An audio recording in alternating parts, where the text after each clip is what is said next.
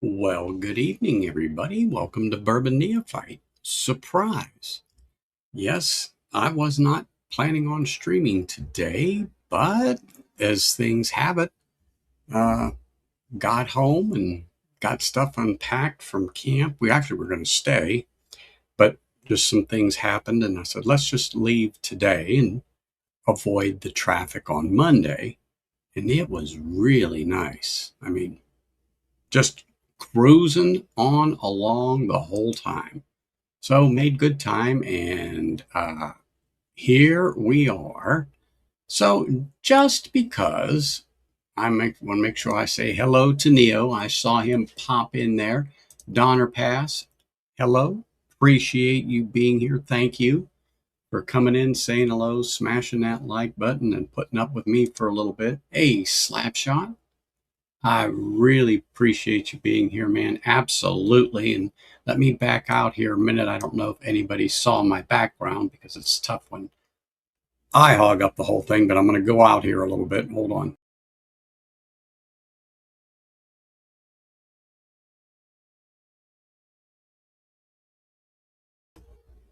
I like Arlington. Been there a couple of times when I've been to DC, because you can't go to DC and not go to Arlington, Virginia, and see that. I mean, it's a, it's exciting and sad all at the same time, because you realize who's there and you know what they did to get there. And none of them were heroes. They're just doing their job, just doing the job that they had signed up for. Eric, cheers, sir. Always glad to have you here. Thank you for being here. Appreciate it. Ed, thank you very much. Appreciate it. Thank you, thank you, thank you. Actually, it's good. We were supposed to take our nephews with us, but if you guys remember a few weeks ago, my wife had a little surgery on her arm. So, uh, unfortunately, in 48 hours this last week, she had managed to fall twice on that. And she was, needless to say, quite uncomfortable from that. Right now, no real damage to what she had surgery done right now, but time will tell. We go back this Tuesday to the doctors, and he's going to re-examine it and make sure that everything is still good, and then she can start her physical therapy, which she's technically a week behind now. But anyway, so we didn't take our nephews because how do you not use that arm when you have twin boys in the, what are they, sixth grade now? So yeah, no, I'm sorry, seventh grade. Oh my goodness, they're getting old. But anyway, and not move, especially when your arms are wrapped up and in a sling and stuff like that. And so it was just better that we didn't take them, and that she can just sit around the trailer while I work on the AC, which it was working, but I needed to clean the coils, clean out the pans and stuff like that. I had to do some wiring on the uh, carbon monoxide detector and propane detector, because I had to get a new one. And of course, the connections don't work. So anyway, I have things to do. And of course, you always have more to do. But it's nice to sit up there and just relax and listen to the breeze blowing through the trees, the birds, watch the mountains, and just contemplate your navel. You're not doing anything. You're just sitting there and you're just relaxing, and who cares? Yeah, that it is nice. It's nice that there's only about 150 miles north of me. So 2.5 hours with a little stop in a small town on the way up to just stretch, use the restroom if you need to, grab a water, a soda, coffee, whatever, and take off and finish your journey north. But it's nice. We've been going up there for quite some time, and decided to keep our trailer up there back in about, pandemic time. Actually, I had to think about that. Yeah, it was pandemic time. We moved it there, and we even stayed there during pandemic. Just kicked our feet up and relaxed for weeks. My wife was working. She was teaching from the trailer because everything was at home. So since we had full internet, she just brought her laptop and what she needed, she streamed from the trailer. But anyway, yeah, we've been up there permanently for a while. So real nice up there. Reggie, cheers. Always great to see you. Thank you for popping in here and saying hello.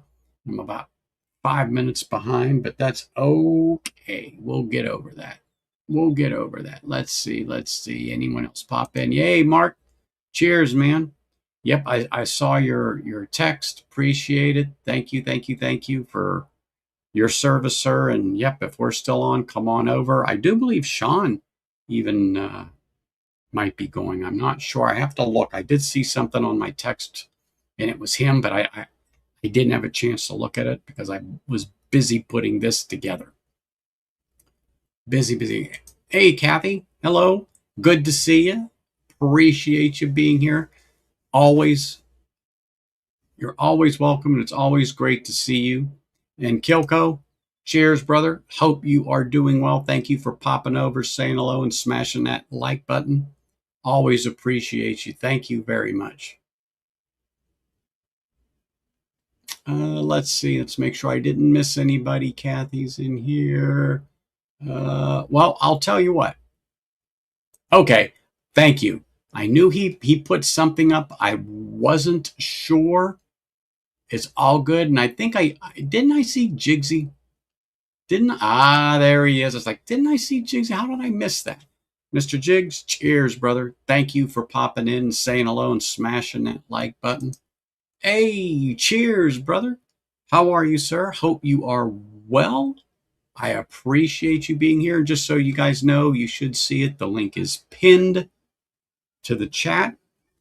I decided, and I know you guys are going to find it hard to believe, but I'm going to open up a single malt. Yep, I know you're shocked, but an American single malt from Minden Mill, 5-year, non-chill filtered, Oloroso, 47 ABV. The benefactor of this little tidbit here is Mr. Gunderson.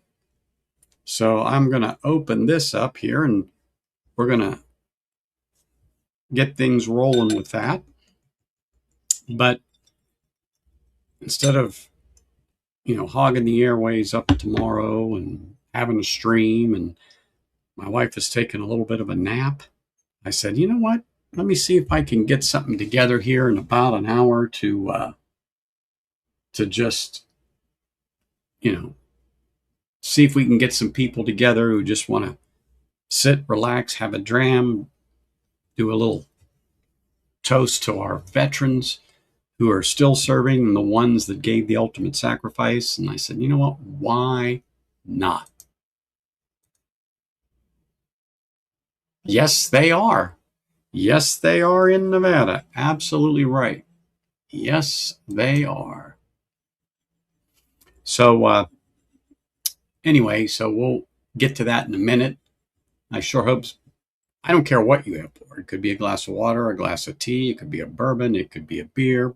Doesn't make a difference what you want to have poured. But if you've got something particular poured, let us know. Always appreciate knowing what you got in the glass. Like I said, I've got this in here, and it's just swirling around a little bit. Oh, it smells nice. It's starting to make my mouth water just smelling that thing. Kind of fruity, malty. I've never had this before. So, an American single malts aren't.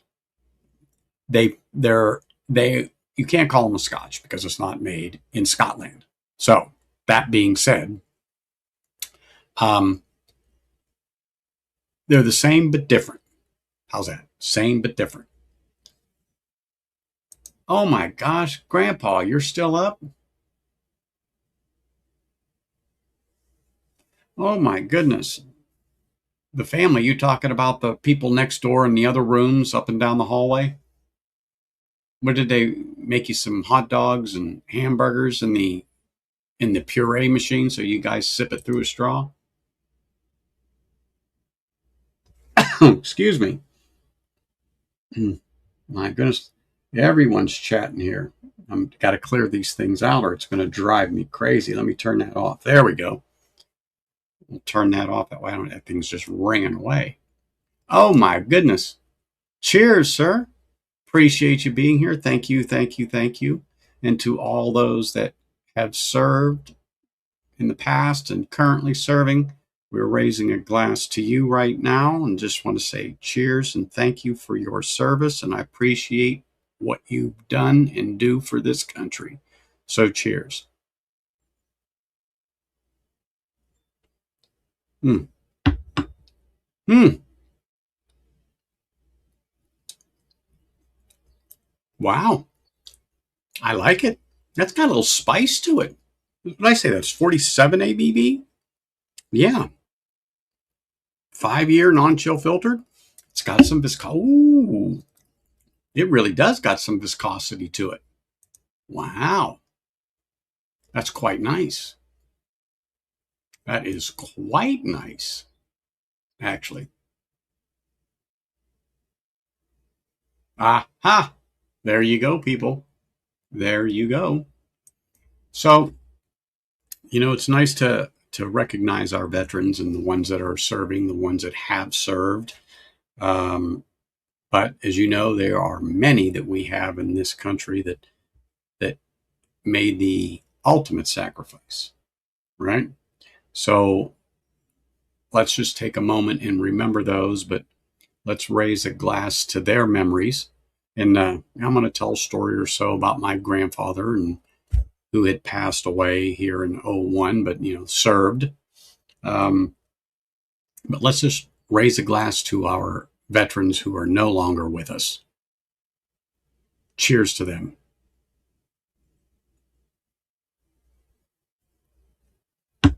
Mm. Mm. I mean, get it. I can taste a little bit of a young note on this, but guess what? I like it. I really do like it. That's a nice whiskey. It's a nice whiskey.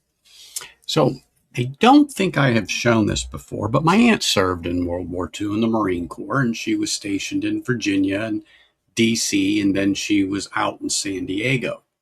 Now, I don't know if any of you know the character in the center of the photo that I'll put in there, but my aunt's the blonde in the picture. But that's in San Diego on the 10th of June, 1946. She was still over there after the war. But as you know, Bob Hope, he did a lot for the service members of that time. And then after, he was very, very active in supporting the troops. And just one of those things, she just happened to be there and, got her picture taken with him. But apparently he was around a lot to the different events and stuff that they did around there when he was, when he was home in California. It was really, really a nice thing. And he was really, really a good person to the troops. And one of the things that I have, not to mention, is that uniform she was wearing. I still have her cover that she wore at the time right here. And it's funny, I discovered it by accident. I may have told the story. Somehow it got out in my shed. Don't know how, don't know why, but we were cleaning it out a little while back and it came out. And I'm like, oh my gosh. So now I got to get it with the rest of that uniform and put it, with that and keep it. And just so you all know, it's even too small for my head, and my head's pretty well shaved on the sides. There's no hair there, but I can't fit that on. I can't fit that on at all, but I enjoy this stuff. And I have that, and I also have my grandfather's blouse, his dress blues from the Marines. I can't wear it, and it's hard to believe he was smaller than me when he was, 19 years old and went in. Of course, I think he was only 4'8" back then. Wasn't much more than that when I knew him either, but he was much more portly. But anyway, one thing being a city boy, when you enlisted at that time, you didn't know where you were going. But even though he was on the East Coast, Paris Island was full, so they shipped him out this way, and he became a Hollywood Marine. And those of you that know that term just meant that you did your basic out here in California, and they considered you a Hollywood Marine. If you were out at Paris Island, well, they say you were a real Marine. There's a lot of banter back and forth on the truth of that, but we'll just leave that be, because that I'm not going to dig that up. But he ended up at Pearl Harbor after the attack and spent some time there. And then, funny story, with all of that, he was part of those defenses and setting everything up because they were still waiting for an invasion. But fast forward, when the war was just about over, they sent him back to the States, and he was at Quantico, if I remember the story right. And somehow a city boy who only seen horses in pictures, and I'm being funny about that, but ended up taking care of the horses for the Marine Corps at Quantico. Yeah, I can assure you my grandfather did not grow up on a farm. I can assure you he didn't. At least not that one. At least not that one. But when we brought this up was a while ago. I was talking to my aunt when she was on this side of the world and mentioned about Grandpa being a horse Marine. I forgot about that. But he got to finish out his time doing that, which funny story, but they served. They were known as the greatest generation, and they were. Think of them that after that terrible day on December 7th, that flooded the recruiting stations. I mean, there was no ands, ifs, ors, or buts. It was gone. That was a terrible time in our history for sure. But the way we came together as a nation and just did what we had to do to get through this. And I can remember my grandmother, she was a young girl, talking about the rationing at the time. And they had these books, and you could get like so much butter, you can get bacon, flour, you name it. I mean, even gasoline at one point was extremely rationed. And she would talk about that and how they would share things with the neighbors. Like if somebody needed some flour because it was like a birthday party to make a cake. Because, back then in 1942, people just didn't go to the bakery and buy a cake. You were still making, although you could, they considered that an extravagance. That was a splurge. So most people made their cakes, their breads, their pies, their cookies, and everything there. And but they would share. So if the neighbor needed some flour, and be my great grandmother, but my grandmother, aka little young lady at the time, but they would lend each other things. And then, when you needed something, you would go to them, hey, do you have, some butter? Do you have some eggs or whatever? Because it was an event, something was going on. Maybe somebody that they cared about was coming home on leave, and they wanted to have something special, because it wasn't like you could just go to the store and get everything you need in one fell swoop and come back and prepare it. So it's just interesting listening to her, talk about that, and then, showing me the what was that, S&H green stamps. They had them then, but more after the war. You got those for different things you bought at gas stations or whatever. But anyhow, Yes, I was just going to say that. I think it was a ration book, and as I was reading yours, that's what I was thinking in my head. I go, what was that thing called? A ration book. Yeah. So you can go and get those, go and get that stuff. That it was something. And go back to now my grandfather on my mom's side, who was in the Army and was an infantryman in the 79th Division.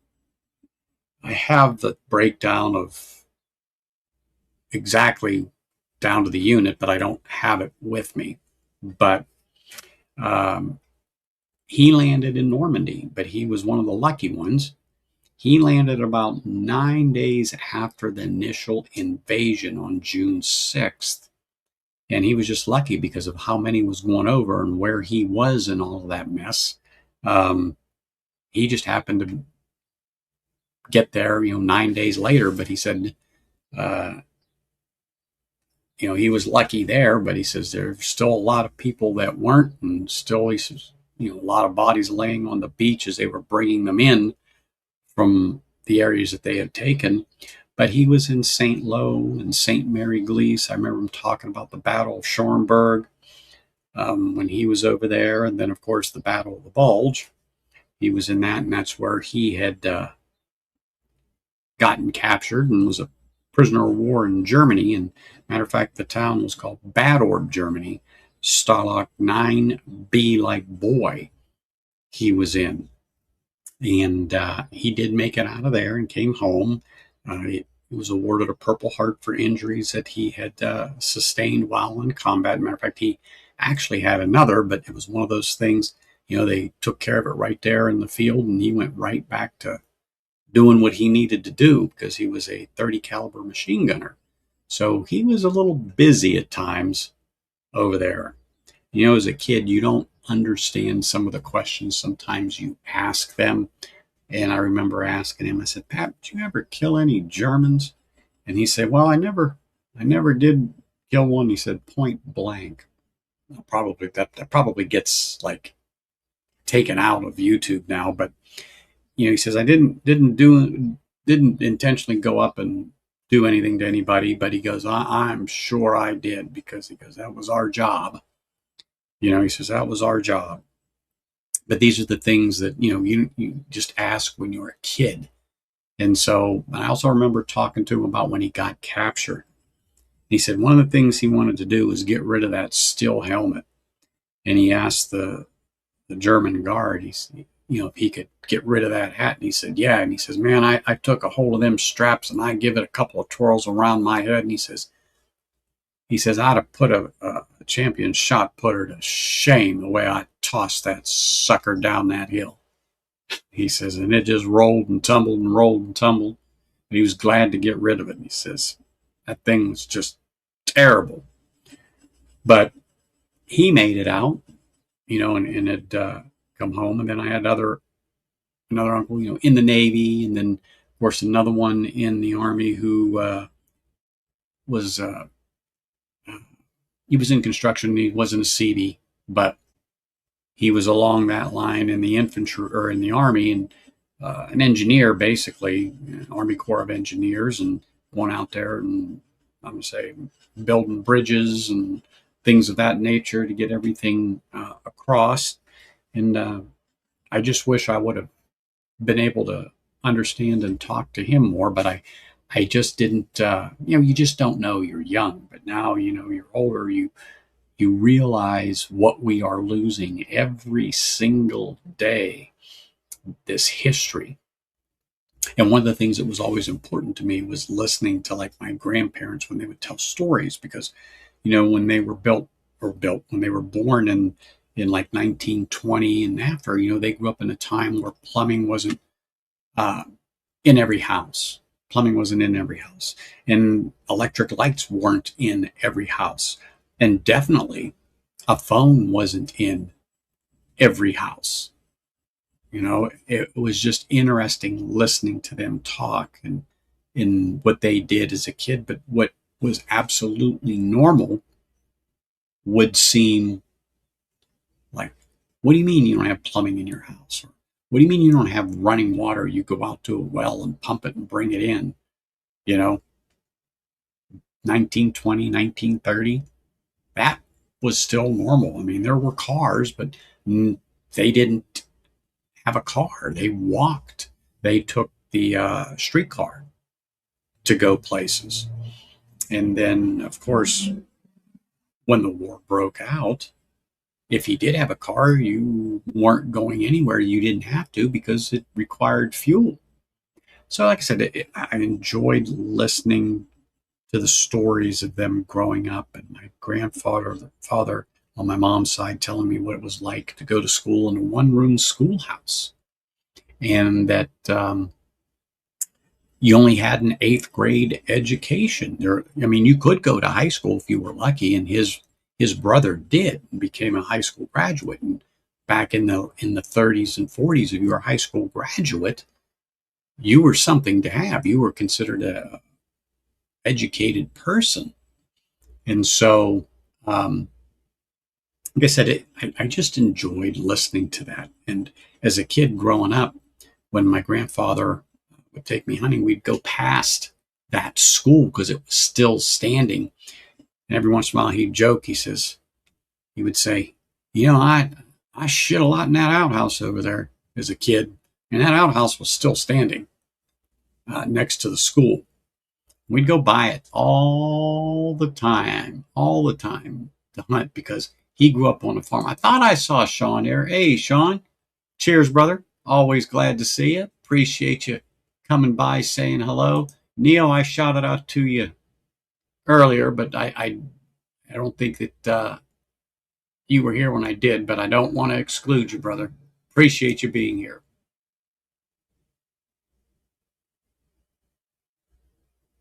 Oh, kind of,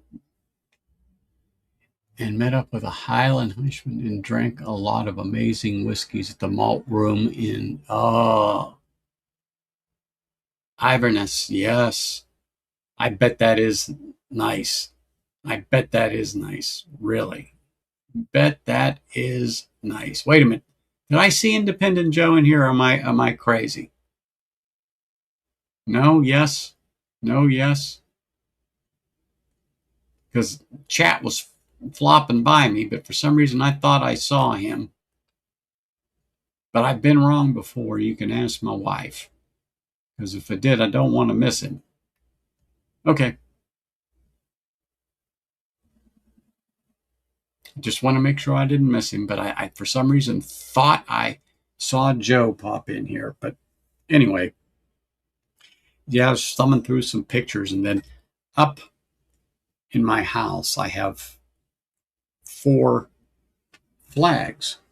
And by the flags that I have my grandfather's picture, his brother's picture, my wife's father's picture, then his dad. So her grandfather's picture up there by the respective flags there. And I have one more I gotta throw up there, but I like to buy those displays and put the flags in there. And but I keep them up all the time at the house. They're always up on. It's not a shelf, but it is like a shelf in the house. And like I said, they're always there. It's always a reminder of the sacrifice and what they have done, and all those made it through. My father-in-law wasn't technically in a war, but he was in Taiwan just before Vietnam, getting the supplies from the States to Taiwan and from Taiwan into Vietnam. His service time is listed Vietnam, but he was not eligible for benefits of that era because his toes didn't touch Vietnam. But everything that he got, he literally touched and sent there just before the war really started.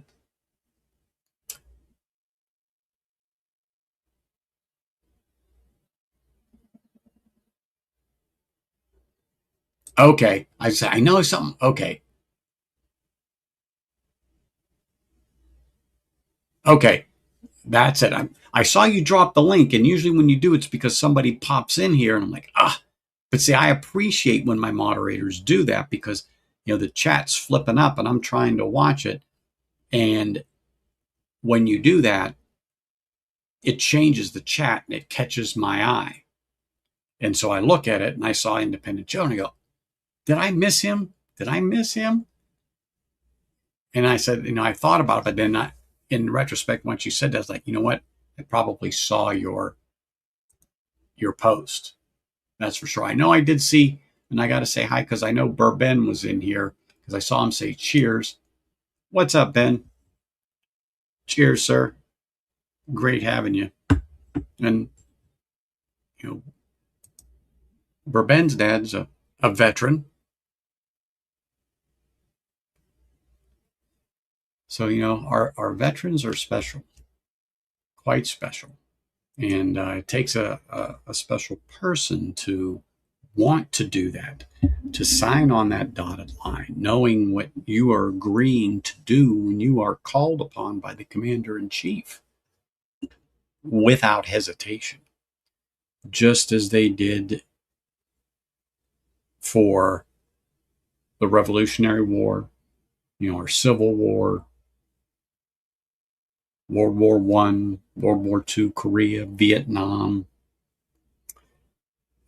Desert Shield, Desert Storm veterans, Operation Enduring Freedom, and on and on and on and on.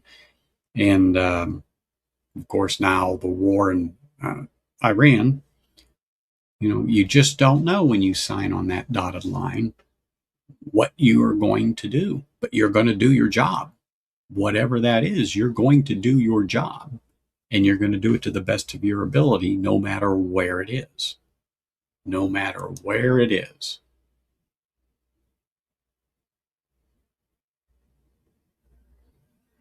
Oh, yeah. Yeah, I've had a couple of relatives there too. That's for darn sure. That was something else. Then you had a lot of World War II veterans who were going to make a career out of it. They also served there, and few served in Vietnam. Back then it wasn't always 20 and out, depending upon what your rank was and when you got in.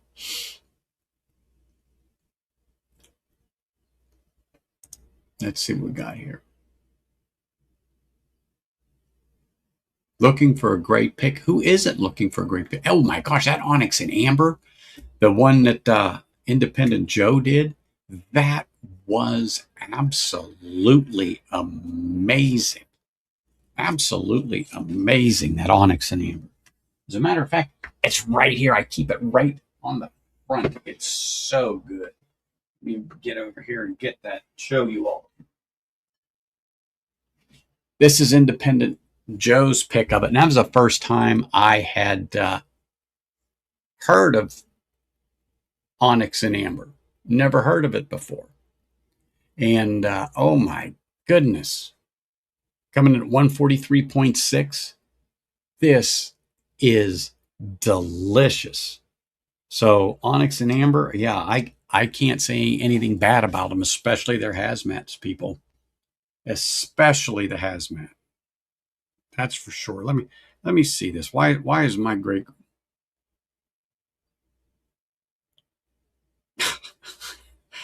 my great granddad sending me a text about 20 minutes ago? Said my phone's blowing up here. What's going on?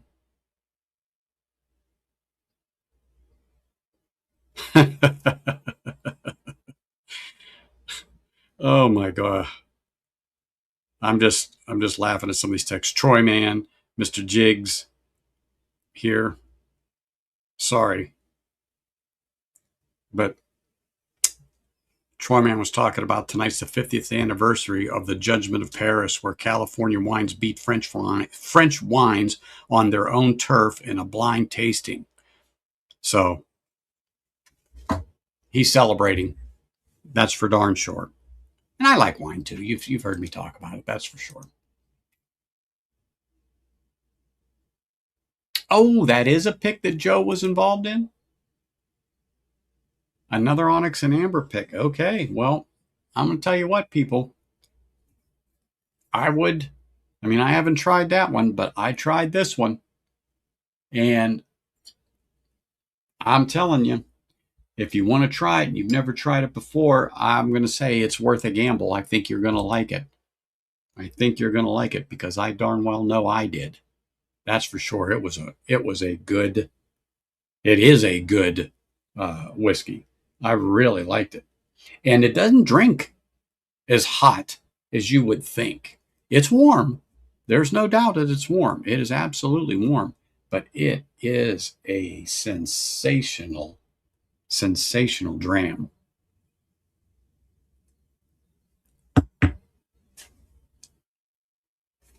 And I don't know why this came into my head, but my grandfather on my mom's side, it's a cold morning or a cold late afternoon, early evening, and they wanted to make a fire.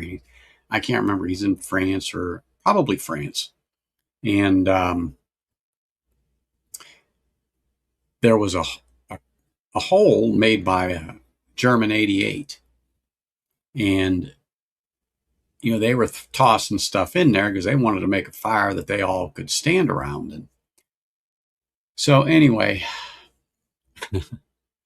he says, I don't remember if it was him or one of his buddies next to him, whatever, but they struck a couple of matches and, lit something or whatever and threw it down into the hole. And about 2 seconds later, he said this big explosion and he could feel the air just rush by him and brush his pant legs and stuff. He said he about ruined a perfectly good pair of underwear because he thought the Germans lobbed in a shell or something and it hit that same spot. But what it turned out to be when everything settled is apparently someone earlier had just threw some gas cans in there that just, they were filled with fumes because they filled up Jeeps or trucks or who knows what they were doing. He said, we didn't know. We just wanted to get warm, so we're throwing anything that'll burn in there. And those were already in there when they lit that match or whatever it is that they lit and threw down in that hole. And that thing exploded. He said, holy smokes. He said he'd been close to explosions before, but he said, oh my goodness gracious. I said, were you cold? He says, not after that. I mean, laugh. He wasn't laughing at the time, but he laughed pretty good about it, telling me that story sitting on the porch about that. Another story he was telling me in the hedgerows there in France because they were being bombarded by Germans. He says M88s and were coming by and they'd scream in the air, and some of them were air bursts. And he said to me, he says, yeah, the lieutenant was just a little bit quicker than him getting into that foxhole. He said, it'd been the other way around. He would have been on top of me, but instead, he says, he caught the shrapnel just below his butt cheek in the back of his leg. And that was one of the ones that he didn't get the Purple Heart for because, the medic just come by and put a Band-Aid on that thing and smacked him and said, get to work. And, that's what you did. The one that he got the Purple Heart for was shrapnel in the front of his leg and literally got blown off a horse. I don't know what he was doing riding a horse. I can't remember, but he got blown off a horse. I remember he was a farm boy, if I didn't say. So for him riding a horse was nothing unusual. But but he got injured and he got treated for that, and that's what he got his Purple Heart for. So while he was in Germany as a prisoner of war, they didn't give them utensils to eat with. And one of the things that he did was he took a piece of wood, and it was an old bed slat, I guess, that it broke. Now, how he got something to carve, so it means we had to have a knife, to carve a spoon, like a tablespoon, out of this bed slat. where would he get that? They're not going to give him a knife. You know what I'm saying? But um, he carved a spoon, and I've told this story before.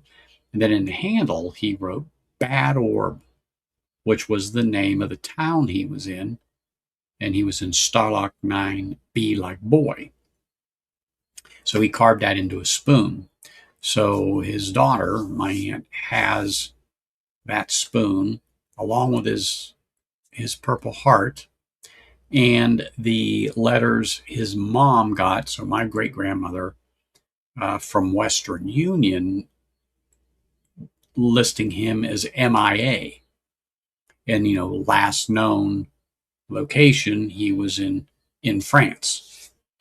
And then a little while later, I don't remember how long, she received another Western Union telegram from the American Red Cross that got notified by the German government that he was a prisoner of war in Germany. So that's how his mom found out, where he was and when that he was alive. But he's a prisoner of war in Germany. And a lot of families probably have a similar story about how they found out about their son or their brother or uncle or whatever that was listed as MIA and then a prisoner of war. But she's going to give those to me at some point, and she has the spoon mounted in a something to hold it, and then of course his citation is in a nice leather bound box that he got it in, and then I do believe she has the paperwork too that goes along with that. That citation that he has there. But anyway, just like I said, interesting stories, interesting people, interesting time, and I just thought that would be a great way to start the stream, and like I said, just memories and talk about them, and keep them alive in our thoughts. People actually disappear when you quit talking about them or you quit thinking about them. Telling these stories over and over and over again, they make me laugh. And there's stories like kids, like when I was a kid in the 70s, across the street, they were loaded with World War II veterans. I don't think anybody wasn't involved in the war effort on my street that I grew up on, one way or another, be it military service, in one of the defense plants. There were many ways that people served. And I know I've said this, my grandmother on my mom's side, she worked in a plant in Pittsburgh that made bombs. And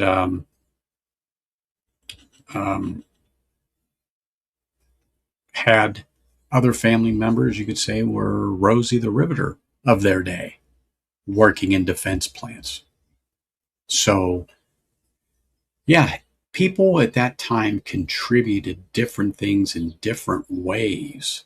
And where I'm from in Pittsburgh, there was a lot of things being built for the war effort there.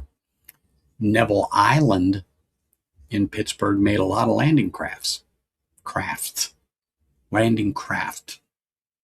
Yes, were made down there. And most of them were just, I'm going to use the term plywood, because they were making them and getting them out. I mean, there was some metal, but for the most part, they were wooden, and they were shipping them out, and they were made there in Pittsburgh. And, there was a lot of munitions made there, because guess what was there?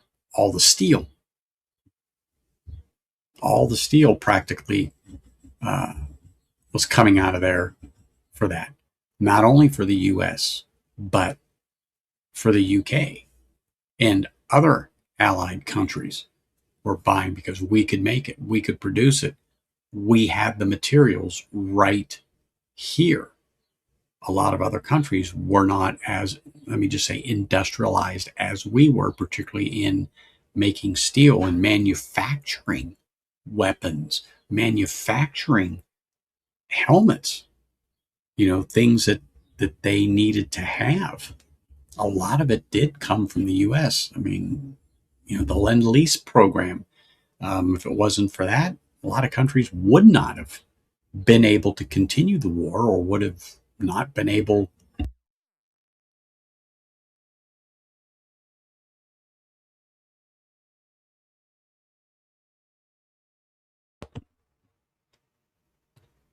That is good whiskey. I don't mean to jump from subject to subject, but I like it. It's flavorful. It's very flavorful. And I'm still on that Minden Mill uh, single malt, American single malt. But yeah, a lot of people in the States, here contributed to the war effort besides, serving in the military. A lot of my family members, and I'm sure a lot of your family members, did the same thing at the time. And some people's jobs, even though they wanted to join the service, they wanted them to stay right where they were because they needed their skill at that particular tasks that they were doing. Because you had to have the skilled labor to do that. So they were keeping people within the positions that they were because they needed that labor. But then also, the women stepped up to fill in the roles that generally were held by men, building the planes, putting the Jeeps together, you name it. How about this? How about the women that flew the planes, let's just say from coast to coast or place to place? So the fighter pilots literally were overseas fighting. They were ferrying the planes from one place to another. They were flying the planes. So there was so many ways people contributed, and so many veterans, like my aunt, who, didn't go overseas, but she was serving here in the States in the Marine Corps, working a lot, moving a lot of information, classified stuff, because, it wasn't computerized. So, she worked on a lot of different things, and at that time when she was in. And there's many more pictures like the one I showed. I have, particularly my grandfather's brother was part of the occupying forces in Japan. And he has a lot of pictures there. And it was funny just to see a rickshaw running. And I remember him pointing that and I go, "Is that real?" And he goes, "Oh, yeah. Oh, yeah. They were running up and down the street like it was, a car." But that was normal at the time over there. That was normal at the time over there. So, and I've got to find those pictures. I know I've got a couple of hundred, and that's no joke. That's no joke. My uncle had passed away years ago, and believe it or not, his wife just passed away a few years ago. So my aunt, she just passed away. She was well into her 90s. But yeah, many people contributed during this time. And, like I said, they served in one way or another. And this is the time that we remember them. We tell the stories that they told us. And that's how we keep the bond. Not only with them, but with everybody that has similar experiences. And I don't know particularly how you all feel or whatever, but I know I've talked to some of you, and you can relate because of your family members, not only during that time, but who went through the same, and then speed forward to now. It's still the same. It's just a little different. We still have people serving. We still have people going to war. And unfortunately, people die. But we have this day to keep that memory alive. And it's important that we do that. And I will say that probably 20 more times. But it is important. It is important that we remember. Because when we remember,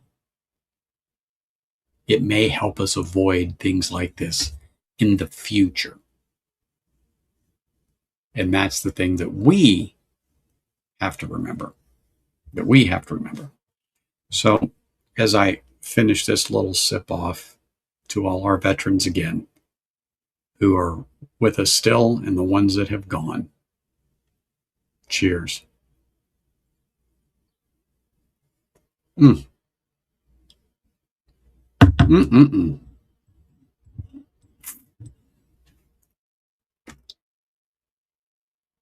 Man, that's good. Woo. Like I said, just a little bit of a young note on it, but that could be a nice sipper for darn sure. For darn sure. Now let me see which other one I picked to try.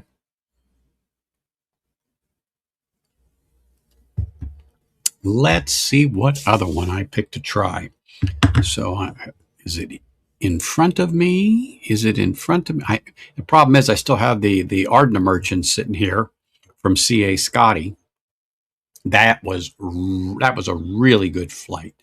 Really, really good flight. I mean, it was absolutely wonderful. Let me see here. What do we got? Oh, thank you, Eric. He sent me the pictures of the bottle.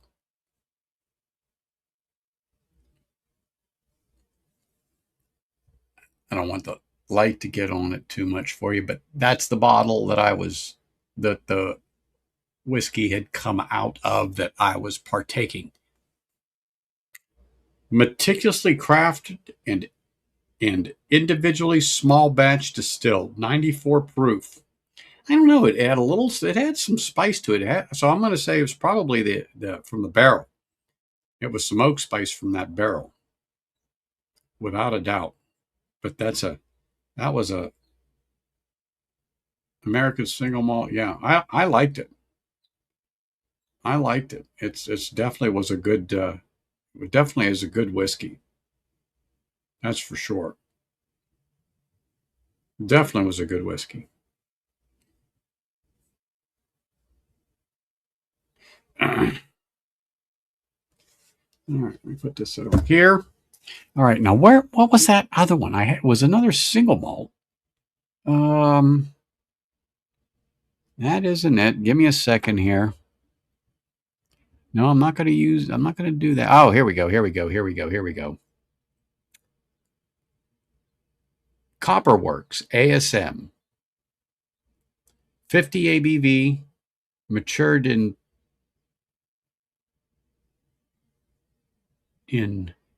is that really 200-year-old sherry butts, Eric?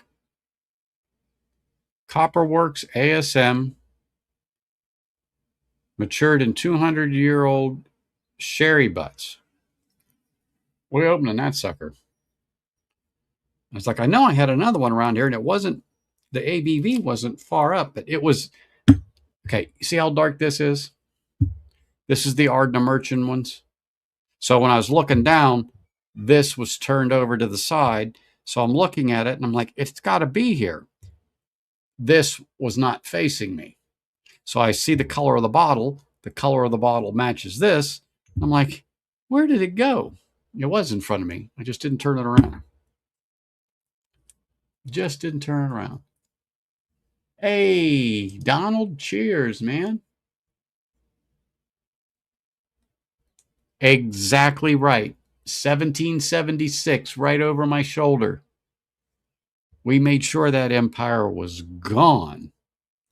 Gone, gone, gone. Hope you are well, sir. Appreciate you being here, saying hello, smashing that like button. And we just finished raising a little toast to our veterans that are currently serving and the ones that have departed. So now I'm going to pour this Copperworks ASM. Let's see what this thing is like. Let's see. Ooh, that's very interesting on the nose, without a doubt. So it is 200-year-old sherry butts. Holy smokes, that's some old butts. Oh, this thing is dark. Oh my gosh, it's like It's almost like molasses. And guess what, people? That frickin' bottle is not dark. Can you believe that? Look at this. This is half gone in here in this bottle. This is the same color, but the bottle is dark. Look at this. Look at this. This is bottles dark in color. This is a clear one. Holy smokes. Look at that. I didn't know this was a clear bottle until I poured the liquid out. Wow. Wow. Let y'all get a better look at that. Mm-hmm. Mm-hmm. Let me stir that around a little bit there. Look at that. Wow, that thing is super dark.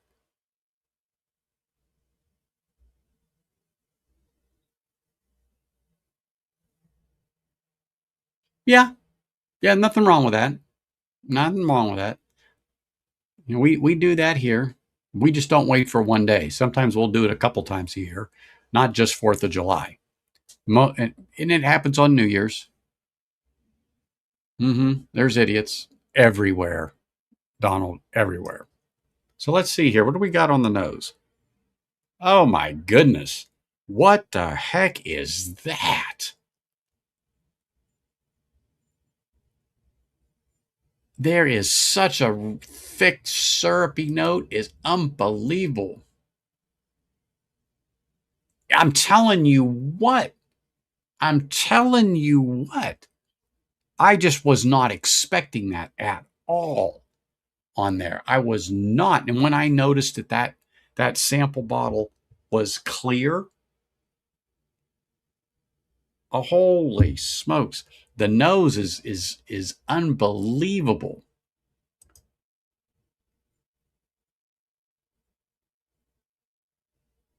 It's very, very thick on the nose. If that is an explanation, it's very thick on the nose.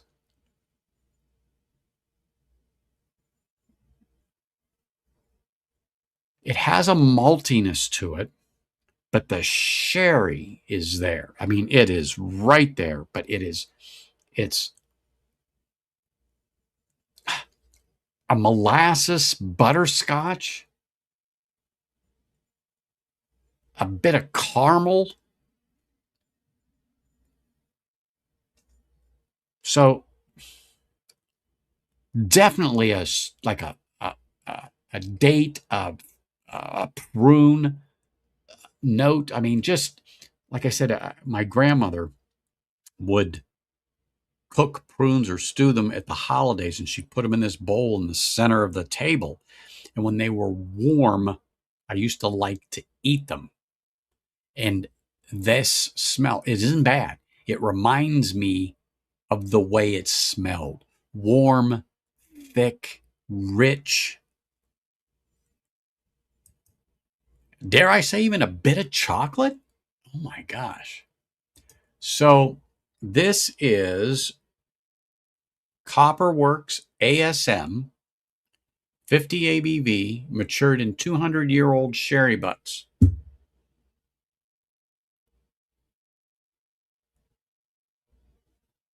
Wow, that is something. Let me see what it tastes like. Hey, send me a picture of that bottle too. Did you do it already? Let me see here, Eric. No. Oh, wait a minute. Maybe you did. Sorry. Let me look. Yep. Hold on. Ha. Here it is. It's a special release. Okay, it did say color cask. Color sherry cask finish. Hold on, let me pull this up right here. I hope you guys can see this. But that's the bottle it came out of right there.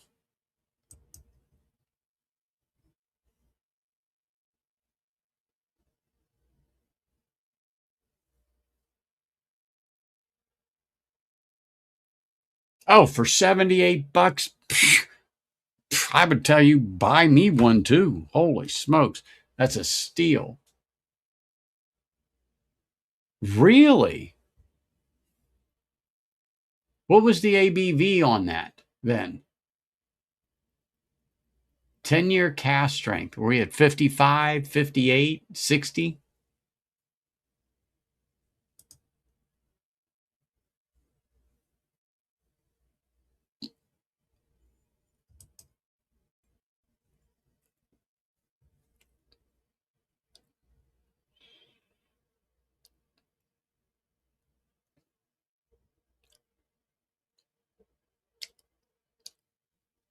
It's like candy. It's like candy.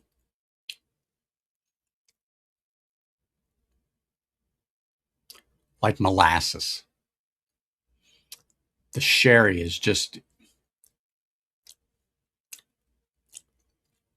wow.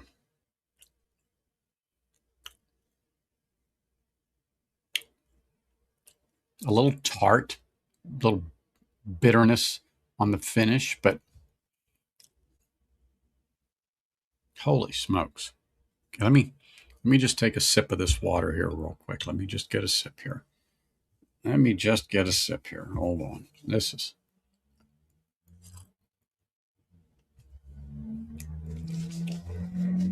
okay. Here we go.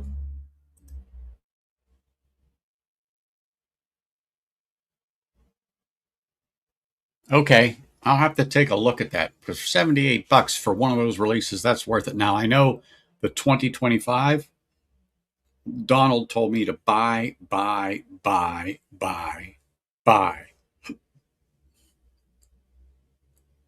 do know that.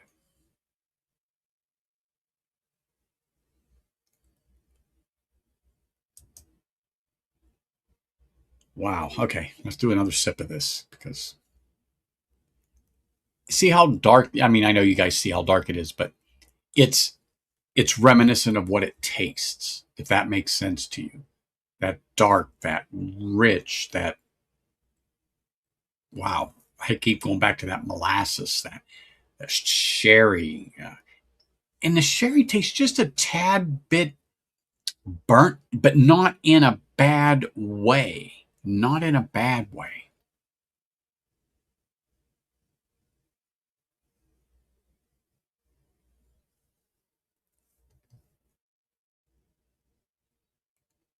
Mm,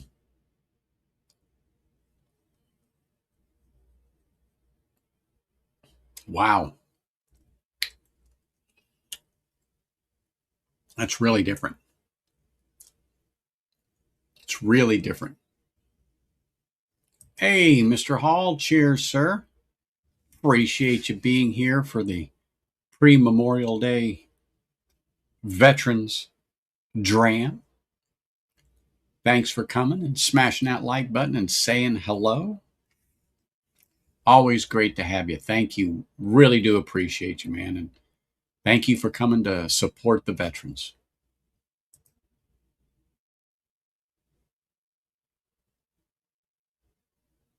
115? That's not terrible. That's not terrible at all for that release. That is not terrible.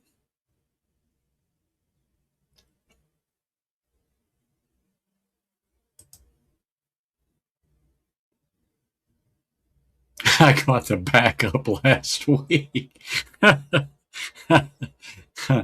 You got to do it. There is no doubt. But man, this freaking thing is so darn dark. Oh my gosh. Oh my gosh. It is amazing. Like I said, the nose is so different. I mean, I don't know what you got out of this, Eric. I'd like to hear your input on this. And if you have to pour yourself a little taste to remember, go ahead. But I'd like to hear your thoughts on this.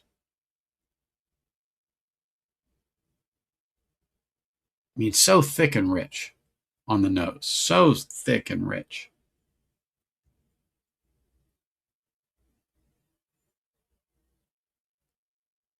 I get the, I get, I do get I mean, I hate to say it, I don't get as much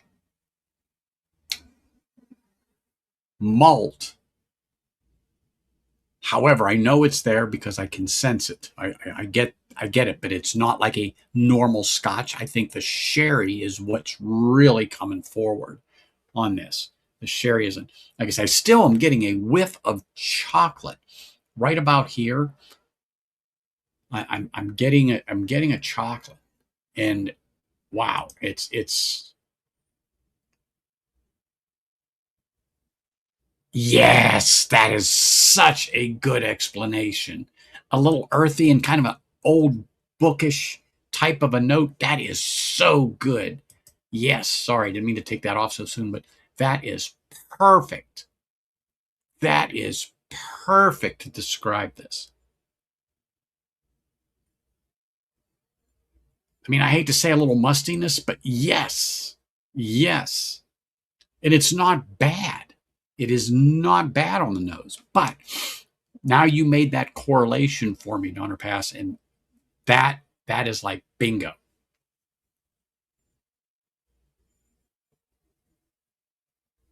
Oh my goodness.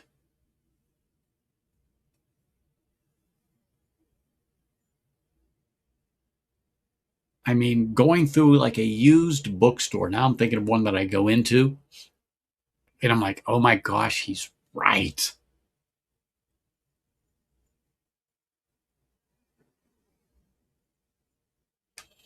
I'm going to have to remember that.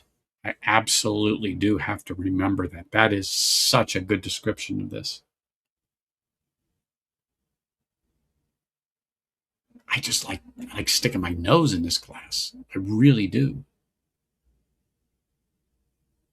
It's amazing. It is amazing.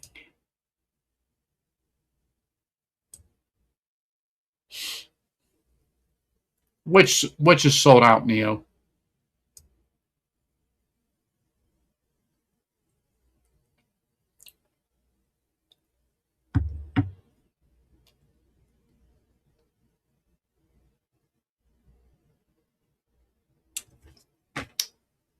I'm telling you, Donor Pass now on the palate, it's like, oh yeah.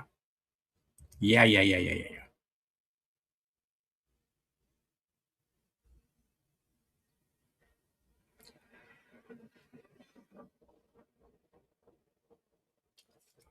Pretty much it. Very viscous. Even on the nose, it smells thick and rich.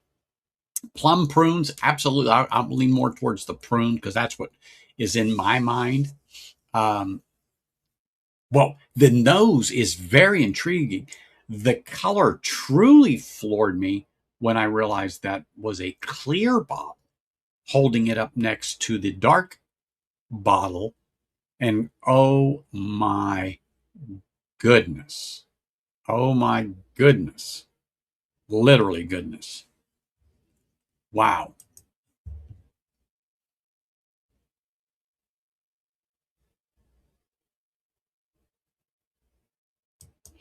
But wow. That is that is remarkable.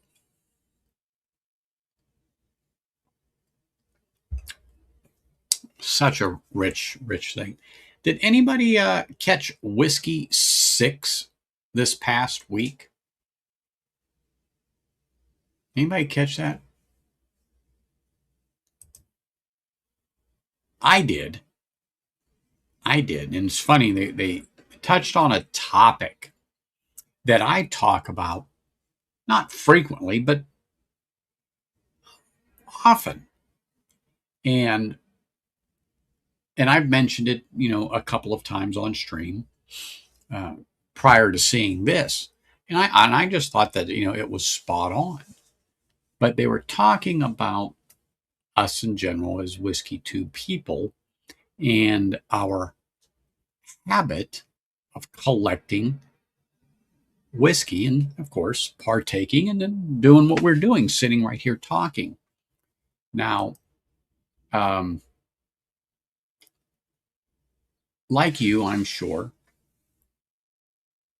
I don't drink every day. And sometimes I don't drink every week. Like if there's a Sunday I don't stream, I might not touch any until the following Sunday. So let's just say 14 days. But that sometimes when you talk to people or people hear that you collect all of this and they naturally brand you as some type of an alcoholic when in reality you're not, you know. But I just enjoyed that conversation because to hear a group of other whiskey tubers just talking about different topics and that happened to pop up, I found that was extremely interesting in what they had to say, and I agreed with them. Yeah, most of us don't. And for me, sometimes the only time I will have a drink might be a Friday night after work, or like today, Sunday when I stream. However, this week I had Glen Glassall Portsnoy with me uh, up at camp. As a matter of fact, I sent Eric a pic because he finally picked up a bottle of it. And I said, well, since you brought it to my attention, I'm taking that with me. And I took it up there and I accidentally left it up there uh, along with my Airstone. And oh my gosh, not to go off on a tangent, but um, I went back into that last night and it was just holding it in my hand, sitting in my recliner, and the fruitiness of that thing. And it wasn't anywhere like it wasn't here. It was just it was sitting. My hand was on the armrest of the chair, and I'm just sitting there. And my gosh, that thing, as far as nose, has opened up like a fruit market. Truthfully, extremely robust on that. I was surprised. I mean, I know it was a good flavor or good nosing before, but wow, that thing just seemed to pop on there. The flavor was good on it and was nice and sweet for a 10-year inexpensive single malt scotch. Wow, the fruit on the nose, just like I said, just right at my side, was amazing. It was amazing. Really was amazing. But anyway, yeah, Eric, since he finally got that bottle of Portsmouth, I told him you need to pick that up because that distillery is going back to mothballs if it's not already. So the Sandend, which was Whiskey of the Year 2024, and they mothballed it. They came out with that. They came out with Portsmouth, and then, of course, their 12-year. It's definitely a buy if you still find them on the shelf. Definitely a buy. And if you like it, and they have another one for the money, about $65 a bottle. Definitely worth it. Definitely worth it. In my opinion, you get what you want, but it was definitely worth the money. Definitely worth the money. But back to this. This is really something. This is really something.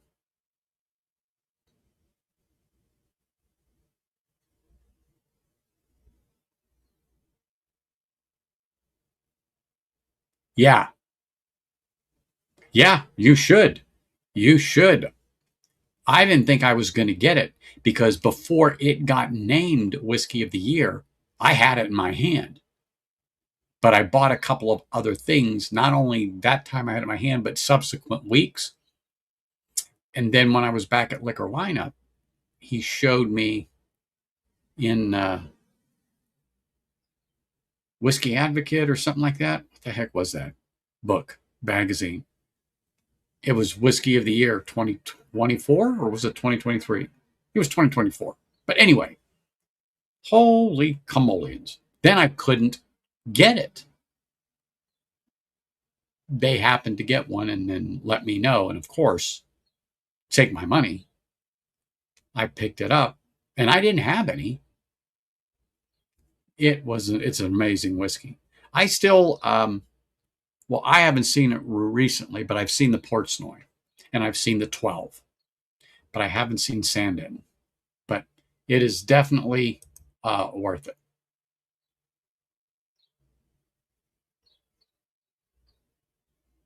I thought so too. Well, I thought so too. I thought it was very approachable. I thought it was nice and sweet. It had a good maltiness to it that I liked. And it's an NAS. So I didn't find the youngness off putting. I thought it was well muddled. I thought the flavors of the whiskey still came through, um, to my surprise, and was very happy that it did. Um, Portnoy, it's along the same line, except it's got some peat to it, but it's not heavy at all. It's not heavy at all. I always say it's just above a suggestion, and maybe a little bit more than a Highland Park, but it is a very, very nice whiskey, both of them.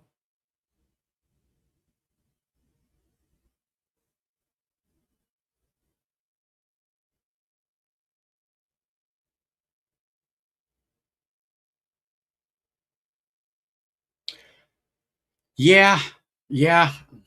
I don't know. I mean, they spent a lot of money getting it back on its feet. They produced a couple of good hitters. I mean, and to get whiskey of the year like that, and then all of a sudden they pull the reins. I mean, they spent a few $1 million in there, updating and doing some stuff. Um, I'm just I'm disappointed because I think there were some good things to come, but now I'm optimistic that with this closure, some of the stuff that I have get a little older, and have a chance to develop and maybe be the next whiskey of the year. Hint of peat, hint of brine. I don't get that on the Sandin. Portnoy, yes. No peat on Sandin. Now, brine, absolutely. You do get a little taste of brine, or I call it the sea. Yes, on that Sandin. You are 100% right. 100% right. The Portnoy here to your thing, it is, and that's got some peat to it, but the same flavor as the Sans End. Now you got Portnoy with a little peat to it. So everything that you experienced on the Sans End is in the Portnoy. So you're not going to have any problem moving over to that. That peat on there is definitely in the back seat, if not maybe the rumble seat.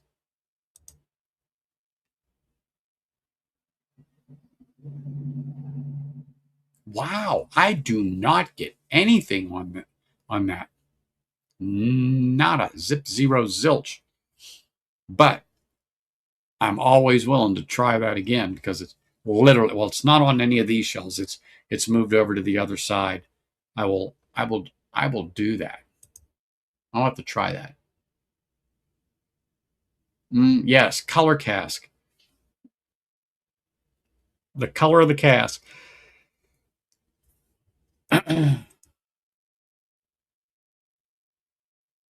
I don't notice it at all. But if you're not a normal peat drinker, you probably will have a better chance of picking it up than me. And sometimes I have to have, 4 sips, 5 sips, and, search through it like the index cards in the library when we were younger. We have to search through things. You got to search through it, and maybe on the retro hail, you get that little bit of smoke peat, something like that, uh, on it, and unfortunately sometimes it's fleeting. But I have caught whiskeys that were the same way. Matter of fact, I think it was from Greg, a flight he had sent, and me and Marty and Great Shot were doing it, and it just had a small suggestion, or maybe it was Marty that sent it, but one of the two, either him or Marty, did it, and I caught the peat on there.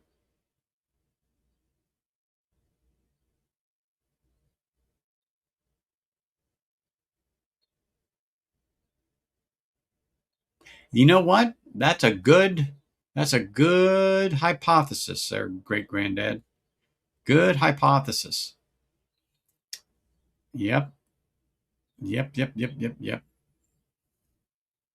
I just cannot believe how, and these are my terms, bad off Brown Foreman is to do this. I mean, I just don't understand this.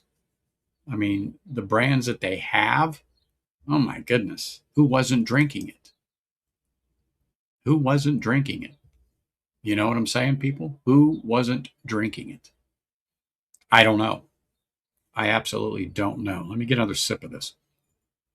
Oh my gosh, I'm telling you, just bringing this up and inhaling a little bit as I go to sip it.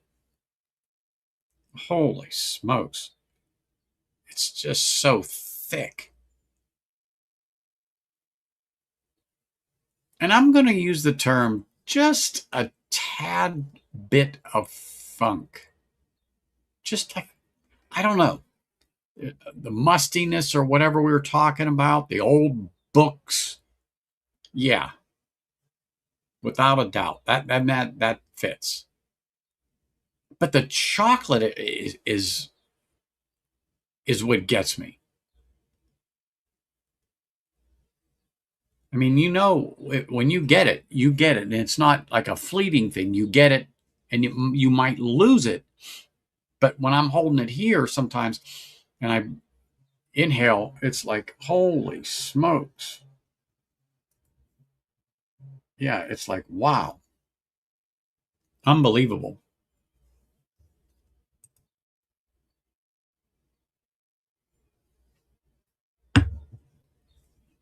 Mm.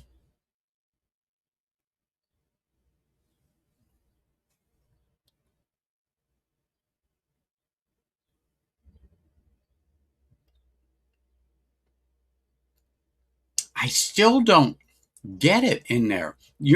I heard that too, Donner Pass. Little Kalila in the orchard house. I don't get nothing, not even a inkling of it. And that's funny you should say that. The orchard house is okay. That's the only bottle I have on the floor. That's only because I was going to take it with me this weekend up there, and I pulled it off, but I ended up taking that Airstone instead. It's so funny you mentioned Orchard House. And then, but about the Khalil, I forgot about that. But I love Orchard House. It's one of my favorite compass boxes.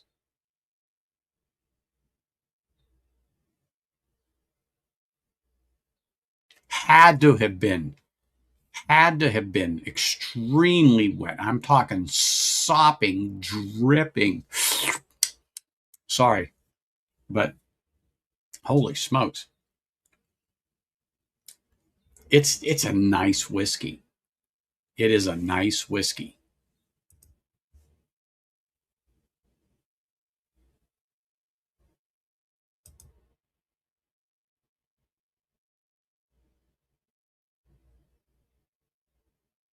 Oh no, absolutely it doesn't. And peach. Okay, so Lafroig, Ardbeg, Lagavulin.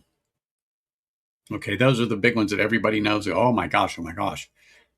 Okay, you're right. It doesn't have to. It absolutely doesn't have to. But I prefer a little bit of peat in the scotch. I just think it's like the icing on the cake. I just think it's like the icing on the cake. I mean, I don't know if you prefer it that way, Will, or not. Donner Pass, I don't know if you do. I know my great grandpa, he can take it either way. He does not mind Pete at all, without a doubt. I don't think I don't think Peter White showed up in here tonight. I don't think so. I know Richie was in here, and I know he does not mind. I know he doesn't mind Pete. Eric is fine with Pete 100%. But I prefer a little. I prefer it a little bit in my Scotch. I know Donald Rance was here too. He has no problem with a good peated whiskey. I can't speak for him to say he would prefer a level of peat in all of his scotch. But sometimes I will say this. You know, give me my Tomatin 12 or my Tomatin Cask Strength or my Glenfiddich 12. I mean, uh, I don't need it in there because there's sometimes I just want, I don't know, I don't want it, but I lean towards it.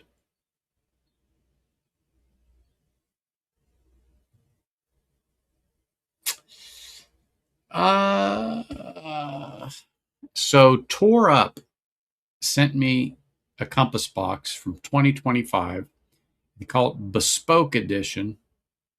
And oh my goodness, this thing here, that's the last bit I got. Oh my goodness, that has got to be the top compass box I've had. It was a pick.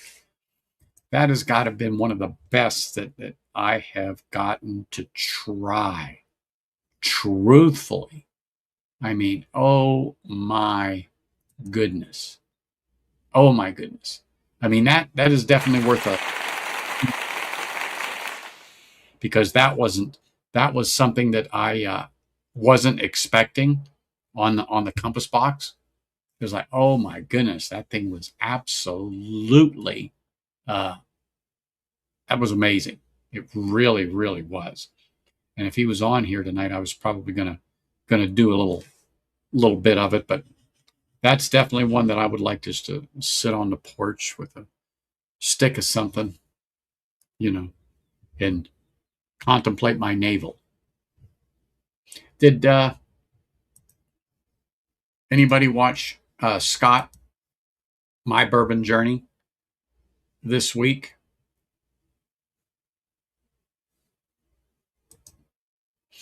I caught him. I don't always get to catch him, but I liked his stream. He had what was it?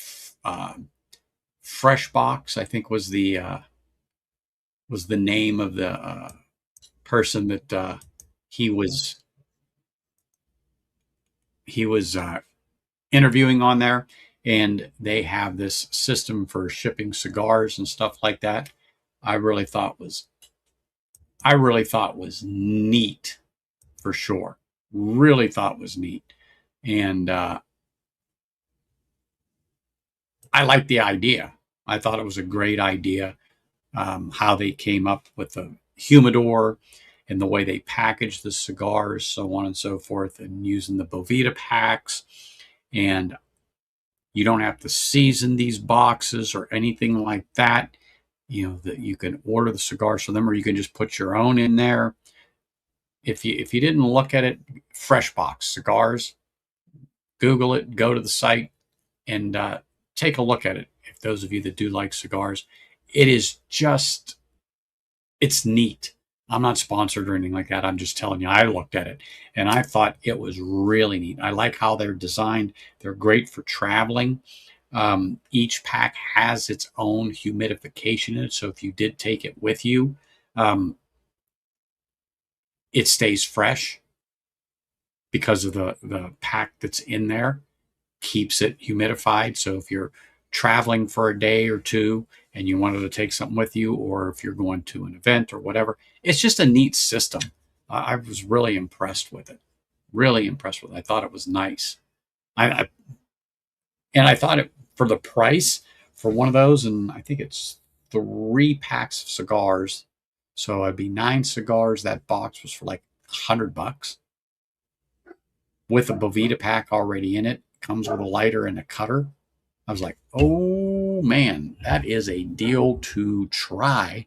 Then you can always put your own cigars in it that you buy and just throw a Bovita pack in there. And you don't have to do anything with it. You don't have to season it or anything like that. It keeps it at the right, those Bovita packs really work quite well in there. Really work quite well. But anyway, I just thought they were neat. I just thought they were neat.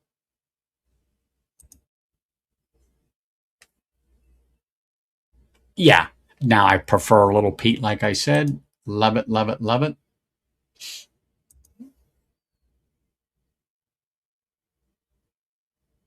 No, me either. That's what I was saying. I'm not. I've known about the Kalila in there, and I know it was just like a drop, but I have not been able to pick any of that out of Orchard House. It was just apples, apples, apples all day long. That's what I get out of Orchard House.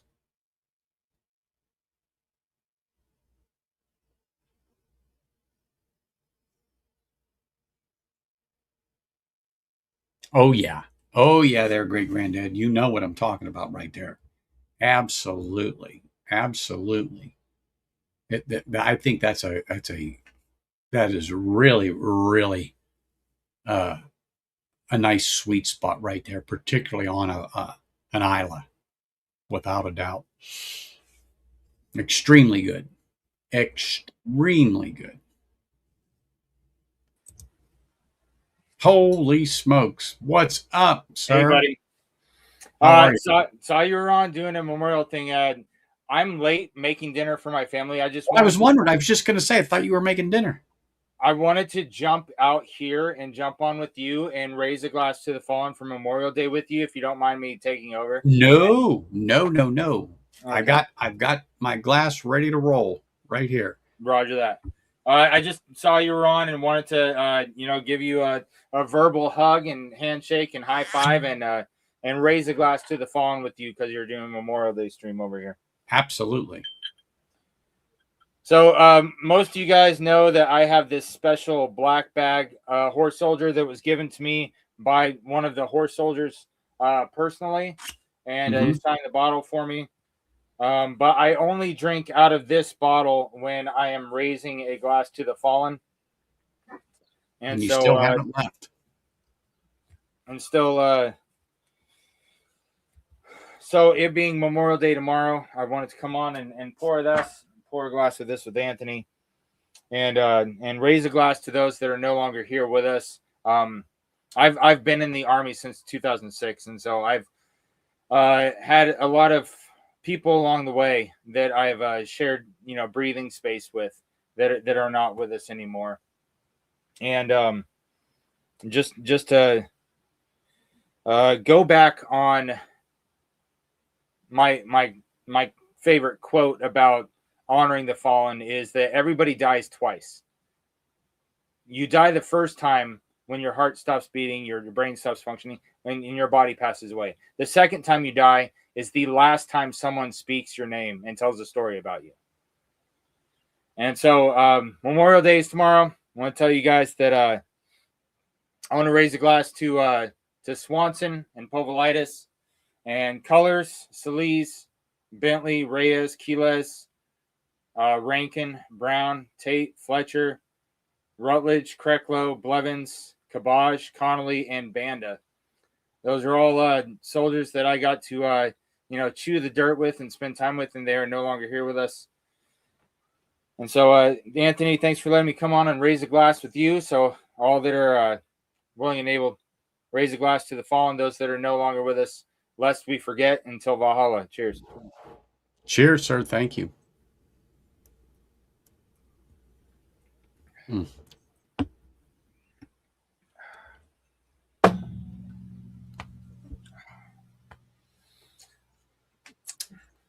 Thank you, sir.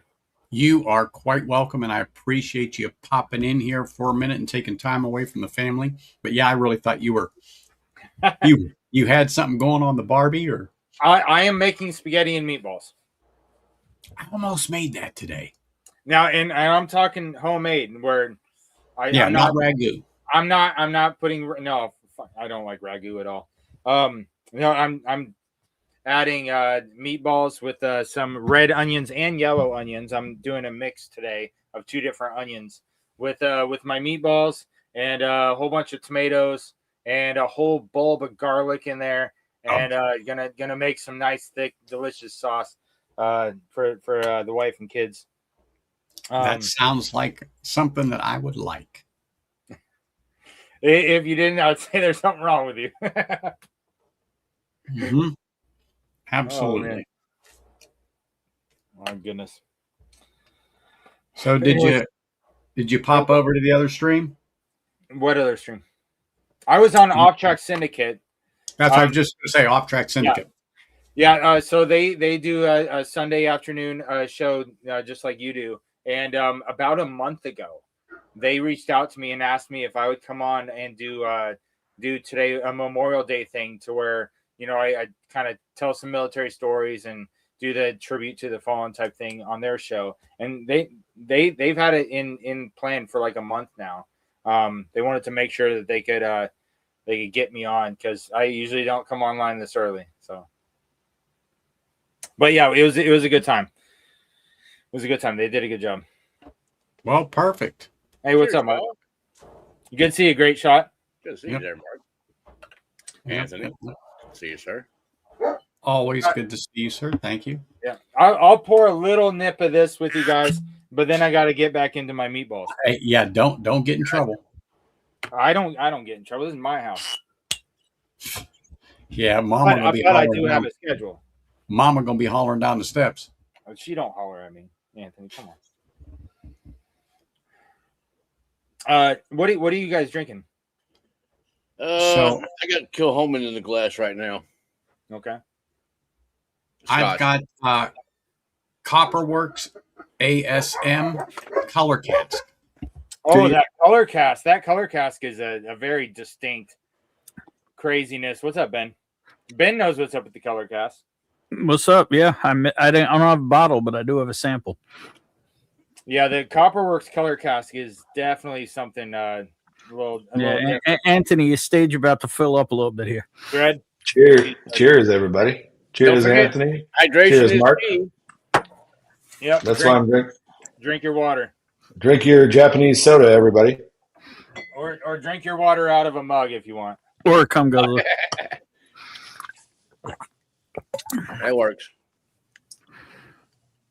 All right. Well, guys, make sure y'all enjoy your Veterans Day, but remember to honor the fallen. If you guys are having a barbecue or whatever, think about setting out a table for the fallen soldier. If you just Google table for fallen soldier, you'll see what I'm talking about. Every chow hall on every base I've been to has one, and I've been to a couple of house barbecues of soldiers, of course, that have one set up at their Memorial Day barbecues because you want to get together and have fun with your friends and hang out and, have some beers, have some burgers and hot dogs or whatever. Yep. But make sure you take a moment to remember the fallen and remember why this holiday is a holiday. Exactly. It's not for us guys that were or are vets now. It's for the ones that didn't make it back. Right. That's what this holiday is for. Right. And thank them for it. Yes. Ridiculous sacrifice. Yeah. But do enjoy it. We all wrote that ticket. Don't make the whole day about it because it's a total.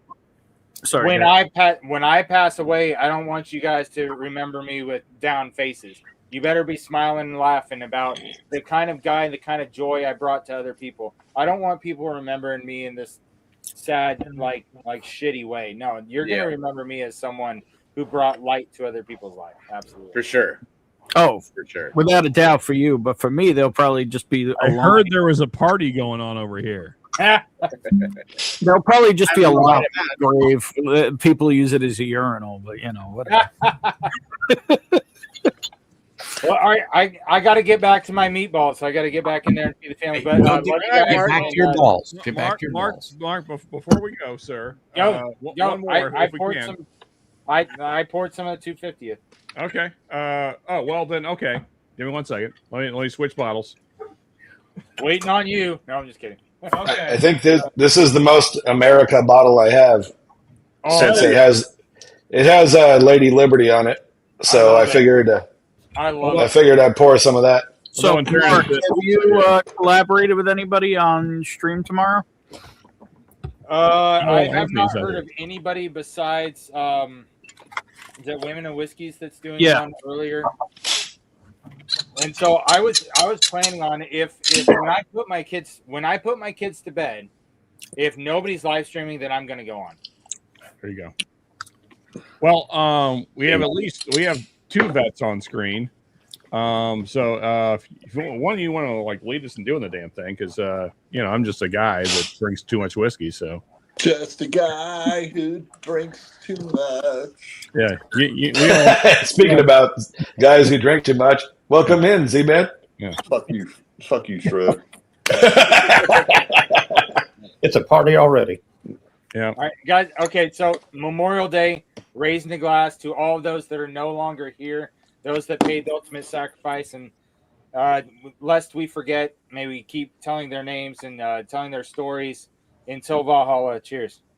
Valhalla. And Mark, thank you for your service. Yeah. Yeah, cheers all y'all. Yep, that Evan Williams 1783 250th is certainly whiskey you can buy. That's it. It is whiskey. Quit showing up, Ben. Hey, cheers, fellas. Love y'all. All right. Cheers. I'll be back out here in a few hours after I put the kids to bed, but I got to go feed them dinner first. All right, Mark. We'll see you in a bit. Yeah, man.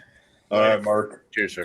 Yep. So, Anthony, since tomorrow is Memorial Day, are we not drinking scotch today?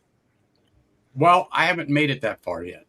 I've just happened to have two American single malts I wanted to open, and that's just where I had stopped, but always can drink scotch. No, well, what I'm saying is maybe today could be a bourbon stream, possibly. Well, it could be whatever you want, Sean. It's Who's true. in charge anyway? Because, America and such. No, I understand, but yeah, I could. I got bourbon here. I swear I do. I know you do. I know you do. It'll take him about 5 minutes to hunt up a bourbon, but he's got some there. No, I've got Old Forester 100 right there. Oh, okay. I'm wondering when was the last time that Anthony had a proper bourbon, not an Old Forester 100, like a good proper bourbon. I just had Pursuit United Triple Mass Rye. Okay, all right. Well, there you go. Yeah. I had that. Do you have anything? Always drinking pap. That is a rye, though, Anthony. I hate to point out, but I understand that. But then I got the rare character. I've got what do you have in the way of wild turkey, Anthony? Oh, I got 101. I've got Old Granddad. I've got Long Branch, don't you? yeah. I've got Old Tub. Do you have any Russell's picks by chance? you used to have some cast ring stuff, Anthony. Is that all long gone? No. I got the Russells. Russell's is America all the way. Yeah, I got the one from my great granddad still. I'll pour some Russells with you. Oh yeah, let's go. It's almost cast strength. Yeah, It's 110. Yeah. And to Shred's point, that's about as America as you can get right there. You can't get more American than Jimmy Russell and his huge hog. My man is drinking Tokyo. Well, let me get that Russells. Let me get that Russells. Hold on. Let me get it. Mm-hmm. I got your Russell. America. I don't have the Russell. Yeah, Rare breed. that's a good one, Z-Man. All right. Yeah, hold on. I got rare breed rye. I don't have rare breed bourbon. It's a rare breed bourbon. Good stuff right there. We could do some 8-year too. Get this one out. This is a banger. Yeah, I did a little bit. Hey, Neo, what's up, buddy? Cheers, Neo. Neil. Well, Anthony's stream is officially off the rails. Hell yeah. Yeah, certainly is, man. Here we go. Well, No, but see, that's the thing, though, is that the fellas that we are cheersing to, they died so we could have the freedom to do whatever the fuck we want. Exactly. Yeah, so cheers to the guys that did pay the ultimate price so that we can do the dumb shit we're doing. Yep. Yeah, man. Hey, my grandfather flew 40 missions over Japan so I can drink this Japanese soda right here. I feel like if he could see you, he would be disappointed. He would be real disappointed. in more ways than one, Sean. He would probably smack you around a little bit for drinking something. Yeah, he was a son of a bitch. Are you drinking okay. shit? I'm I'm keeping it PC. He would have said way worse shit than that. No, he would have said, yeah. Closer to like. Well, I mean, I told you about the time my grandfather said the thing in the sushi bar, right? Yes. Yeah, all of our grandfathers had no filters. No, exactly. They didn't have to. They didn't. They earned the right to not have a filter. Oh yeah, I mean, mine fought in World War II in Korea, so yeah, there was no fucks to be given. Yeah. That's why I say zipperhead to this day. Anthony, aren't you glad we showed up? Yeah, sorry. Yeah, it just went sideways. I've been drinking since 7, so it's Thing was going so well. 7 a.m. No, I work today. See, unfortunately. So the whole house, the tile's all crooked now. Or No, I wasn't drinking. There you probably should have been. I was wondering where you went, and then I was like, wait a minute. Yeah, Who's it down just there? disappeared. Fucking computer. Yeah, not everyone drinks on the job, Z man. Oh, fuck you, Shred. Yeah, you're gonna wake up tomorrow at 7 a.m. and crack open one of those Japanese. Oh, there you go. I might. Which year Last is that, Neil? model of 2023. Hey, cheers. Oh, that's a good one. And Wish I would've bought more. Yard and go, where the fuck Yep. is my house at? I wish I'd have got a couple extra myself. For last night left off.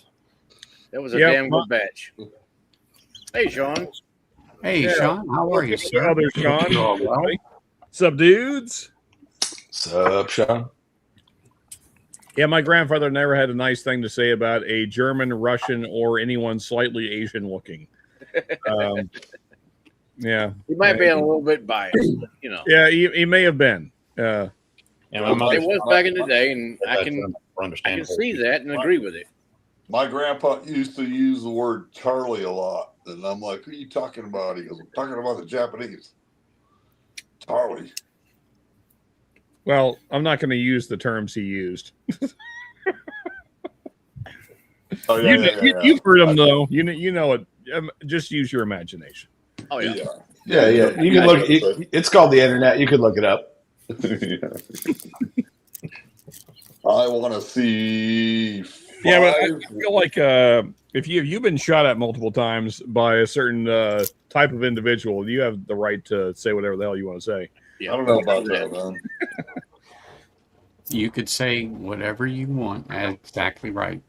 I've that was watched a enough different time. episodes of Cops, and every white boy's called trailer trash. And that's what I was saying, though. Same thing that Northwest said. You forget these people when you stop speaking of them. That's correct. And that's why I talk about my grandparents, and that's why I talk about my uncles and stuff, and the stories that they told me that happened when they were there. So they're firsthand accounts, and some of them, they're funny, but it's not all about sad. Yes, they're gone. Yeah. But they're the ones that made it back. Yep. They would literally, they went to hell and come back. Yep. I used to ask my grandpa, I used to say, hey, Reed, were you ever scared? And he goes, you'll never know scared like I knew it. And I'm glad you won't. Yeah. That's what he'd say. Anthony, my grandfather, he was on the Russian side of World War II coming in to Hitler, which we don't have good reporting on that side because of, we hated the commies, so we didn't even talk about the fact that we sent troops over there, but we did. Mm-hmm.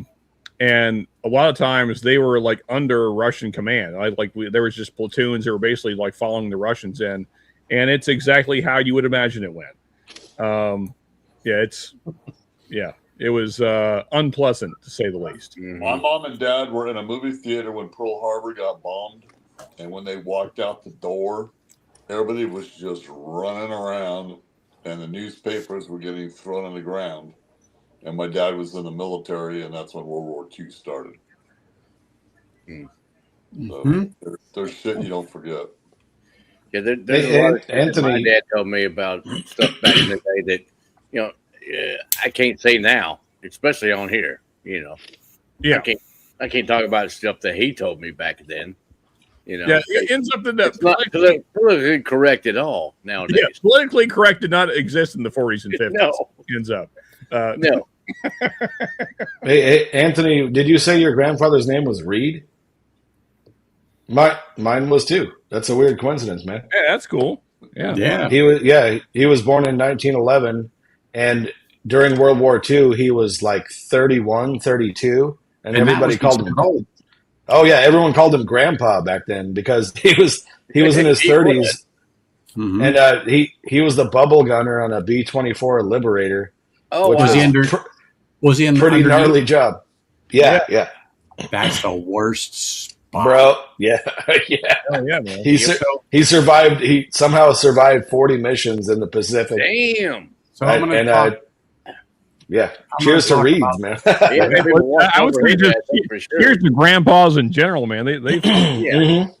So a friend of mine. Right. Cheers to all our grandpas. A friend of mine had passed away a few years ago, but I got to meet his father, and his father flew B-24s, and he was a gunner. It really sucks. And he got shot down. He parachuted out. And anyway, I'm trying to remember the name of this castle that he was put in. Anyway, he was wounded. You know, he got treatment, but it wasn't the best. But he got treatment. Yeah. But they wanted to execute him as a spy, and I'm paraphrasing a lot of stuff.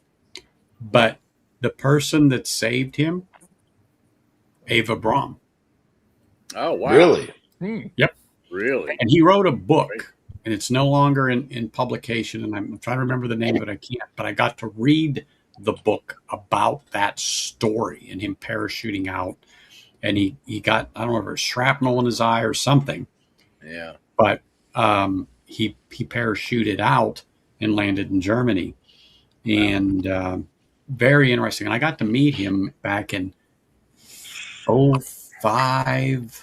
Let me just think, 07. So I'm going to say somewhere about 06, 07.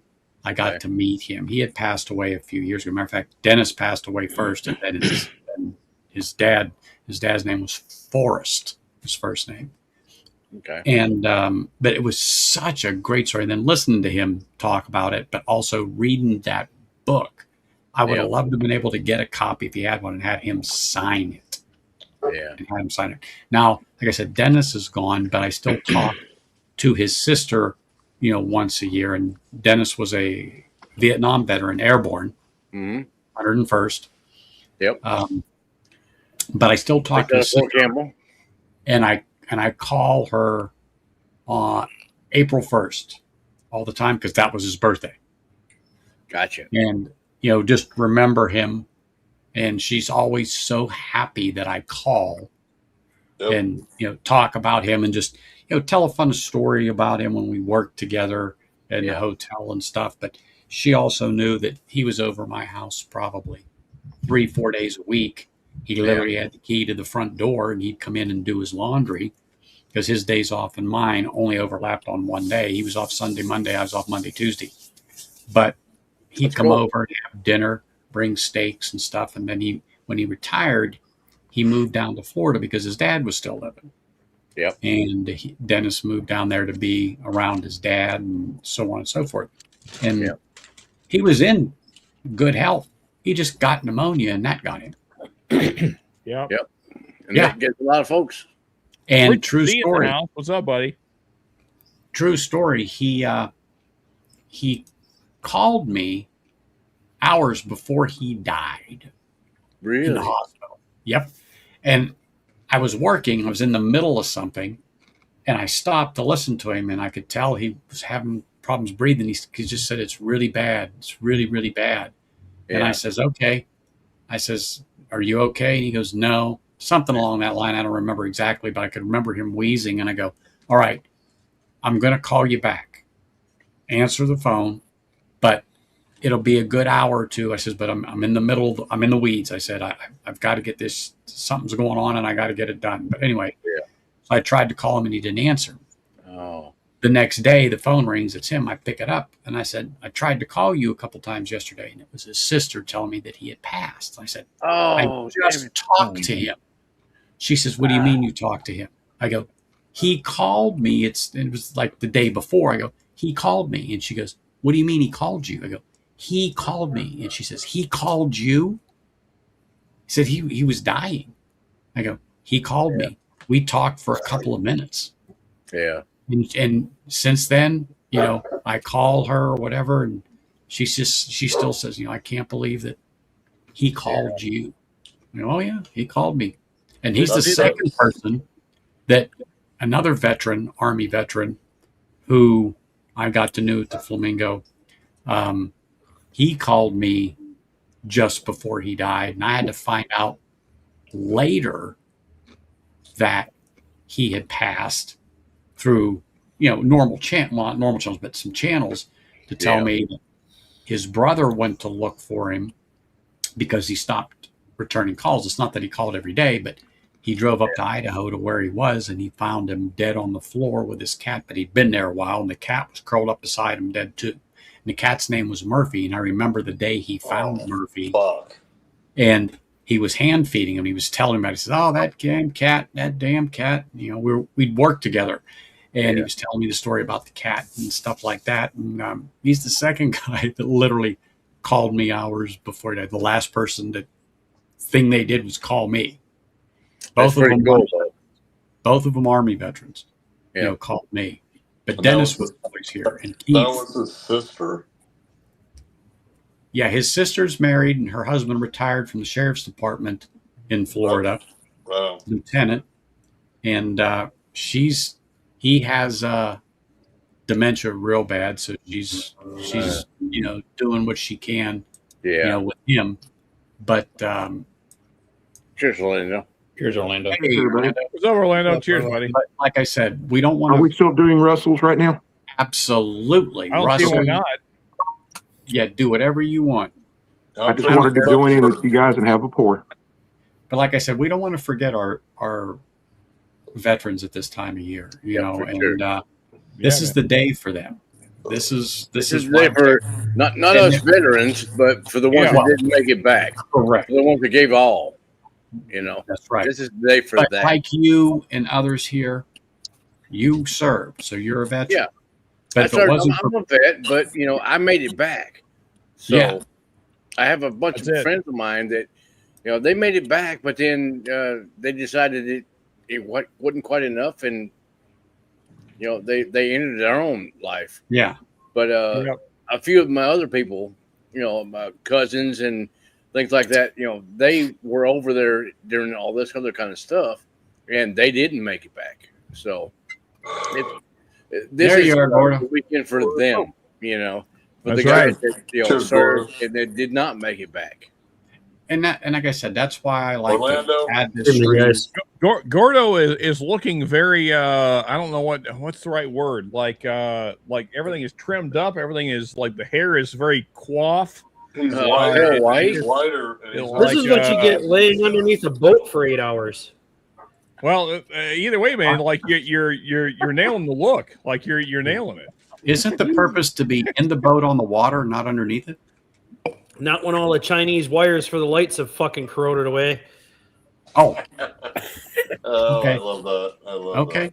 that. Trailer wiring, man. It's Cheers, Gordo. Good to see you, buddy. Cheers, guys. Yeah. That'll do it every time. But like I said, we all have stories about people, and this is just something that's always on my mind. I like to do some, particularly now, or like on D-Day, June 6th. Yep. Because like I said, my grandfather was lucky. He was a few days behind, but like he said, if he probably would have went on the beach that day, he says he might not be here. Yeah. And he would tell me stories, just as bad, being shelled and shot at, but you got to keep going forward, and I mean, just listening to him talk about the bullets whizzing by and the bombs literally bursting above his head and being shelled and the ground shaking and dirt constantly and he says, believe it or not, flying dirt hurts. Yep. Yeah. Well, if it's hit by a shell, then yeah.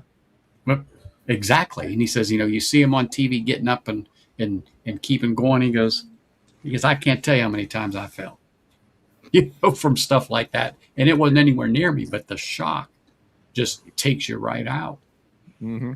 But like I said, it's a good idea to remember these people and to talk about them and keep that memory going and keep that memory alive, because once you stop talking about it, they no longer exist. And that was such a true statement by Mark when he was on. Such a true statement by Mark. And so that's why I talk about it. Anthony, I'm not a veteran, so I cannot speak to this. It's just in my imagination. I'm just spitting this out. And I could be from a place of complete ignorance, but it feels like, based on all the things I've done in studying wars and things, that World War I and II, and it's hard to say which was the most pain per square mile, but man, like those guys suffered. Yeah. I mean, they're different, but also, I don't know. There's a lot of, there's just so many shitty situations. Those guys that signed up, that they went through. Oh yeah. Like you see we've done a better job in recent years of trying to take care of our troops, but man, back then there was just like, just go out there and figure it out. They were cannon fodder. It was a whole lot more welcoming thing when I came back from Saudi than it was for my dad when he came back from Vietnam. Oh yeah, when Dad came back from Vietnam, it was not that great for him. Well, I mean, Ben's talked about that a lot. Yeah, I mean, it's just not that great. My pops was literally one of the guys spit on. Yeah, exactly. A lot of guys were. Yeah. Yeah. So when I came back from like Saudi, it was a little more. It was a little nicer. It's more of a reception than it was, especially for those guys. Oh, well, there was literally no reception, or they came home to a protest. Yeah. Well, I mean, so Ben, like when it wasn't quite the same, but like it was starting to get that way. When my grandfather came home from Korea, it was not quite Vietnam status, but it was roughly the same. Like no one was happy about Korea. No. And so like that's when that whole mentality started. It's like, we're fighting wars that don't matter, that are stupid, and like we're fighting other people's wars, which we're still doing. Exactly. But my old man bounced around the States for like 2 months before he came home. He just, I have no idea why, he just didn't know what to do or whatever, but he never contacted nobody and just. Yeah. I mean, it's weird to me, like how we just in America we almost like just don't acknowledge the Korean War. Like no one, it's never talked about. That's insane. No. I like when I was in school. It's literally called the Forgotten War for real. Yeah. Like I didn't even know the Korean War existed except for my grandfather. It was never taught in school. No one ever talked about it in school. And the only reason they called it the Korean conflict. They didn't even call it a war. Mm-hmm. I'm sorry, what Korean was that? Conflict. They called it the Korean conflict. They didn't even call it a war. Oh yeah, I remember that. Yeah. Well, there was definitely a war. My grandfather would tell you. Oh yeah. There was another guy. His name was Don, the VFW post I belonged to back home, and he was a Korean War vet teacher at that time. He has passed, but he would tell me, stories, and these people, and like you said, they call it the Forgotten War. Yeah. But boy, I tell you what, when you listen to some of them stories, Yep. he'll tell you there's nothing forgotten about it. He remembers every bit of it.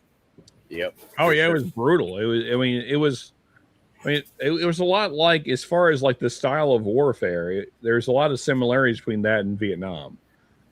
Just fucking nasty conditions. Just it was unpleasant. Mm-hmm. Korea got a lot colder than Nam did. Oh, well, but you're still wet a lot. You're going to be wet and cold. So yeah.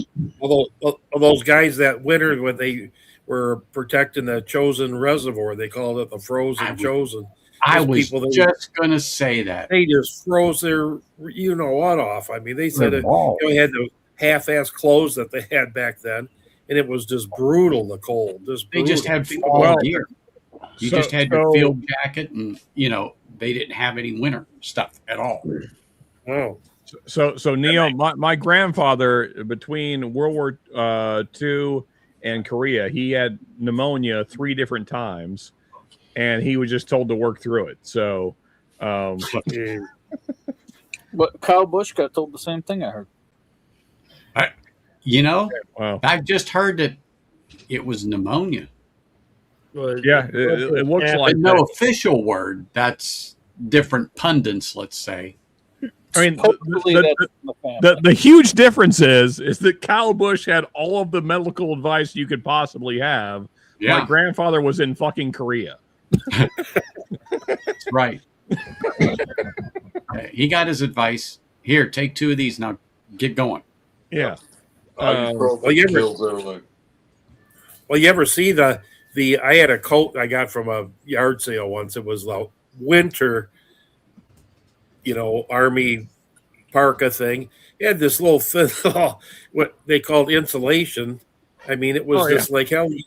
I mean, it wouldn't even protect you if it was 50 degrees out, Wouldn't even wear it snowboarding on a warm day.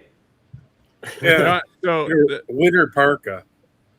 My grandfather told me the way that he survived when he had pneumonia is he slept face down. That way he would cough out the mucus. Like he would sleep like kind of his face to the side of the pillow, and he would just like cover himself with all of like the leaves and stuff that he had to try and stay warm. That's how he got through it. Those blankets. He was like coughing up stuff like all the time. Those blankets they had. I had some that were my dad had, and they were completely interwoven with asbestos. Oh yeah. All those blankets they had were all asbestos. Well, I mean, so he died at 60 of a heart attack, but when the doctors did the autopsy, he was like, he would have died of cancer probably 5 years later. He had cancer all over the place. Yeah. Wow. Yep. My dad had asbestosis and was, exposed to Agent Orange and all that kind of shit too. And what kind of got to him was the COVID. It was kind of like the nail in the coffin there. Yeah, their lungs were already all the other bullshit that he was already exposed to, and that's just kind of what got him in the end. Yep. Yeah, my wife's dad was a Vietnam veteran in the Navy, and he said he used to little skinny little guy, and they used to send him down them pipe chases, scraping that asbestos, and some other guy who had a big old barrel of that slurry stuff, and they dipped those things in there, and he'd sit there and breathe in that stuff. He died at, I can't remember how old he was. Died a few years, 64, I think he was. But he was loaded with that, from the asbestos. And they didn't give a fuck back then. Nope. No. Cheers, Whiskey Joker. Hey, what's up, Joker? Joker. He got his 100% service connected disability 2 months before he died. Exactly. Fat lot of good that did it. You know what's funny, Neo? So my grandfather, I mean, as a person that knew him, and my dad as well, he definitely had PTSD, without a doubt. But that was not a thing back then. Like, nobody, because, he died in, 91? No. Let's see your math. No, I'm sorry, 89. Yeah, he died in 89. So like PTSD was not a thing that anybody even talked about. But I mean, I had seen him completely lose his shit. I mean, like the whole family would be over and like we'd be doing a fish fry and like something would go wrong and he would just like go ballistic. Yeah. And it was just like, okay, you just got to leave grandpa alone for a little while. Yeah. And then he'd go outside and he'd drink a beer and then, and everybody just leave him alone for about a half hour for an hour and then he'd be all right. But, and so it's sad to me that so many guys like my grandfather just never got the attention that they needed. They just had to like suffer through it. Yeah. My dad was kind of the same thing, because he was exposed to a lot of different shit. You know, Agent Orange back in the day, Yeah. and that kind of stuff. But according to his military records, he wasn't around for that because Better hop on, that was Jigsy. classified. Yeah. You know, and no, he wasn't in Guam when they were spraying the freaking fields with Agent Orange and stuff like that. No. You know, Oh, he yeah. was there because of that shit was classified. So, therefore, we're not gonna help you out. or those guys in Vietnam that were in Laos and Cambodia where we weren't supposed to be. Were there. Exactly. And and they had all that stuff happen to them, but the records show that we weren't there. Yeah, exactly. So what are they going to do? I'll say this: I know somebody who was never there. Yeah, but can certainly tell you. Yeah. Yep. He certainly was. Yeah. But according to the military records, he was never there. He never served in that area at all. And it's like whatever. Yeah. I will say, I'm pictures. But the hurricane that hit Guam wiped out all his pictures, so he didn't have proof, and therefore, he wasn't there. Okay. You know what? Yeah. It feels weird. I just realized Mark threw a hat on. It's weird seeing Anthony without a hat on, but I'm gonna. He's got a hat, but he's got a wussy ass hat. Yeah, no, I mean it's good. It's a good hat. Anthony's got a good hat on. Yeah, he's got a good hat, but it's not a good one like this. I keep one always at the ready. Oh, that's better. There we go. There's a proper hat. Or I don't have a campaign hat, but I got something close. Oh, I like that one better. That's good. I like that one. Keep that one on, Anthony. Yeah, all right. Hats are on. There we go. We're doing good now. I always have something at my disposal. If not, I've got about 8 or 9 more hanging up over here. There you go. And if that don't work, I always have my Sunday go to meeting.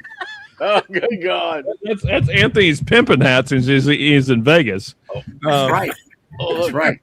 What's this one on? There you go.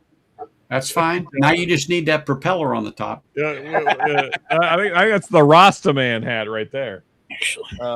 This is my welding hat. There you go. Yeah. That's so all that hair don't get in his eyes. There you go. Yeah. Yeah, exactly. There you go. Eric's got one. Yeah, we all got a hat. Oh, yeah. Oh, Ben done bust out the cowboy hat. Hey, that's a nice hat he's got too. Yeah, that's It is. That's a damn nice. Well, Anthony, you have this exact same hat. I know I do. What is that, a 10X? No, it's a 4X. Okay, it's a 4X Buffalo. So. Yep. Okay.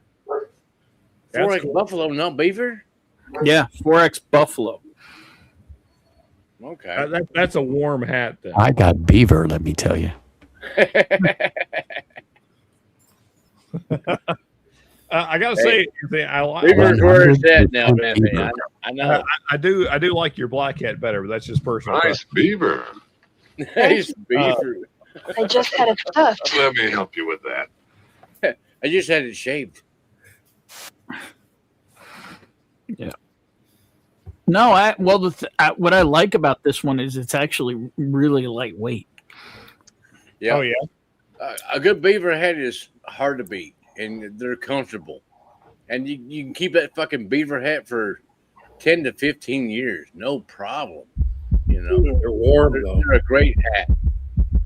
Something you don't want to wear when it's hot though. No. A black hat you don't want to wear in the summertime, especially down here in Texas. No, and the problem is my light colored hat is warmer than this one. Really? Yeah, it's really that one's really heavy. My white one is really thick. Yeah. Oh man. I mean, any of those kind of hats are not summer hats. I mean, it doesn't really matter. No. Yeah, they don't breathe well. So, well, some of them straw hats could be hotter than hell. That's a 10-gallon hat right there, Anthony. This is 100% beaver. Really? Nice. You got to give yourself the solo on that one, buddy. That's a nice looking hat. I mean, man, look at that brim. That brim is comfortable. Look how clean that is, man. Yep. That is some craftsmanship right there. Yeah, it's impressive. You got that hat on clearance for $29.99. Yeah, I don't. Oh, look at that. He didn't. Look at Anthony's just showing off now. 100% beaver. No, 100X. Pure beaver, 100%. Stick completely hand stitch, I would imagine. Inside leather. That's it's amazing what you can get for $29.99. And you're not far off, Ben. Ben's jealous. I have hat envy now, Anthony. That is very nice. But and then unfortunately, my hatter retired. Yeah, sold the I love business. a good hat. These are all made here in Vegas. They were. You're back. All made in Vegas. Man, the stitching on your brim though, man, that is super clean. That is. I love. Yeah.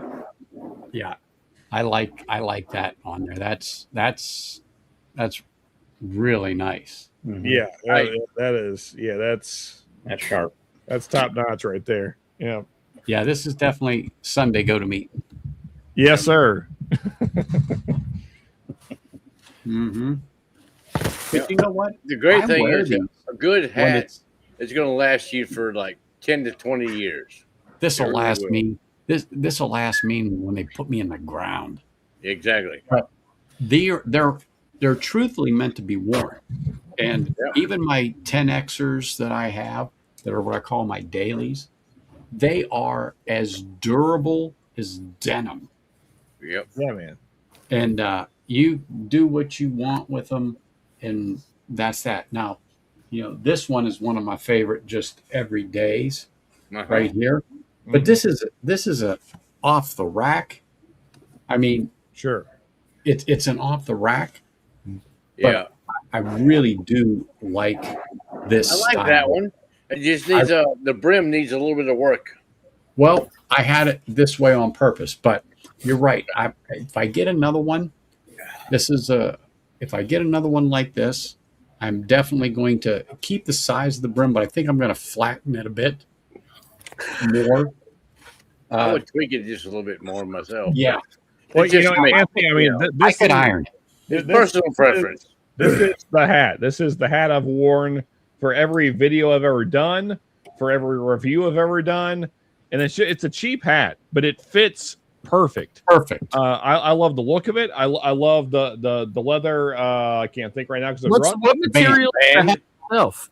It's just your typical woven. Again, words are escaping me. It's just straw. Yes, yeah, it's just a straw hat that's coated. Yeah. But I mean, the biggest thing is I'm hot all the time. So this thing breathes. Unlike, I have nicer hats. I have a lot of nicer hats. Yeah. They don't breathe. My head will be sweating in 10 minutes if I put on a regular hat. So yeah, but I love the look of this. I love the way it fits. It's very comfortable. It looks extra sexy on you. Well, This There is my you go. favorite. No, it's just and in fact, this is the only hat that anyone has ever seen me in person. This is the hat that I bring with me because it's comfy, and even in the summertime, I can wear it and not be very completely uncomfortable and like sweating my ass off. There you go. Is there a brand on that one, or it's just like it's a Cody James? I'm pretty sure. Oh, okay. Yeah, Cody James. Yeah. I mean, it's a cheap hat. It's like a $40-ish hat. It's nothing crazy. Oh, there you go. Now That's a good hat. I call this my flying nun hat. Flying You nun. got to be old enough to remember that program. Oh yeah, Sally. Yep. But that's a stiff boy right there. Thank you. Ben, What's up? Show them. Show them what? That's it. So Ben has black. I have brown. It's the same hat. Yeah. Okay. Yeah. I like the black one better. Yeah. You have a different. Yes, I do. I do have a different band. Yeah. There you go. Yeah. Yeah. Mm-hmm. That's a nice liner right there. Yeah. Yeah. It's Yep. There you go. 4X. Yeah. Stetson. Buffalo. Right, Beaver, baby. That's right.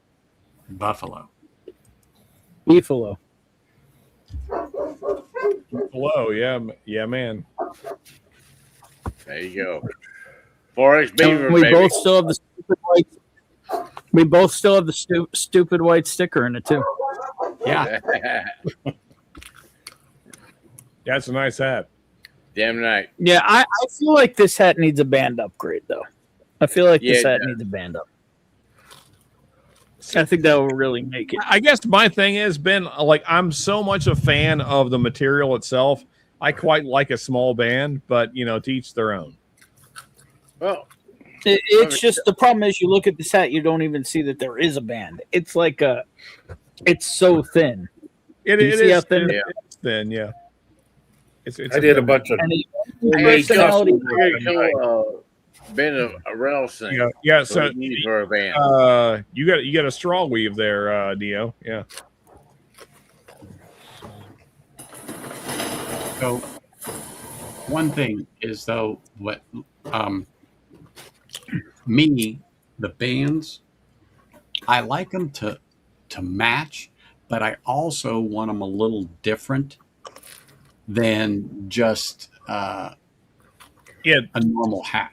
Just kind of a little bit stand out. Yeah. Mm-hmm. Holy smokes! Look what crawled out. Look at this song bitch down right under.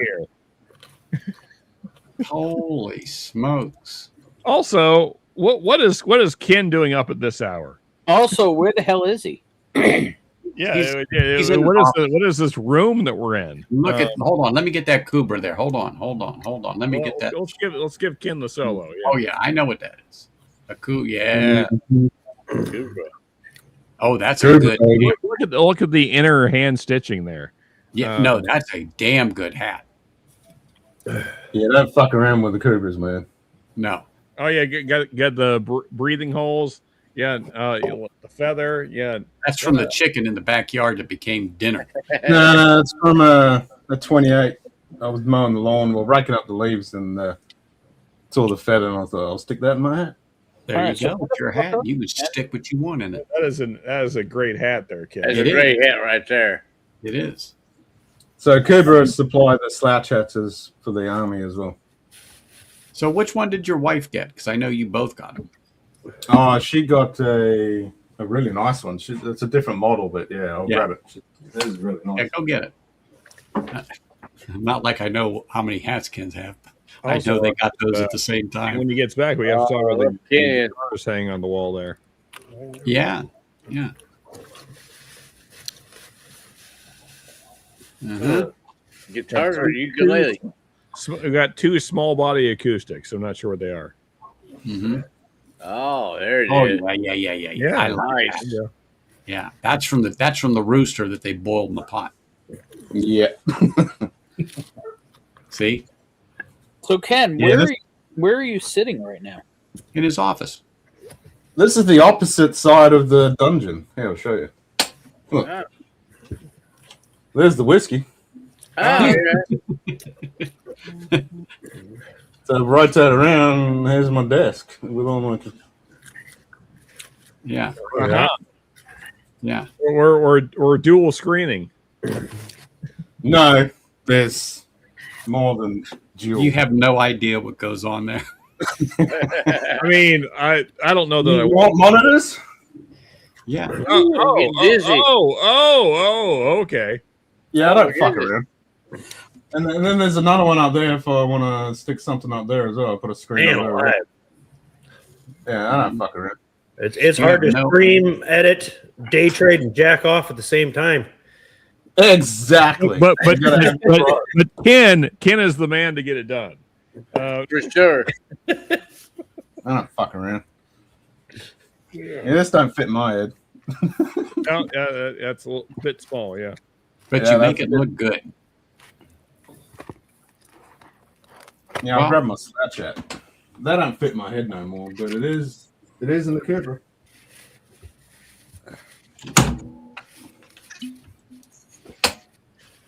All right, I'm gonna have one more for y'all. Yeah. That's what he plays when he's out in the bush. That way, the only person he offends is the Aborigines. So the blue body is, now I'm confused. So it has a like, yeah, it's got like an electric head on it. It has like a strat neck, but the body is open body. So No, this is a fucking. No, it's not. Oh, okay. I see now. Never mind. All right. Oh, it's a gorgeous guitar. Oh, it's got like the Floyd. Yep, it's got a Floyd. Yeah. Triple pickup. Well, it's an Ibanez. Yeah, well, yeah. I'm a lefty, but yeah. You got two doubles and a single. Yeah. So yeah. Yeah. Wow. What a gorgeous guitar.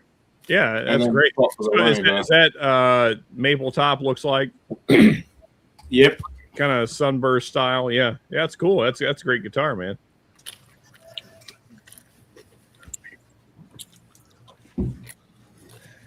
It is too. All the way down under in the land of Oz. Look at that. Yep. Pretty much fucking whiskey. Don't fall in there, Ken. You'll never get out. Yeah. It's all right. It spins backwards. There you go. Yeah, Richie called it as an Ibanez neck. Yeah. I was just going to say, Richie said that. There it is. The Ibanez? Man, I'm telling you though, like for the money, Ibanez is making some of the best guitars you can buy right now. Yeah. Gibson makes a good guitar, but you know, they're a little pricey. Mm-hmm. Well, I mean, like when you like compare what you're getting to some of the other big brands, Ibanez is a pretty good value. Get that shoehorn out, Ken. Yep. Yeah. Tuck that hair up under that hat. Yeah, it don't fit in my head no more. Look at that, boy. Rising sun badge. Oh, look at that. Hey. Uh-huh. Yeah, it don't fit in my head no more. This was 30 years ago. Your brain's gotten bigger, Ken. Yeah, full of shit. I've never heard of skull size changing. I was only fucking 20 when I wore this fucking thing. It's 30 years later, man. That's right. Yeah, still, your skull does not change size. Yeah, after like 25. You know, I'm trying to give Ken some credit here. You know, Yeah, the head actually shrank. That's Nah. it. Your head does actually grow. Well, it doesn't shrink. The brain can. Hey, Yeah, Ken, it tell does. him. That's got a lot of miles on that hat. The plates inside the skull are actually malleable and compressed when you're born, and then they slowly expand out. Okay. Yeah. There you go. Well, there we go. That's cool, Ken. That's right. I just wish I could wear it. When do all when is your Memorial Day or So our equivalent, we just had it, was April the 25th. Yeah. Okay. We just had Anzac Day. Yeah, so that's our Memorial Day pretty much. Gotcha. Least we And then- forget. Ours is tomorrow, but I'm doing a little post game. Yep. Yeah. And then November the 11th is Remembrance Day, which is your guys' Yep. Veterans Day. Yep. For sure. Absolutely. Ken, 'cause this is an area where I don't have any information. What was the Aussie part of World War II? Where were you guys? Like, where were you guys stationed at? Like, which engagements were you part of? predominantly the Pacific. Makes Predominantly. Makes So my sense. grandfather was on Borneo. I mean, have you heard of Kokoda Trail? Yeah. Mm-hmm. Yeah. Yep. The Kokoda Trail, Borneo, obviously all around north of Australia. So Darwin got bombed in the Second World War. There was a little bit over in Europe, but it was predominantly defending Australia and the like Singapore, all around the Pacific mainland. Yeah. But we had Aussies flying Spitfires in the Battle of Britain. We had, all over. Oh, yeah. There were Yanks in the Battle of Britain, too. Oh, 100%. Yeah. Canadians, Yanks, yep. Yeah, I mean, I imagine our boys and your boys were engaged in similar affairs over there near the Japs. Yep. Yeah. Oh, yeah. I mean, Bridge on the River Quad, Yes. all that kind of stuff. Oh, yeah. There were Australians there along with the Americans in English. Yeah. There was that island that the crocodiles killed 1,000 of the Japanese soldiers. Where was that? Yeah, I know that story. Yeah.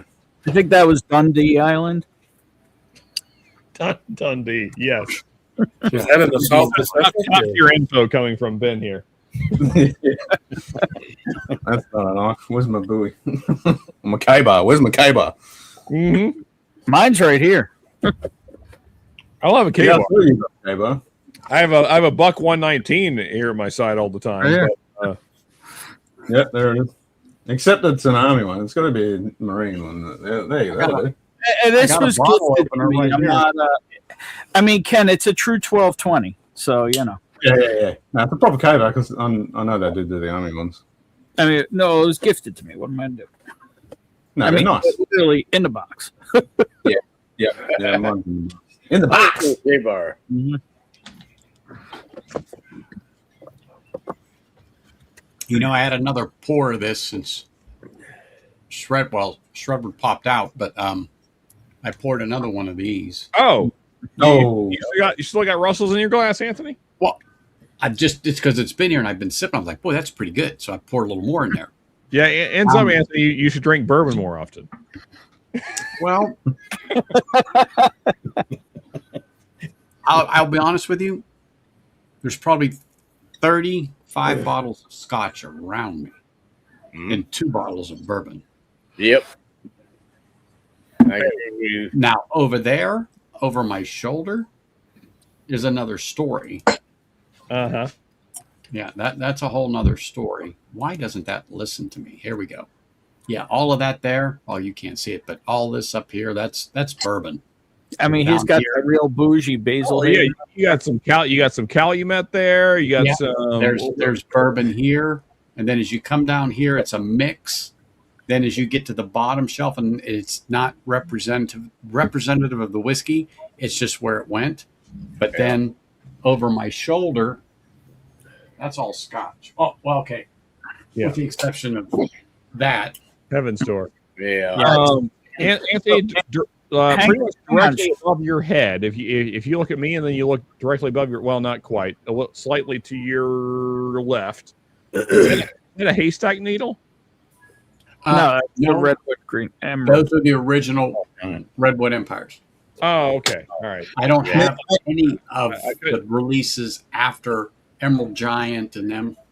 Okay, now Anthony, real question. Yeah. What's the story with the Basil Hayden? So, my dad goodness. for me for my birthday about 4 or 5 years ago. I don't know why. I thought he liked me. That's the thing. He did like you, But didn't he? I didn't say no, and I didn't say that why. I just said thank you because it was a gift.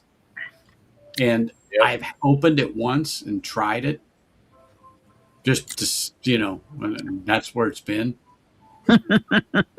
But, everyone gets those. It's a gift. I'm not going to turn it down. And I opened it. I tried it. And it's exactly what I thought it would be. And, that's why it's still there. Somebody comes over and looks and goes, oh, I'd love to have some of that. Oh, have all you want. It's like I always offer Long Branch to people that don't know. I'm still trying to get rid of that shit. Anthony, at least you got Basil Hayden. I got gifted Crown Royal. Hold it. Oh goodness. Hold I got it. some of that Well, too. I got gifted nothing, so there you go. Hold it. Hold it. Oh shit. I like how Anthony's avatar is a Colonel E.H. Taylor, which All badge. he probably doesn't even own. Bullshit. There's 6 or 7 bottles up on that. Yeah, I was gonna say. I'm saying that he drink a few of those. Hey, Oh, there you Oh, go. goodness. Action. Second. I got it. I got it. Yeah. And I actually opened it up and drank some. I think Peter was in chat. He's not in today, but I didn't just. My dad had it, and he gave it to me, and OG Crown.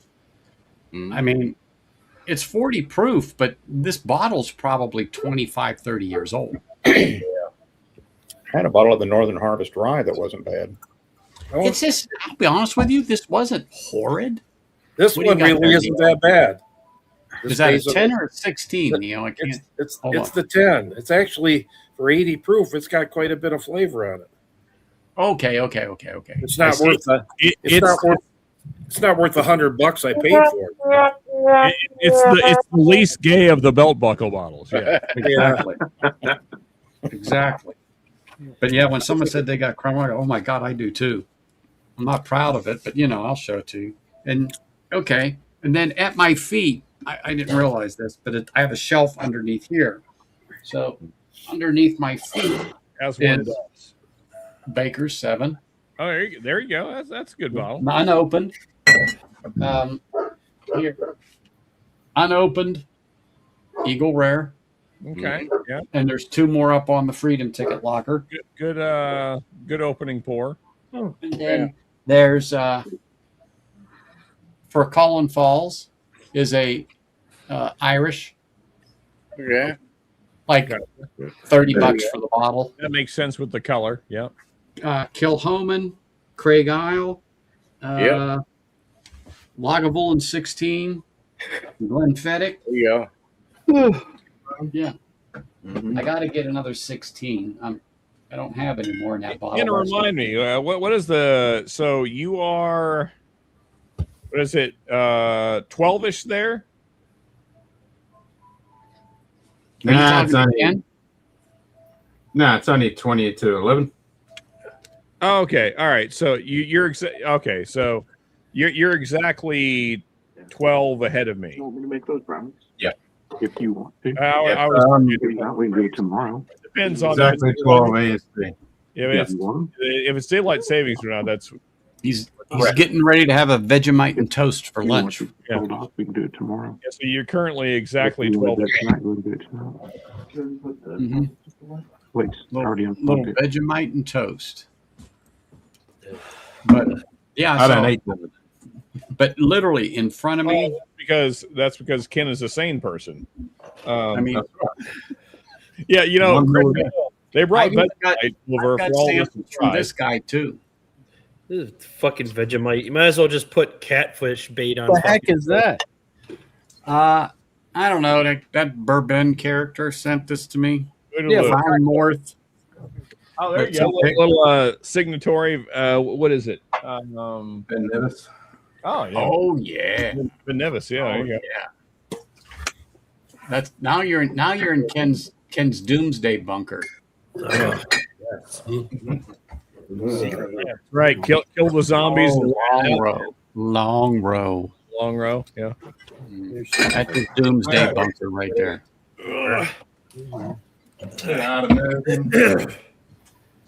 Oh, Ardna Merchant. I just had that one. Is that the sherry? Is that the 10th anniversary?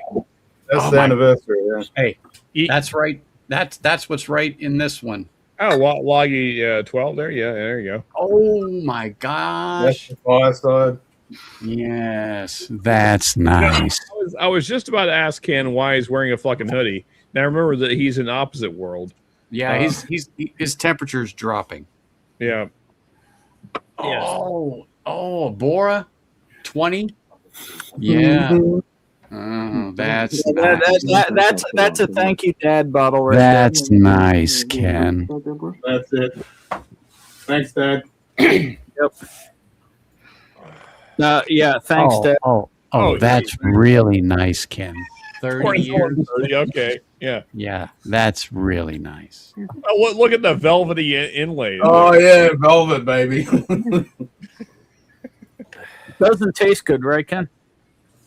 This tastes amazing. It's okay. It's okay.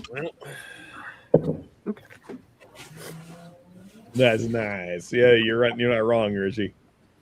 Oh my gosh, look at this. Brooke Lottie, are you kidding me? Oh my god. Yeah, we didn't get that here. Yeah, that didn't make it across the water. No. How'd you like it with my law? Huh? Damn. You know, it's not often, folks, we see that cupboard open. This is true. Oh, this is open a lot. It's just a pain in the ass to get the whiskey because it's fucking stacked like 20 deep. Is that just a standard Talisker? I don't think so. It just looks like my Talisker. Oh, fuck no. Oh, no, that one. Ah, fuck no. Oh, that's it is just okay. It is a 10. Okay, that was a gift. That was a gift. This is the only really interesting scotch I got recently. Who was holding that Vegemite up? A little Linkwood 11 year. Here we go. At 50%. Oh yeah. Well, with all this Scotch talk, I guess I am. I'm not having scotch. No, I might have scotch. I'm not proud of it. I'll drink it. Oh yeah. Anthony's not known to drink Scotch, but he might tonight. I mean, that's not very memorial. Hold that up again, Ken. Let me see. Yeah, special edition. Yes, that's nice too. Oh, there you go. Yes, that's cool. Very nice. I mean, you want some fucking Diageo special edition bullshit? I'll got a few of them. Yeah. Pull that shit out of there. Go ahead. Get the dust off it, Ken. Yeah, you want a few Diageo special editions? That's very nice, Ken. Very nice. Did it open? Oh, look at that. Very floral. Is that the? I will say, Open has some of my favorite sleeves, cans, whatever you want to call it.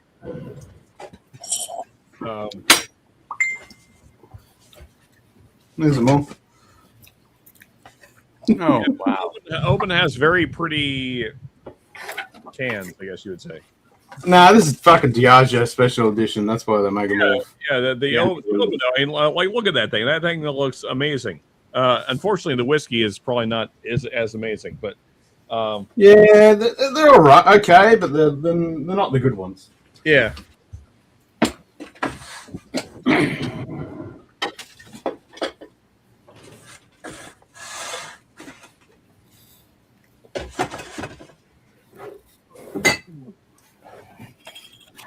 There you go. Cheers. Oh, Glen Scotia. That's terrible. Now I know why you keep it in there. Yeah, you should send that to me, Ken. It's here. It's so terrible. You should send it to me. Oh, you want to Glen Scotia? Yeah, I can sort it out. I was just going to say, I think you're going to have to fight JD. Yeah, JD will fight over it. Yeah. I got a couple Glen Scotias. Yeah. That's not counting all the other ones on the shelf. Just a few.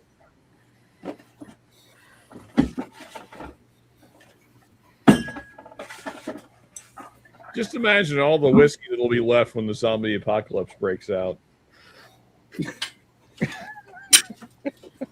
What's this left bullshit? You can take me off full screen now. You sure? I just thought maybe you're going to pull something else out we haven't seen this year. Nah, I'm done. Okay. All right, boys. I got Anthony. I got one more in me. What do we need? That's my latest. This is the best thing Middle West makes. This thing is amazing. Oh, that's Middle West, right? It's a dark pumpernickel rye, and they're weeded, finished in Calvados. Oh, Cast that strength. Calvados. Oh yeah. Yeah. It's the best thing they make. It's amazing. That apples really makes it taste good. Hey, Bill, what's up, buddy? I didn't know it was like What the fuck? I had no clue there's another stream open, dude.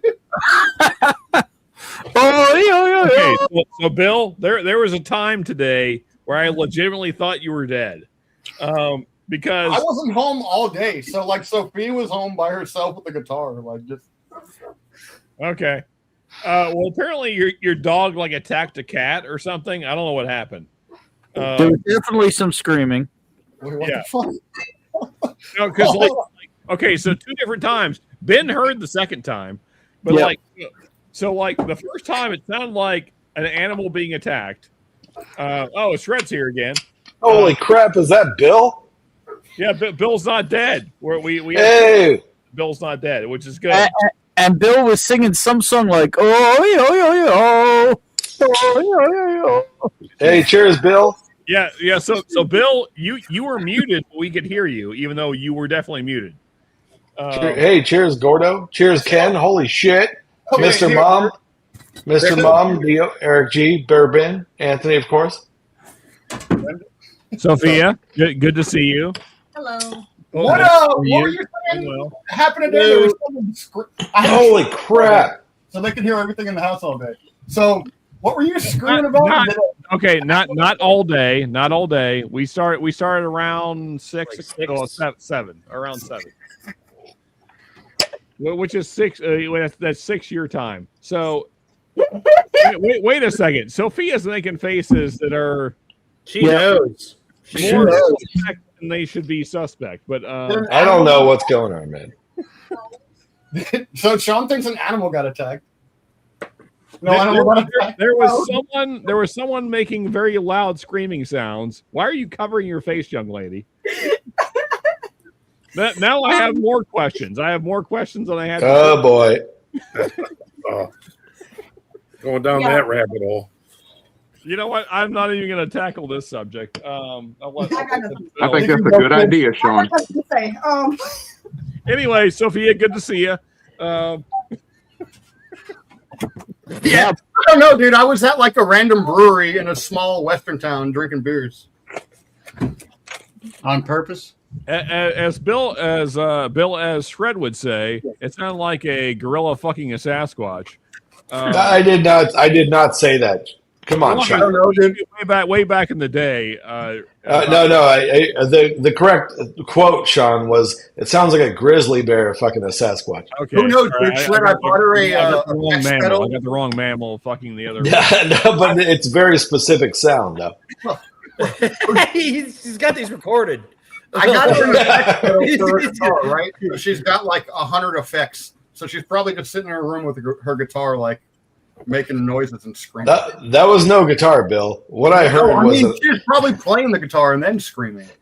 Okay. Well, what I heard was a mammal of some sort. Yeah, and to Shred's point, it sounded like a mammal in distress. But Is this not live anywhere? Can I go back and listen to this? No, it was private. So yeah. What's up, Anthony? Thanks for inviting me. Anytime. It's all good. It's all good, man. Oh man, it's all good. Absolutely. I'm just glad y'all made it for the Memorial Day stream. Yeah. You haven't had a full on shit show like this in a long time. Oh my God, no. Man, that's the best response ever, Anthony. Wait, are we drunk? Ben, are you drunk already? Oh, I've been drunk for like 3 hours now. No. Neo's had it up. Orlando's had it up. Eric's had it up. Shred's had it up. Everybody's had it up. I've been hitting it. We're not talking about penis. Anthony, I got an empty Glen, and Sean was asking, "What are we going to?" That's You right. can go I am asking whatever that. you want. Anything you want to put in there, you put in there. Call something American, folks. Well, hold on now. That's a loaded statement there, Anthony. Oh, Sean, do you have any Cedar Ridge? I do not, sir. Sorry. Gordo, Okay. I got you, bud. I got you. Okay. There you go. Oh, Gordo with the bottle chug. Let's go, dude. You had to get rid of it. What are you going? What are you going to? You're out. I got that much left. Sean, where are you going? What are you going to, Sean? All the way in. We're going all We're going wild turkey. Oh, was that number 2? the way. Yeah, that was number 2. You need refills? Man I'm down. gonna- So if I can get the Man down. I got the official hat tonight. This is my 5th sixer of this shit too. I love this stuff. It's good, isn't it, Gordo? Man, Is that the pickle one? Whoa, no. Pickle PBR? What the hell, Gordo? Oh, yeah, dude. They're excellent with wild turkey, honestly. Does it taste like pickle? Like, what does it taste like? A hint, though. It's not like like over the top. Ben, But it it's actually not- it tastes like a kosher pickle. Yeah. It's good. They're actually quite good. Ken. Anthony, though, to pull it back to the thing that we're trying to do tonight, and to not be a complete idiot. Woo! Let's go, Ken. Holy Even shit. though I am, Legend. right now. Shred's still doing his own thing. Actually, I'm just excited. I'm excited that Ken's here, man. I'm also excited, to be fair. I mean, and also Ken has a great hat on. His hat. Yeah, his hat fucks. Oh, look at this! Another legend in the Amy. house. Amy. Here's to Amy. Good to see you, girl. Damn. Actually, can I shout this out again? Newer channel, Appalachian Bourbon Society, sent me this to share with my pops. Oh, hell and yeah. it's very on topic. Okay, when is that happening though, Ben? That's what we don't. That's what Soon. Okay. Sean, since you're going turkey, I'm going to do a fresh crack on a Kentucky Spirit. Hell yeah! Nice. Yeah. Hey, Orlando. There we go. Hey, does it have the warehouse on it? Orlando has it open and cracked. We need to know. The world needs to know where it's from. And did they do the hang tag and everything? Is that all done by them? Yeah. Oh yeah. That was all done by Let me see if my screwed up eyes can pick up what the warehouse is. Woo! Let's go. Let's go. If that's a CNE, is it on the neck or is it on the back? It's should on be on the front. label. Okay. The front label. Yep. Get your readers out. Oh, the readers aren't working. Hold on. I'm waiting with bated boners. Yeah. A baited boner? The way I was going to agree with Shred, and then he said a thing that No. Sean, now you're putting words in my mouth. What is a baited boner, dude? Well, you tell me, Bill. I heard you earlier, dude. Well, so I believe it's like a full chub. You're not jerking off yet. I thought you stink bait down your pee hole. Well, oh, Jesus, dude. Wow. I love you, Bill. Love my boy, Bill. That's what That's my boy. You're my boy, Bill. It looks like it says CN0 or CND. All right. D is possibility. Camp Nelson.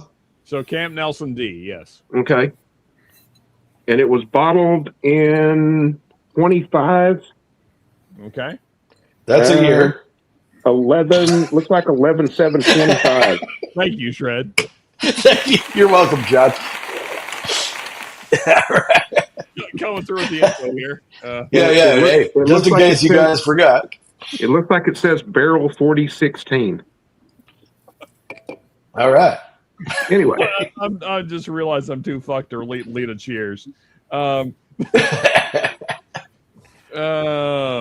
I gotta try anyway. Hey, honestly, love all y'all, but more important than that, to those that are not here anymore, the ones that paid the ultimate sacrifice. Many people have said it much better than I just did, but you know what I'm trying to say. So yeah, I mean, there's been so many we've lost over the years to various engagements, and because of that, we have the freedom we have to do the dumb shit we're doing right now. So yeah, hats off, literally, to those fellas. Cheers to them.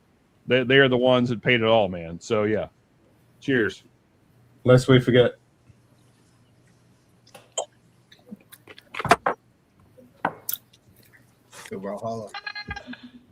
oh hell yeah. Yeah, man. Okay, then. Yep.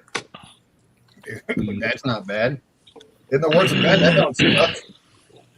I'm not bitching about the money on this one. Yeah, man. Nah, that Kentucky Spirit is a sleeper, man. People don't know. Always been so good for $50. Fuck yeah, every time. Every time, man. I just wish there was more proof, but I think it's perfect, man. What, on rare breed or spirit? You can still get rare breeds for $49.99. That's what I'm saying. Yeah, if you don't want to get down on the spirit, just get yourself a rare breed for the same price. Yeah, I think this one was 62 out the door over here.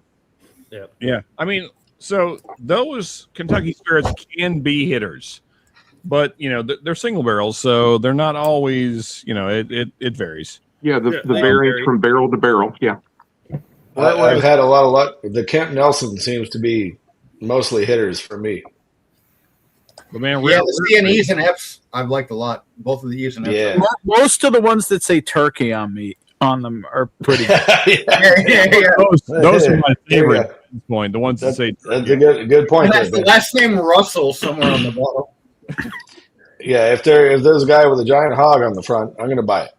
I can never tell the difference between those CNN and the Tyrone warehouse. I apologize that a bunch of idiots have taken over your stream, sir. Myself Sean, you don't have to apologize. This is America. Last time I checked. Yeah. No, this is the United States of Bourbon Neophyte right here. Yeah, that's true. It's Very America true. As long as we got it. Yeah. Hey. Well, it is what it is, or so they say. That's it. And it be what it be. What are you drinking, Anthony? Anthony, we lost Mike. Anthony, I think you are somehow muted. Yep. Because I see your lips moving, but nothing. Can you hear me now? Yes, Yep. there we go. There okay, don't ask me what happened, but Ken's on the stream, so who knows what's going to happen. That flag over your shoulder that's fucking Anthony was secretly tuning us all out. It's the down under magic happening. Can we take a moment to appreciate the womb broom on Ken for a second? There you go. Look at that. Look at that face. That's I how looked you at it this morning. That's how you did it. Cheers to a womb broom any day. And the bootleg Paul Tuttle Senior above Shredwood. What the? Come on now. That's fucked up, dude. What? Yeah, that sounds like a diss, man. It was like out of nowhere. The totals are bootleg anyway. Orlando just caught one for no reason, dude. Yeah, he's catching hot ones, dude. Ever since he shaved, I've been relentless on that, on whatever that thing is. I mean, in fairness, yeah, the face that Anthony is the right face. Oh, there's the papa. What is that? You getting a new pup? Yep. We'll pick her up this weekend. She's getting her checkup and all that. Yeah, I can see she's getting a checkup for sure. I mean, did you see the guy's hand? Hi, Robin. Hi, Doc. Mm-hmm. Yeah, my wife came in here. Is she going to go for the same? Is she going to go for the same training? Yes. Yeah. When does that start? I don't know. I don't know what's going on. All right, hold on. I got to switch hats What here. was it a bomb sniffing dog? Like what? Oh no, no. I thought it was like nice. a therapy dog. So our vet texted us because the breeder uses our same vet, and she sent my wife a text saying that they were in and sent some pictures. That's how we got the pictures, and so we'll go and make an appointment once we get her to get her second set of shots. But she sent us the pictures of the dog. That's not her. That's not our dog. Now this one is our vet's dog. No, and that's the father of our vet's dog. oh, sorry. Like a living Sorry. dog. No, I was right. That's Hennessy. No, that's not. That's the dad. That's Hennessy. This is Hennessy. Okay. I don't know. They look the same to me, but so this dog here, let me highlight it, is from the same breeder, but our vet has this dog, and that's Hennessy. So same parents that our dog is from. That's a girl. That looks kind of like Ben. Yeah. Danny looks more like me. Yeah. So she sent us some pictures of the dog getting her shot. So I don't know if I think it's Saturday we go get her. Yeah. Saturday, 12:30. Oh, Saturday at 12:30. There we go. Hey, cool, man. New dogs are always fun. That's always a good day. Congrats, yeah, man. Keep my wife busy. It's going to keep her busy. But yeah. And then she'll go to training for service dog. Mm-hmm. Yep. We have a name yet? Emma Lynn. Emma Lynn. All right. And somebody was talking about the training. Given that it's Vegas, I imagine they're sniffing for penises. No, not at all. Okay. I mean, what I'm saying is that to differentiate from the crowd. Anyway, no. I'm so fucking lucky. Hold on a minute. What? But she'll is Z-Man still here? It sounds like it. Yeah, I think I don't know what you guys did with him. Apparently, we put him in a Sean suit. Cheers, Eric. I feel like you misunderstood what I'm trying to get at. Oh no, it's actually not a joking matter. Yeah, when did Z-Man get all this naughty wood paneling in his place?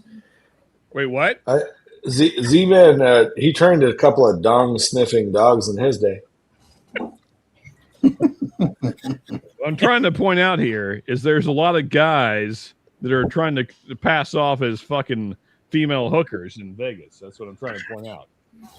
Yeah, we have. No, I think you're generalizing like you do with California there, Sean.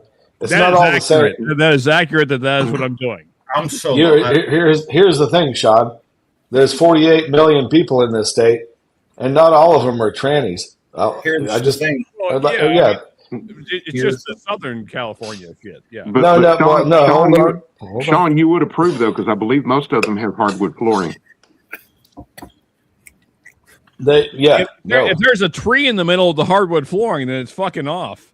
No, the tree has been cut off at the trunk, I believe. I don't think that's how penises work. They do scrump I really feel like Z-Man might have just he might have cut Sean's face off and put it on. Like we got a little face-off situation going on here. Kind of like some Buffalo Bill shit here. You guys are making this. You know what? I'm too drunk to even explain what I'm trying. You fuckers know what I'm trying to say. Sean is knowledgeable in stone grinding. Imagine what you're trying to say. What I said earlier. A little bit of sight-wide action. Penis sniffing dogs in California and Nevada. That's all. Hey guys, it's you're doing it all to me the other night. Let Anthony talk. Before Sean come on, and you guys weren't on, but I was talking about Whiskey 6 because he was on. Was it Bourbon Note? Mm-hmm. Sean? Ben, yeah. Ben was on. But it was a comment that he made that I made several times. And what I was saying is about the misconception that a lot of people have about us on Whiskey Tube. And I really enjoyed the conversations, some of the topics that Sean and them were discussing. But I had said it for a while on my stream. But it's important that people understand that we have a hobby, and the hobby we like to do just happens to be what we're doing right now and what we're talking about. Yeah, we all have an abundance of different whiskeys and so on and so forth, but it's not specifically sitting here and being plastered every frickin' night. I mean, it's the truth. I mean, it just doesn't happen that way. And I'm sure there are some that do, but for the vast majority of us here that are on here now, and then the other whiskey tubers, it's not like that. And there is this stigmatism that, that's what it's like. And people say, well, how can you do this? I said, well, what's the difference between going to the pub, sitting down with your friends and having a few? None of us, though, are driving. And we're doing the same thing we'd be doing at the bar, you know, watching a football game or something like that. Just and we're in not general. paying $20 for a pour either. No, none of us are. Well, unless you're Ken. Well, That's the average price. Unless you're Ken. Hey, sorry about that, Ken. Yeah. I mean, yeah, Ken's like, he wish he could only pay $20. To the discussion you're bringing up, the other point that we made, well, I guess I made, and then is that, okay, even if you get a little bit saucy, as I am right now, in full transparency, I have to go 20 feet to my bed, right? So I'm not putting anyone in danger. I'm not going to, kill your kid as I'm going home from the bar. Yeah, like I just have to get upstairs and go to my bed, and we're good to go. What about the hate speech, Sean? I'm offended by your words. Well, that's because you're a queer from California. I really think Z-Man is still here. Man, dude, we're still on Anthony's channel here. Yeah, I apologize, Anthony. Wow, hold on now. This is out of line. This is not the type of wording we use around these. I'm trying to make an example, and you prove. This is not the thoughts or whatever the thing of. Come on, Sean, just go like this. Come on. Wow. Hey, Sean. Here's the thing. Nevada does not have an H in it for all you Midwestern folks out there. It's not Nevada. That is true. Thank you. For everyone that's not on the West Coast, it's just Nevada. It's Nevada. So what about 12? Is that not how I said it? No. The 12th is spelled with no T. And 3 We established that 12 is spelled with 3 How do you L's. spell 12 without any T's? There's one at the beginning. I don't know hold on now. Well, What? fifth is spelled F-I-F. So Well, yeah. 1, 2, 3, 4, 5, 5. I put the Hey, Earth is only 3 letters. You ERF. go high in the octaves for the fifth. Yeah. Earth. You can't spell Earth without an F. Earth. Yeah. Talking about like Wyatt, Virgil, and Morgan? The Earth? No, I'm talking about planet Earth. There you Okay. go. Yeah, there you go. The third rock from the sun, Orlando. Richie was there for the 12th, 5th. Yeah. He knows what's up. Last time I checked, we're the third rock from the sun. It's called planet That's true. Earth. They made a whole show on it. Oh yeah. Hey, Ken, Third of the resident astrologist, Ken over here, he knows a thing. I astrologist.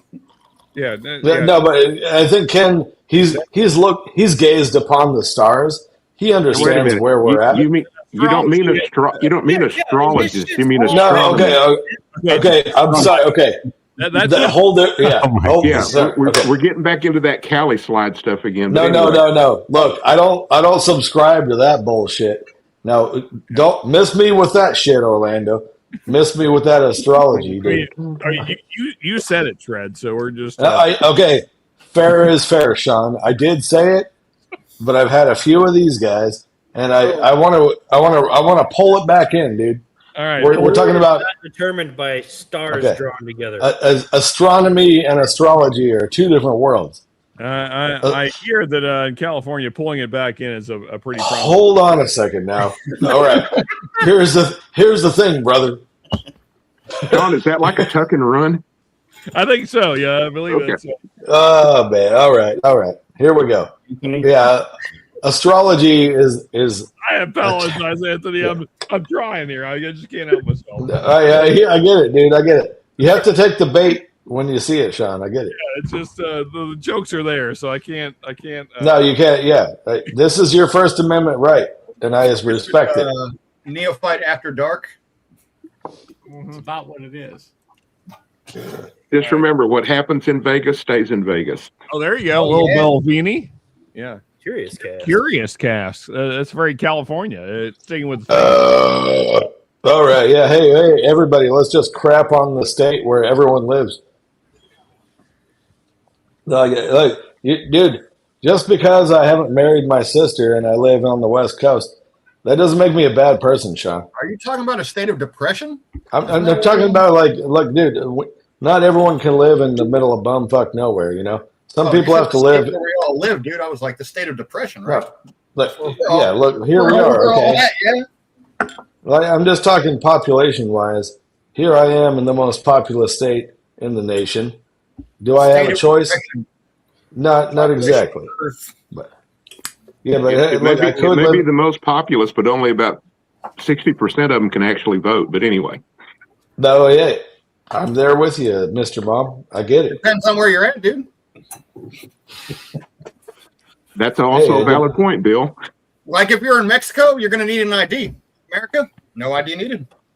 I can go to any country I want because I live in California. I don't know if you guys knew that. If you have a California ID, you can travel around the world without a passport. Anthony, This is 100% not true.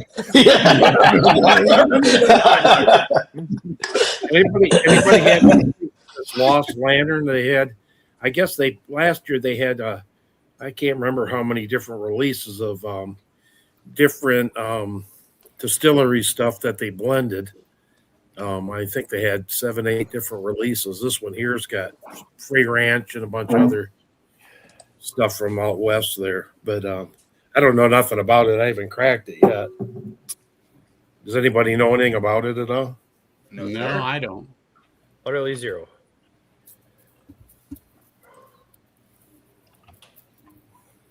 Now, Curious Cask. That's got a little bit of peat. Wonderful. Wonderful. They tell you what the Curious Cask is? Do they tell me what it is? Like, what's the cask? Oh. So it is a series. And it just so happens for a few years I had the first release, but I never opened it. The first release was this one. And you'll see it on the shelf, but nobody knew what it was because they weren't interested until I come up with that Curious Cask. The Sweet Toast of Oak Belvini. It's a 12-year. And I had this sitting on the shelf for a minute until that other bottle came into my possession. And I looked up something about the bottle and realized the Curious Cask, I think it's an 18. I'd have to look it back up. I don't remember. But since I did the review, it's been a bit. But that's part of a series. And hold on, let me get it. Oh my gosh. It's a diatribe on the back of this, but let me just look at something here real quick. Yeah, marketers got to market. What they do is so they go and the blender talks to, I forget what his title is, but is the curator of all of the barrels within that warehouse. So we doing, buddy? They will explain to the curator what they're looking for and what they want to do, and then he/or she, but in this case he, will go and pick the barrel for what the blender wants to do. Hence, and I'm paraphrasing everything, Curious Cask. Okay. And so this is a 14-year-old whiskey aged in bourbon barrels. Of course, most whiskey down there is. The malt master is Kelsey McClinney. I think that is her name. And then the samples coordinator is George Patterson, and he is the one that picks the casks that she wants to put together to get the what she's looking for, and that's how this came out. Not knowing I had this one, and that was the first one in it. Then came this one, and then there's another one. So it just so happened to be. All right, simplify it. The blender is requesting that they want some scotch from Balvenie to do X, right? They're Pretty telling much. me, like, I want to put this in American oak. And then Balvenie is like, all right, we're going to get our guy to be like, these are the ones that are good for American oak. Mm-hmm. And all right, it sounds like Nancy Fraley with more steps. Yeah, what Dustin just said too, because I was just going to preface that, and he said it. So this run came right after Pete Week, or also known as Week of Pete. At one time is what it was called, and then they ran this. So that's where the hint of Pete comes from. How many bottles in that? Dude, that how sounds many bottles in that phenomenal. bag, Anthony? You can still find it on the shelf. You can still find it. I don't know how many, but it's still on the shelf. So does it say how many bottles in that batch, Anthony? No, I don't have that on here. I'm looking real quick to see if it was on the back, but if I remember correctly, it was not. It's 47.8 ABV, and I think it's done nicely at that proof. I really do. I think it's done nicely, and I really think it's good. And then now that it's opened up a little bit, it's been a few weeks since I have done it or I have tried it again. It is very, very nice. The peat to me seems to pop more than it did at first. Also, the fruit has come to life a bit more on the nose. The malty, the fruit, the peat have popped a little better now over the last few weeks. Okay. They're single barrel, so 120-ish bottles. Hey, Shred's back. Yep. I've been here the whole time, you Yeah. Kentucky asshole. You're black drinking for a It's pretty darn good. Yeah, I was taking a piss there for a second. Just a second? Well, it took me a boot 25. Yeah. I'd say when you're drinking PBR, yeah, that'll do it. I think I've had thousands of PBRs in my day, and I never get tired of it, man. It's the best. In college, I had a fraternity brother who was an alumni, though, but he would come over. He'd bring a case of PBR all the time. And people would come in and they'd look at us sitting there drinking it and look, and they'd say, well, we don't want any of that. And I would just smile and say, good. Yeah. There was more for the four of us. Damn right. But I never had a problem with PBR. I never had a problem with Miller High Life. I never love really Miller cared High for Life. High Life. I love Miller High Life. And then they came out with in 89, 90, MGD. People thought, oh my gosh, and I'd laugh and I go, it's Miller High Life. That's it. Miller Genuine Draft. Just get her Miller High Life from the draft. MGD is all right, but Miller High Life is dog water to me, man. I can't drink it. It's too sweet. Miller, yeah. In the can, for sure. In the bottle, it's a little better. Oof. Yeah. Well, back in the 80s, you could get Miller in these little tiny little bottles, and they come in an 8-pack. They were like, I don't know how many ounces, maybe. Ben, check your phone. Like They 8 ounces. They were like 8-ounce bottles, the pony bottles. Yeah, but they come in a little 8-pack. Those things. Yeah. Well, I was like Mickey's Big Mouth. The returnables there used to be back in the day, a non-pasteurized beer. Mm-hmm. That doesn't exist anymore, but that went up until the early 2000s, where You could get, you know, a case of unpasteurized beer. You drink it, you put the bottles back in it, and you take the case back, and you get like $5 back deposit. Yeah. Yeah. Yeah, my old man used to drink. And give you another case. When we lived in Detroit when I was a kid growing up, my dad used to buy the Strohs and the long neck, the big heavy cases. That's back when it was made right in Detroit, and that stuff was my dad used to call it a headache in every bottle. Yeah. He still drank it though. Woodman's has got a throwback. I don't know if it's just Woodman's, but that's the only place I've seen it. It's a 24-pack of PBR bottles, but it looks like a returnable case. It even opens like one. Yeah, but they have the old hard cardboard boxes you open up and pull out these big. Yep. Yeah. Well, I'm sure you've all heard. It's just these. Schlitz is going to stop producing. Yes. This month. Yeah, but they started producing again. What? When the hell was that? 2010. Officially, they're 125 years old, and they're officially going to stop producing. So I tell people, you better go get your Schlitz now. Yeah, but Schlitz was gone for quite a while. Yeah. Yeah, they brought it back. They brought back contract brewed the original recipe back. Like I said, like 2010-ish. I forget who owns them, though. I just saw it on.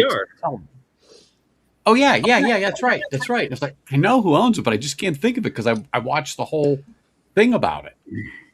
And, they're contracting it out for a few more months, but that's it. But they're like, people are running to it and just as fast as they can make it. They're like it came back out. Man, Schlitz is not good beer, man. I don't know why people care. Well, it used to be the top beer in the nation. I mean, GM used to be the top automobiler factory in the Automealer. They were the top automealer, dude. they were the top automealer. Can we roll back the tape on that one there? Hold on, dude. You know what I mean, dude. You know what I mean. You get it by sticking your home. You can stick your head up a bull's head. I forgot about straw pack home. Yeah, that's all I'm saying, man. Hey, Sean, I'm on the same way. Guys that are paying attention to our group chat we got going on right now, we need to do the same. We have the best fucking marketing. Orlando. Yeah. Orlando.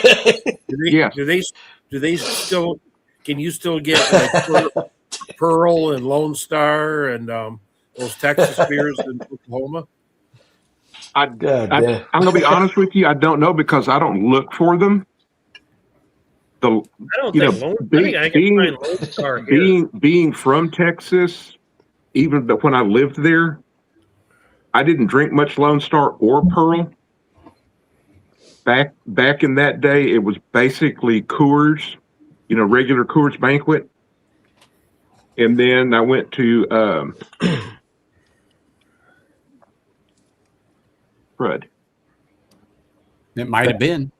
Yeah, Lone Star is dog water. Don't keep talking about Lone Star like that, dude. I love some.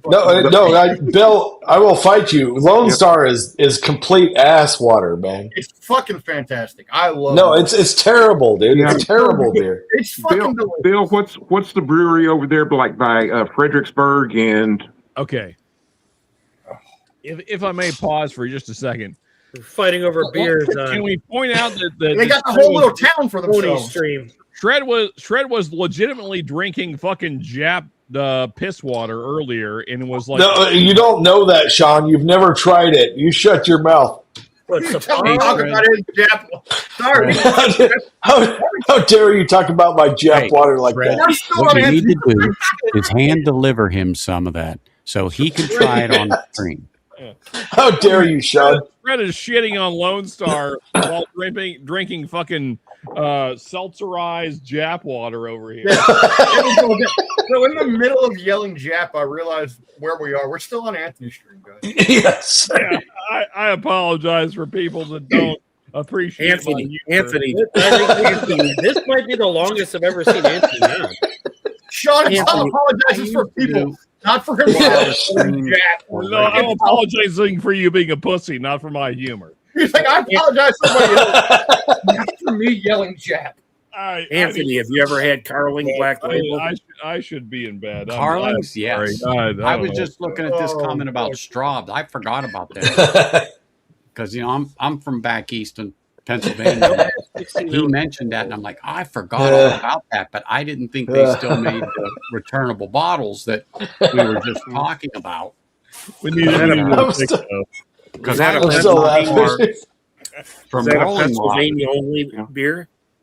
Is that a Pennsylvania only beer, Anthony? I've not seen it outside of Pennsylvania, like Rolling Rock. But I'm wondering, I didn't live far from Latrobe and the brewery over there, and I didn't think Rolling Rock was all that good, but I drank it because it was like $1.50 and a half a bottle when you went to the bar. Yeah, I used to love Rolling Rock because it was $50 a barrel. Orlando, I can tell you're from Texas because you say when, and I love that. I love that about you, Orlando. You're the best. Say what now? Well, you can tell I'm no. Well, you just said you said what, and you also say when, and I love that. I love that. I appreciate that. What and when? Yeah, you say what, and you say when. Yeah, that's some Texas shit. I love it, dude. I love it. And you have to not be from Texas to hear it. Yeah, you have to not be from. So look, I'm from the gayest state in the nation, according to Sean, and I appreciate your accent. Is what I'm trying to say.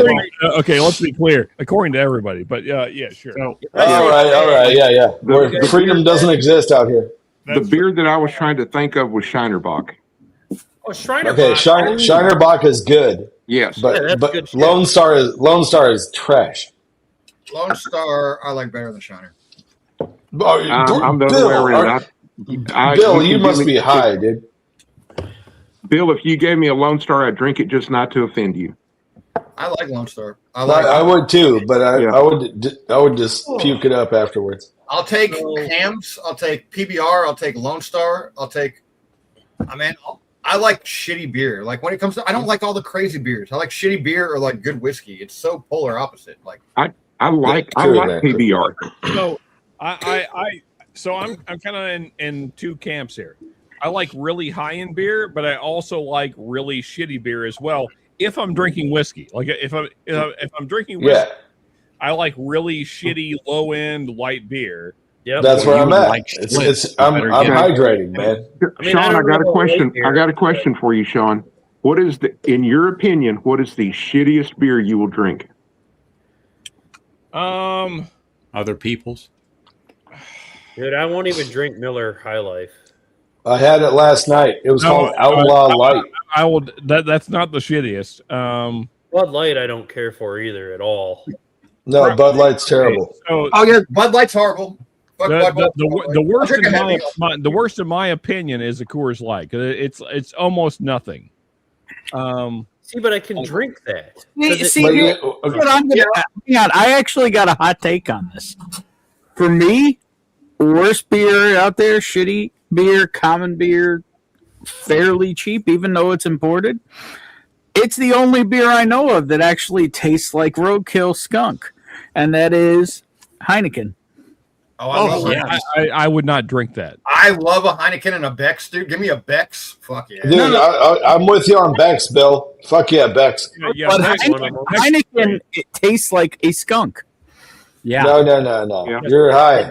Heineken is not so bad. Why would you 40 years ago, Heineken was good, but it's gone to total shit. Hey, Bill, you better send me some of that shit. I can't find that in California. I only got 130. There's a reason, Shred. But I got some Keystone, and I'll get you some. Yeah, dude, I want to try that Bush Apple. I heard the Keystone sucks. Anthony, anyone that would like to participate, it's beer time. It's beer time. Hey, Sean, get yourself a beer. Stop being a pussy. Anthony, are you going to participate in this? Oh, no, I don't have a beer. No, I'm drinking scotch. Nice sophistication around here. Hey, what kind of shitty beer do they have in Australia, Ken? I want to hear from Ken. Obviously, Foster's. Foster's Green is no. Foster's is even. I know it isn't. That's why I always bring Isn't Foster's out of Canada? It's not Australian? No. It's dude, made. I fucking loved Foster's Green forever. I thought it was like Australian, dude. The Foster's Green is better than the blue, Bill. It's better. Yeah. No, we all know the green. I'll drink a Foster's when I feel like having a beer. I feel like I'll go get the 32-ounce can. Oh, Sean, well, you're just talking shit about Coors. What are you doing? No, I was talking shit on Coors Light. This is the proper Coors. Banquet is a whole other story. That's right. No. Here's the thing. Because Bud sold out and it was importing trannies, I feel like Coors is now the official American beer. So there you go. Let's fucking get it. Yeah. Yeah. Were you worried about breaking a nail or something? I've ever seen a beer can open. Yeah. So the Bud Light. What the hell? Was he worried about breaking his nail? I don't have one nail. I like literally cut my nails yesterday. I have no nails. No. He was bitching about trannies while using an apparatus to open a fucking beer can. You got a point, Bill. And I don't. If it's not from Milwaukee, it's not a shitty beer. Do it again, Bill. I'll do it again. I'll use my fucking teeth. Will that make you happy? Dude, if your fingers don't work, you're supposed to use. You know what you're supposed to. You're supposed to use the hammer, dude. Just reach down there and pop that thing open. If your shitty beer isn't from Milwaukee, you just miss me with that conversation, man. Milwaukee is the king of shitty beers. Since these fuckers are complaining, I gotta turn my shit around, don't I? Is that a Driftless Takai? Yeah. Anthony is the host. I'm going to join you with some scotch. Oh, ain't nothing wrong with that Glenmo. Come on, Nothing camera. wrong with that Glenmo. What proof is that, Orlando? I believe it's 86 or 92. It's the triple cask. For some reason, I want to say you're right. I think 92. I don't have one here. All right, I'm back, and only because of America. I want to point out, only because of America. It is Tokai. Yeah, it's a Tokai. I was just fucking with you, dude. You don't have to open another beer. No, we're fucking doing it. I don't Shut want the fuck Hey, up. Bill, shut the fuck up. You shut your fucking gay ass mouth. If I could for a second, give me a solo. I want to open a beer the right way. Oh shit! Oh shit! Sean, what that mouth do? Like a poor woodchuck. Oh my god! That was like it does. It drinks beer. Dude, Z-Man is somewhere right now fucking finishing. Dude, Z-Man's flogging the dolphin to that He clip. just saw that and finished. That's right. Yeah, so should we double? Oh man, that's a lot better. Oh my god! Come on, Bill. Which is America. American. I'm proud to be an American. Honestly, though, all jokes aside, this is Holy crap! Our grandfathers, the freedom we have right now, the dumb shit we're doing. This is what they died for, so we could do the dumb shit we're doing right now and not be in fucking communism. So yeah. Hats off to them. Cheers to them. Double fucking cheers. Yeah. How is that, Gordo? I haven't cracked it yet. Is that the Tokai or the other one? The Tokai. It was. So this is my second pour of it. The first pour was super strange. My beer is so fucking wet right now. That's what she said. Or it's toned down a lot with a little bit of air. Mm-hmm. I got to give it a minute still. Oh yeah, that ice wine is sweet, dude. The Tokai shit. I'm not like the hugest fan. It doesn't suck like Amberana sucks, but it's like you got to get it right in the sweet spot, or else it's just. New England is not a crap beer, Shred. Hey, Sean, you're drinking beer from communist Colorado, by the way. Oh yeah, that's the Rockies, dude. First off, buddy. Yeah, it missed me with that. Colorado is more common than California. I know what you're trying to say, but here's the thing. They legalized weed like right after California, which is anti-communism. So you're saying the state I live in is the most anti-communist because they legalized weed the first? You're welcome. Well, no, that's not. Did they legalize? I'm just playing to your point there, dude. No, you're playing one point. There's multiple things happening here. I think California is the most libertarian state in the nation. I think Colorado found more taxes. If they can, I mean, tax moving on the if Kentucky and Texas did not exist, then that would be true. Maybe. Possibly. If California's, if New Hampshire didn't exist, yeah, California's New Hampshire motto. gets down, dude. New Hampshire but down. if New Hampshire didn't exist, California's motto would be "Live free or die," and get some gold in your ass, bro. I mean, you realize that we sell guns at flea markets for fun, right? You realize the wealth of this entire nation came from the hills of this state. I'm talking about 1849, bitches. You're welcome. Anyway, thanks for the gold, dude. You're welcome. Anthony, you have a stream to run. I apologize.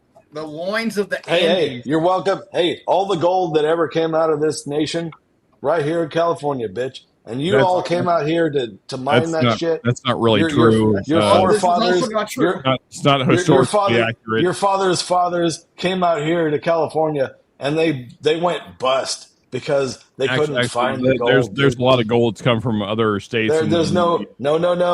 The only gold that ever mattered came from this state, bitch.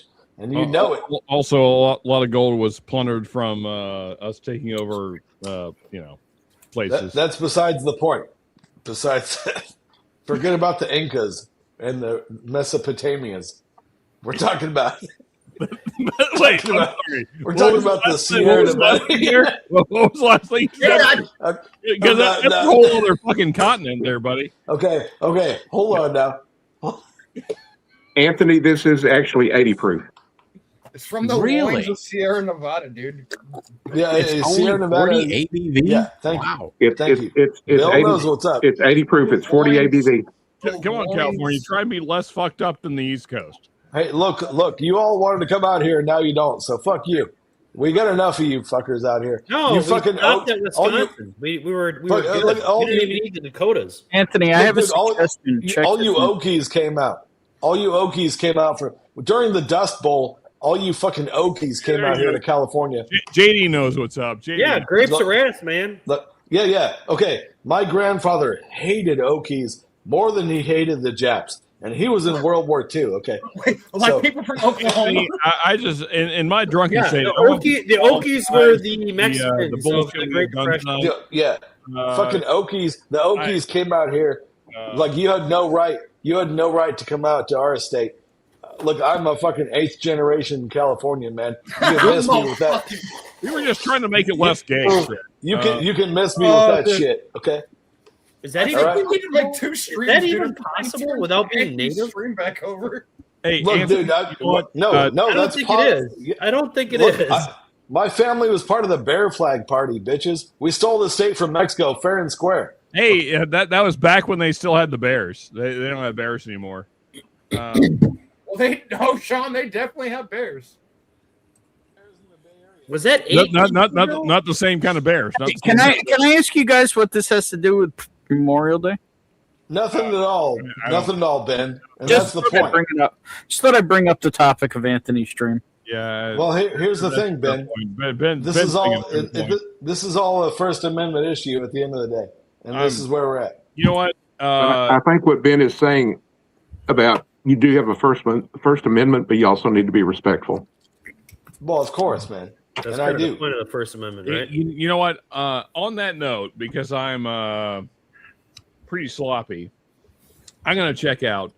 Love you guys. Appreciate y'all. Anthony, thank you for hosting the stream, sir. Love you, buddy. I've had, some would say, too much to drink. But that said, not enough, Sean. I will be back on the thing I was doing before. Appreciate y'all. Love y'all. Have a great Memorial Day tomorrow. Celebrate America. Celebrate those who have fallen, especially. Love y'all. Cheers. Cheers. I'm out of here. Have a good night, Sean. Yes, sir. Good night, Sean. Yeah, thank you to Ben for being the moral compass of the evening. Well, the thing is Anthony's definitely a lot more low key than I am normally. But literally, I was too tired Friday night, but my stream got way out of hand.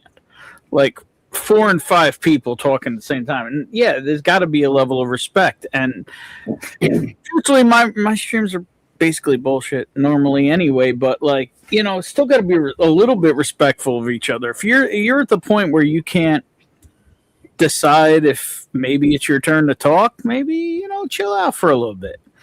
I believe the word you're looking for is decorum. That's a big word for us. Well, remember, this isn't a private stream, so it's not just us. Mm-hmm. Yeah, that's all. I'm just saying, you know, chill it out a little, because you know, exactly, trying to do something here. Exactly. You want to be idiots? Do it on my stream. Or in the back room. When do you get the pooch then, Anthony? What's that? When do you get It'll your be new, on your new Saturday pooch? at noon. Saturday at noon. When my wife came in and she was tapping me on the shoulder, I'm like, what the heck? I didn't even know she came in, didn't even hear her. And she showed me the phone, and we'll pick her up around noon on Saturday.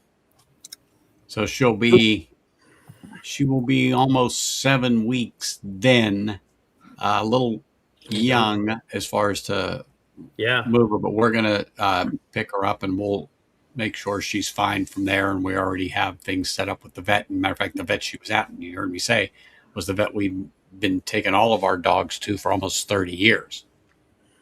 So How we're big good. does that dog get? How big does that one get? So she's gonna get Sean, can you hear me? probably about 50 pounds. Sean, can you hear me? Yeah. Size of- She's a golden doodle, and we're going to send her to school to be a service dog. So she'll be with us for a little while longer until she's gets a little more mature, and then we will take her to school to be a service dog, even though that you can do your own training for them. It's not this exactly. It's not the same. So we'll take her to it. She'll pass certain tests and so on and so forth to do that, because I want her to be a certain way, particularly when we go into restaurants and stuff like that. And like Olivia was, you know, Olivia knew the difference between her vest and no vest. Believe me, she'd see the vest coming. Oh, it was like her last chance to play a game. She didn't want to get in that vest, but once she got in the vest, you know, put her halter on her and brace, and you walk. She never pulled or never did anything like that. And she would alert if my wife was teaching and was starting to have an episode. She would alert, and then the other teachers would come into the room to, you know, give assistance, and then they would call me and then send her out in an ambulance. But it's just amazing how these dogs sense that and know that. But Olivia really seemed to hone in on my wife's condition. So we'll see how Emma does, because every dog is different. Yeah, she'll do good though. Oh, I'm confident she will. Yeah, and Doc must be excited. She is. I wasn't ready yet. I really wasn't. I wanted to go a little longer, but it is what it is, you know. So she'll be here on Saturday, and we'll see. We've got, you know, we've always had a crate, and then we have what do we want? It's another crate, but they're smaller, so we can transport her to and from where we need to go. But she will be crate trained in the house until she's at least potty trained. But even Olivia, we would leave the crate open, and she would just go in there because we called it her house. We just say, go to your house. She'd go right in, sit down. That was it. Close the door on the thing, and we would go out and do what we had to do. And I had a small fan, especially in the summer, to keep air blowing in there for her. The water she never touched. Of course, we never gone long that she really needed water, and she was snoring away when we came back in anyway. I mean, once in a while, she'd be standing up looking, and you could hear her tail going. You'd open it up, and, you know, she would be happy to see you. Then she'd go and get a drink of water and want to go outside. But she didn't we were never gone long enough that you had to hang water or put a bowl or anything in there. But she was a little schmuck. She would tear up all of her, like we would put a pad down there, she'd rip it up. We'd put blankets down there, she'd rip it up. So you know what? We took them all out. You can stay on the hard plastic floor. And she didn't care. She stretched out like she owned the place. That's how my corgi is. My Feet corgi up doesn't in the like air. anything in there.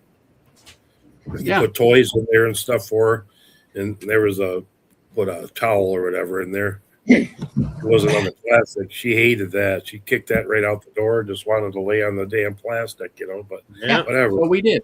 Now, one like thing we did for this thing. dog, we took a blanket over so the breeder can put it in the same pen with all of her brothers and sisters and get that scent on there, and then like her parents.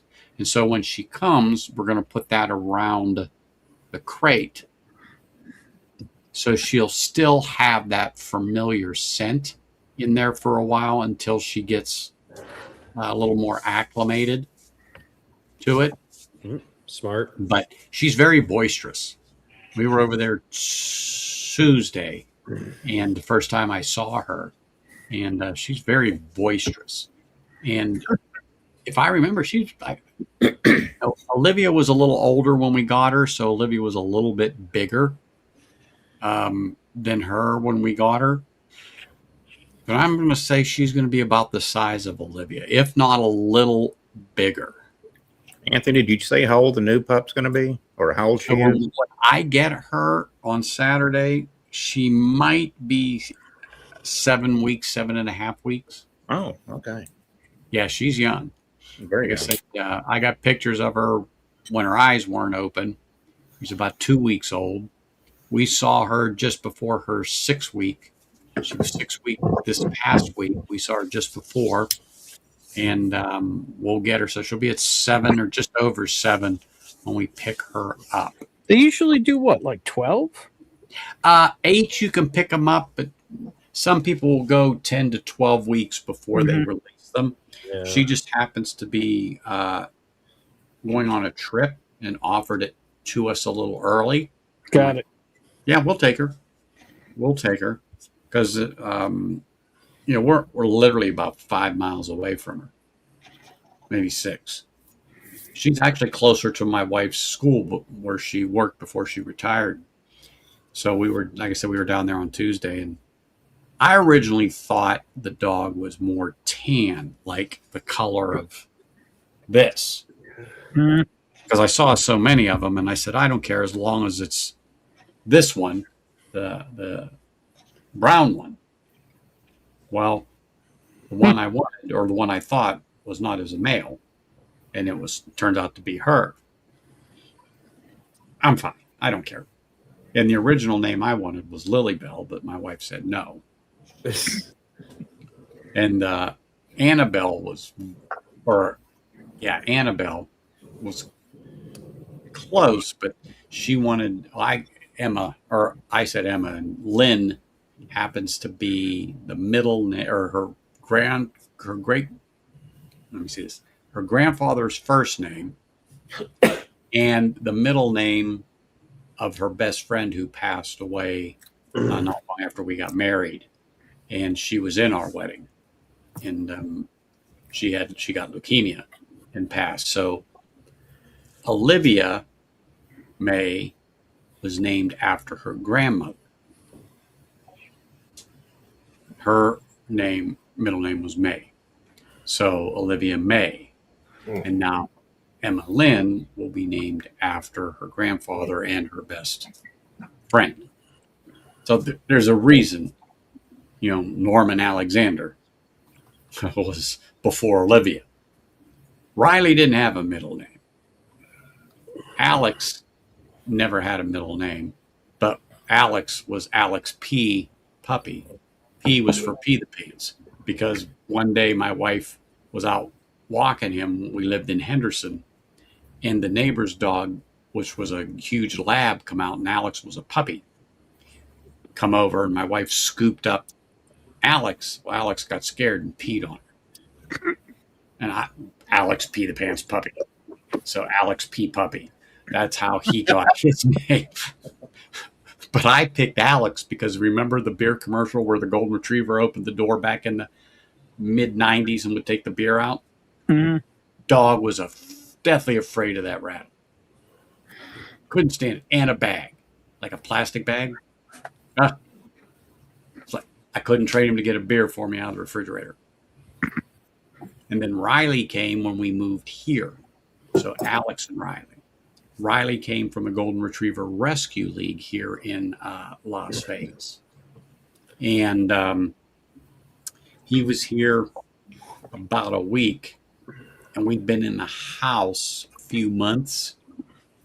And he shit on my new carpet and stuff like that. And I'm talking a Lincoln log. I ain't talking just a little rabbit turd. See my fingers? I said he's got to go. And that was all the space there was in between there. Take him back. I don't want that dog crapping in my brand new house. Get him out of here. Well, he stayed almost 13 years. And he really was a good one. It's weird. It's weird how they do that to you. Well, they found him on the streets here, and his paws were burnt. Because, as you know, it gets so hot. Yeah. If it's too hot for you, it's too hot for your dogs. But people think the dogs can take it. They can't. Mm-hmm. It's 100+ degrees. You touch that cement, you walk out there with bare feet and tell me where your skin's going to be. Yep. So he had burned paws. So they treated him, and then he came to, us. But so now Norman didn't wear shoes because we didn't think about that early on. But Olivia wore shoes, and we put toddler socks on her when she was a puppy to get her used to that, to get her used to having something. Feeling the sensation, yeah. Yep. And then we bought different shoes. She had hiking shoes. She had sandals. She just had regular shoes she would wear. If she was with me and we were hiking up where I was in camp, I'd put her hikers on and actually had Vibram soles. And she'd go tearing off through there because, as you know, there are cactus and other things in those, what they call them, goat something. They got the thorn that can go up into their nose. Well, goat ears. It will go through your damn shoe. Foxtails too are pretty bad. Oh, those foxtails. That's the one I'm thinking of that can actually kill dogs. Yeah. But getting their lungs, getting their trachea. Yep. Yep. Well, we didn't worry. Well, yes, we were worried about that, but that wasn't it. These are the other ones, and they're like a rock. If you pick one up and squeeze it, it's like a rock. And we had, Mark, we had flip-flops for her and stuff like that and sandals. So depending upon, it's hot. But we just didn't want her pads to touch the cement. Mm-hmm. So she pretty much went from the house to the car. But if we were out at camp, it's still hot. So we would put shoes on her. And Mark, where Anthony lives, I'll never forget. This was in '99. I was working in Vegas in July. And we used to have, I was getting paid for it. But we used to have, rigs bring in equipment from New York. And we were setting up in one of the convention centers in Vegas, which there are many. And we're standing outside talking to the truck driver. And I'll never forget, I go to move, and the soles of my sneakers are melted. And I'm taking a step because we've just been standing there. I take a step, and the sole of my sneaker basically stays there, pulls like mozzarella cheese. Yeah. It's hot. It's hot. There is no doubt about it. It is hot. Yeah. Here in Vegas. We don't have it nearly that bad here. Especially on blacktop, it's ridiculous. Mm-hmm. The worst thing for my dogs is actually when we get like the really packy snow and it's actually above 32, them stepping on it, it'll pack ice between their paw pads. Yeah. Yeah. And that they start it kills them. So we use this stuff. It's called Musher's Secret. Oh yeah, we use it here too. Basically mink oil. I just rub it between their paws all the time. Like even in the summer when it's really hot, I'll rub that on them and it keeps them from getting chapped and stuff. Yeah, I don't think I'll help you with your stuff, Anthony, when it's fucking 140 degrees on the blacktop. Yeah, we use that here too because they put so much salt on the roads and stuff, and Danny likes to walk on the road. Yeah, and it'll dry the paws out. All the salt will. Yeah. What is that called again, please? Musher's Secret. Comes in like a tub. Yeah, Okay. it's like this. You just grab like 2 fingers worth of it and rub it between each. Well, paw. we do because Danny's paws are so pretty small. Oh yeah, mine Just- are the size of my hand. I'm rubbing. No, so we take his paw, put it in the jar, just spin the jar. Well, that's interesting. I never heard of that until now. I used to run beagles and stuff. We used to wrap it on quite a bit on the farm, and a lot of times toward the spring there, that snow would turn to ice and stuff, where you get the warmer temperatures and it freeze. And I don't know how many times I had to pick the dang dogs up and one under each arm and carry them back to the house because their paws would get chopped up by that ice. Yeah. Or their paws are just packed full, like of ice. And they And Musher's Secret is they literally use that for pack dogs in Alaska and stuff. That's really what they use. It's almost the same as boot oil. It's a solid like paraffin. Yeah. I'm pretty sure. But it works. It works. So does it keep the ice and stuff from building up on them? Yeah. It can't it's hydrophobic, so it can't like freeze back to their foot or anything. And it also puts like a real thin layer for the cold and for the hot, although I doubt it lasts as long in the hot. But it also it doesn't hurt them if they lick it, because they're going to lick their paws. No.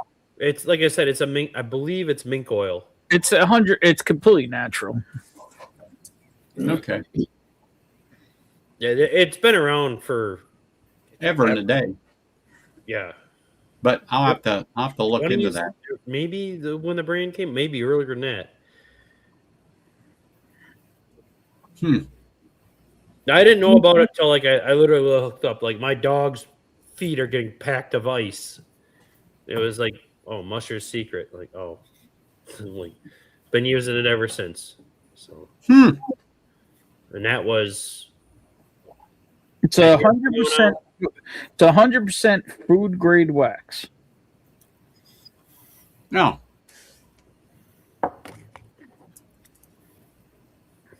So we're gonna start feeding her when she gets here a dog food called Origin. Because the breeder, me either, but it's called Origin. ORJIN, something like that. Sounds cheap. Whenever they spell stuff weird, it's only like $6 a pound. Yeah, at least. One, all of mine have gotten Purina Pro Plan. The cardiologist recommended it, and I'm like, all right, cardiologist recommends it, going with that. I just, we looked into the fresh pet and all that stuff like that, and I told my wife, just go down to the butcher counter and buy a couple of pounds of chicken, dice it up real good, and you can cook it up for the dog if you want. But I don't eat junk, let's say, and I've never fed any of my dogs anything like that. I mean, when the we raw found, diet stuff, no. When we found Blue Buffalo, in other words, when it came out, we used to actually buy it at a GNC, believe it or not. And so we would feed our dogs that, and we would just pre-order it. It would come in, we would go down and pick it up, because for me to go through 2 35-pound bags a month with 2 golden retrievers, that was no problem. No problem.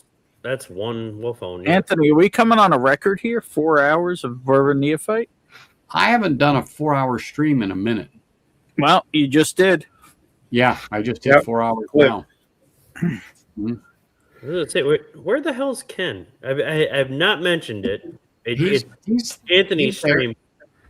I'm right here. Yeah, Yeah, he's I was right gonna there. I say, see him. Ken's the first stream I ever jumped live on, Really? and that was Yeah, well, during. that just shows that you just don't have any scruples, and no wonder why you No. fit in here. And that was like your Oktoberfest stream. Oh, Yeah, it would have been Before like my kids that. hey, existed. hey, Ken, he's never seen the Mankini stream. You can go and find it. It's there. You may not want to, but curiosity will get the best of It you. was fucking. Yes, Mankini. Yep. For There's a lot of white meat on that stream. And It some was- things cannot be unseen, and bleach won't cure it. It must have been 2021, I think. And then there was the shirtless stream. Well, that was the Mankini stream. That was a lot of white meat. Well, no, there was a shirtless stream before the Mankini. The Mankini was what was that, bet or something like that? That's how the Mankini stream came to be. Yeah, that was Ben's fault. Yeah, that was Ken getting to 1,000 subs. Yeah, that's right. Oh, he was well beyond that. Yeah. No, well, no, but that's what triggered the Katie stream. Is Ken was I know, like, but, like when I Ken had like hopped on there. Ken had been going for years, and he had like 600 subs. He's like, I'm never gonna get 1,000 subs. So it became, oh, if he gets 1,000 subs, he'll do the McKinney stream. So guess what I did for fucking months, plugging it everywhere. Because I'm at the benefit if I get 1,000 by the end of the year, I'll fucking remain. Yeah, and then other people jumped in, with the plugging, and we got them there. Yeah. So we had to do the stream, and you'd see a lot of familiar faces on there right now if you. Yeah. go on there. What's her face was on? No, this was old dudes. Yeah. No. Yep. When I jumped on for the Oktoberfest thing, Adriana, is that right? Oh yeah, Whiskey Mountains. Yes, Whiskey Mountain. She was on there. Oh, who the fuck? I think Tats might have been on there. Probably Old Man Joe. Maybe. God, it. Yeah, No, it's all Mankini, Joe. OMJ showed up on my stream a couple weeks ago. Yep. Yeah, Oh, no. I saw he was around. Yeah, I forget Yeah. what stream. It might have been when I was working on He one might of have been yours. on there. I got a question. How do some of these streams they got like 40, 50,000? Is that real that they get that many? yeah. They get Yeah. that many subscribers? Yeah, there's a lot more popular stuff out there than whiskey. Well, and then also us. I guarantee if I ever wanted to have a successful YouTube channel, all I got to do is just go first person live, walk through New York City. Forget about it. I'd have 10,000 people watching. Yep. Oh yeah. There's people that show them taking out their trash. Yeah, and that's what I'm dumping saying. them, and all There's of a some sudden, there's some of these just goofy things they do, and it's like you look and it's like, is this real? Yeah, it's real. And there's more people watching that than whiskey any day. yeah, but I mean, I'm being funny, but people video themselves taking their trash out or walking the dog or whatever, and all of a sudden they got all these people watching. Like, what? Yeah, I had the idea of just live streaming or videoing the daily commute in New York and how insane it is. Oh yeah. But I guarantee that would get way more views and way more traffic than any of our whiskey streams ever would. I used to watch a guy ride around on his bicycle doing food deliveries around New York. That was a good stream. Yeah. There's a guy in Michigan that he deer hunts a lot, but it doesn't show him deer hunting. It shows every day during deer season he's got like a snack he's eating or a sandwich or something like that. He just hit over 50,000 views the other day. It's like people tune in and it's just a still. It's not even a. That's not even. I mean, it's not even a video. We got a local restaurant where the breakfast chef or breakfast short order cook or whatever will draw little kids pancakes basically, right? So my kids each got cat pancakes. They were pretty cute. Well done, right? I took a picture of it, posted it onto our local lacrosse foodie group. 180,000 views and going still. Mm-hmm. And it's just like, holy shit. And they, the peddler was like, oh, thanks. Like the hungry peddler's the name of the restaurant. They're like, oh, thanks. Like, here's a $20 gift card. And I'm like, I just got you 20 times the amount of views of your subscriber base by this one picture with two little girls and their cat pancakes. Well, it's true. Be a lot of bored people out there. Tonight, I might have 300, if I'm lucky, 300 views for a 4-hour stream. I don't know what I'm. What you enjoy, and it depends on what you're doing. I mean, you can be doing the same thing, but you got to be doing lives of you like buying the whiskey. You got to be spamming it across all other fucking social media. Yeah, I don't do that. That's too much like work. That's why Bobby is so. Oh yeah, Bad X Bobby is he's got it all over Stitch and Insta and everything. Like, oh yeah, I'm not that dedicated. Yeah, no, this is for fun. This is perfect. Yeah, that's why I love this because it's extremely local and super authentic. Exactly, and that's so Ken is what we call the godfather of this setup. Pub style. The pub, yes. Yep. I was watching him, and then I'm like, Same thing with Ben. I learned from Ken too. Ken helped me. Ken actually helped me set up like my first real pub. Yeah. Like beyond StreamYard, like really trying to do stuff. Mm-hmm. And honestly, this way you can only have so many people involved as well. I mean, this format isn't exactly scalable to the tens of thousands. No. And usually now, I don't have to work tomorrow, so I do open up the pub. I used to open up all the time, but it got to be where I have to control the content more. Mm-hmm. It has to be more focused and has to be more on. And today, I'm fine with everything. I'm not upset about anything on there at all. That's why I just boot them.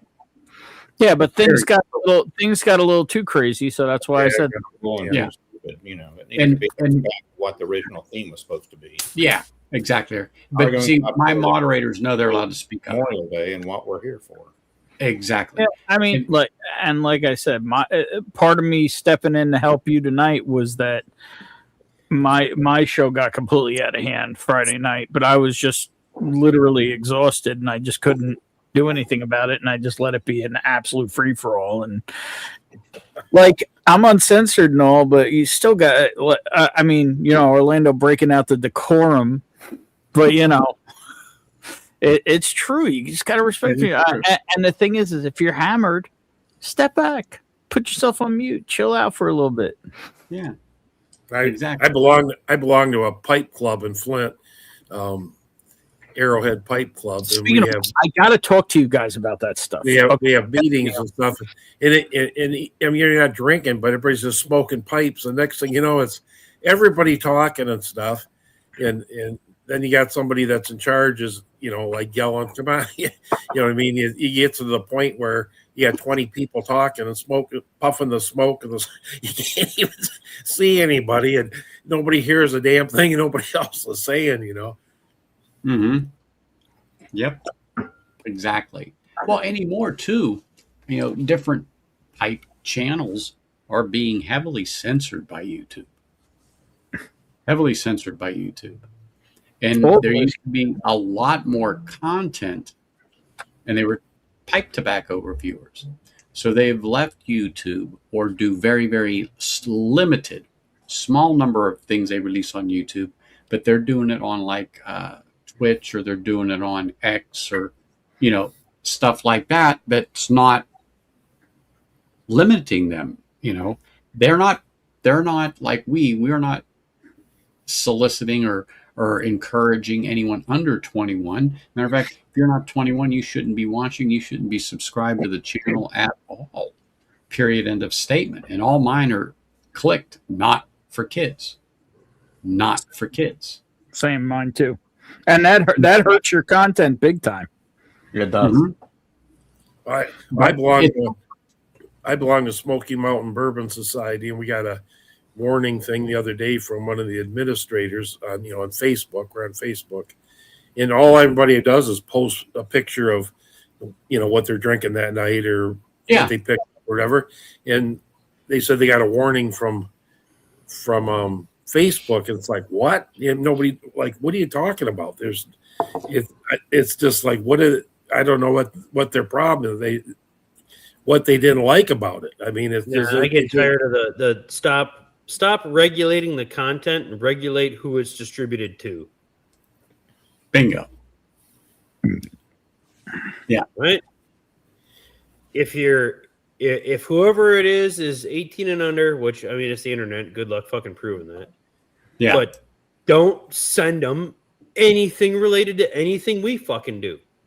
Right? Like, it shouldn't be that hard, especially with all the AI garbage now. Like, filter it. Like, don't blame the channel. It's not the channel's responsibility to regulate who sees it. That's right. Well, I can't believe somebody under 21 would get on Facebook and to see what people are posting on a bourbon group channel. I mean, kids don't give a darn about that. I mean, it doesn't make sense. At 18, 19 years old, I would have been one of those if we would have had this. Oh, let me hear this. That would have been me. I mean, he was born with a cigar and a scotch. I was under so, 20. I mean, but 99% of the rest of the world, no, they wouldn't have cared.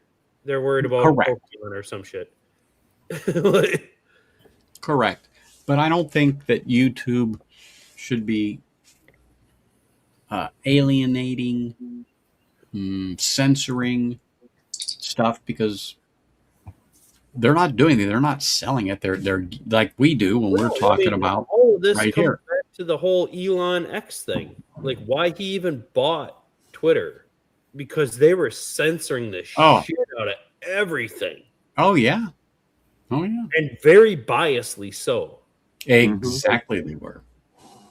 Well, I guess one of the pet peeves, apparently, what people will say, somebody will ask what they paid for a bottle or something, and that's one of the things that's like apparently it's a no-no now on YouTube and these bourbon groups. You can't say how much you paid for it. That's something Why YouTube. not? Excuse me, not YouTube, Facebook. I have no idea. I mean, it's crazy. But the symbol for money, the S sign for the dollars or whatever, you have to find it, like they'll say doll hairs or something like that. Or they'll put buck deer there. Because I'm part of a couple. Oh, that's why you see that stupid crap. Well, there's that, and then there's also the giveaways and shit. They Facebook's nerfs the shit out of that. So people will be like, if you want to play bingo, and what they really mean is comment and like if you want to get in on this contest. Like, it's it's because there's a lot of, like, you got to understand, Facebook and all these media groups are on a national level, and there's all kinds of state laws that get mixed into this stuff about gambling, giveaways, taxes, etc. Mm-hmm. And that's why I see at the higher national corporate level why they're just nerfing the shit out of all of it. Like, nope, you fucking can't. Like,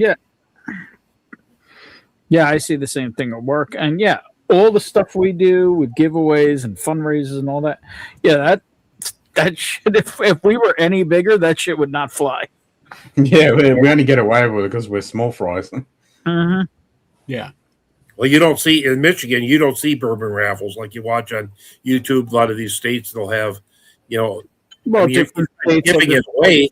They're just giving you the opportunity to buy it. I mean, you don't. I've been to a couple small ones, but they're illegal doing it because it's illegal in Michigan to do it. My grade school PTO silent auction had a driftless Glen Pick in it. Like, did you go in for it? No, because my wife is president of the PTO. Like, you could have put my name on it. it only went for $10 over retail, so.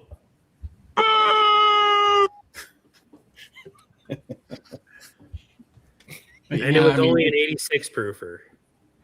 Hey, you want to know one of the more delicious driftless picks I ever had was like a 90-something proof. Their weeded's a lower proof one too. I think their weeded isn't anything over 96, I believe. Yeah, the weeded is one right great too. This weeded is 89 right here. Yeah, which one? That's a Driftless Glen. Oh yeah, weeded, but yeah, it's a pick, but it's only 89 proof. The weeded also makes a hell of a fucking old fashioned. So chocolatey. Well, I'll tell you what. That what's crazy is I've now picked it. I've picked it almost anywhere anybody would want to pick. Heaven Hill, Sazerac, Buffalo Trace. Pretty much my bucket list pick is Driftless. Driftless. They're making a single malt now too. Our group just picked one a couple weeks ago. In fact, they're shipping it out today. But they've been doing the single malt for a while. Have they? I'm not over the top on it. Did you taste it, Neo? No. Oh. Apparently, they're getting their. It was better, but it was still like meh. So I was just reading what Ben had said, and it's funny. I knew a kid when I was in high school, and I think it was his grandfather, might have been his uncle, but was in the Philippines and was in that death march, and talked about how the Philippine people would sneak to the fence or the wire and slip in food to different GIs and people that were in prison, medicines and stuff like that, and some of them got caught and they were instantly killed.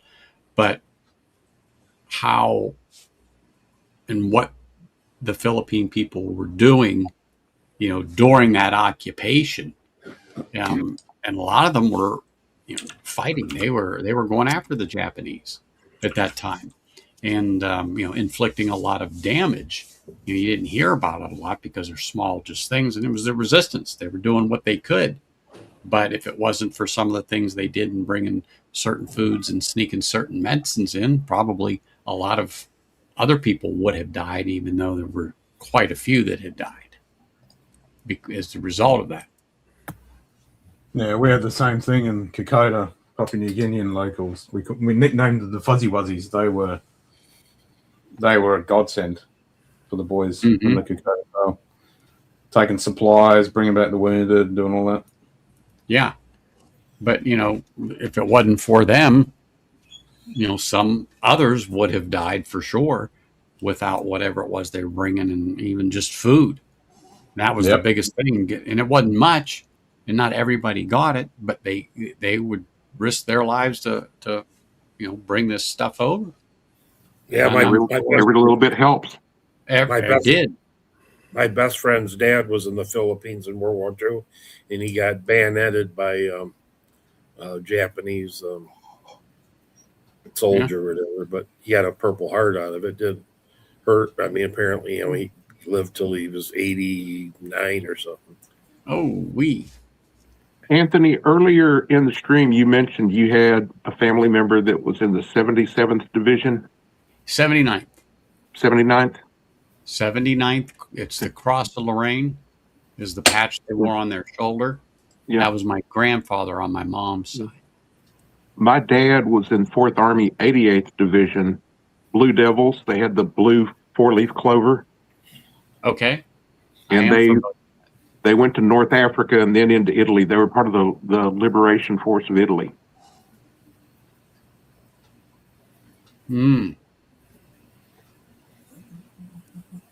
But now my grandfather's brother, I never knew him, but he was killed in Anzio. So he's buried at the American Cemetery in Anzio. One of my best friends has an uncle there also. Now, other family members had been there and went to the grave. I wouldn't know it. I don't even remember his name. Now, my aunt may. My aunt might remember his name, but she wasn't even born then. I had a great uncle on my mother's side. My great grandmother had 13 children, and all of her sons served. And she actually outlived all but one of her children. But this one uncle, he was a tank commander, and his tank got blown up over there. So she was, Gold Star family. Well, was it the Sullivan brothers were the reason why you can't have all brothers like that in the same outfit and the same thing? Mm-hmm. They were in the Navy. Mm-hmm. So she got 4 letters. I think it was. I forget the number, but it was something like that. All her sons, all her kids. All in one incident. Yeah. All in one incident on the same ship. Yep. So that was like dispersed. That's because of that incident there. But yeah, I'd like to go there, and I'd like to go to Normandy. I'd like to be able to go to Anzio and find the name of my grandfather's brother, and I'm sure it's down there somewhere.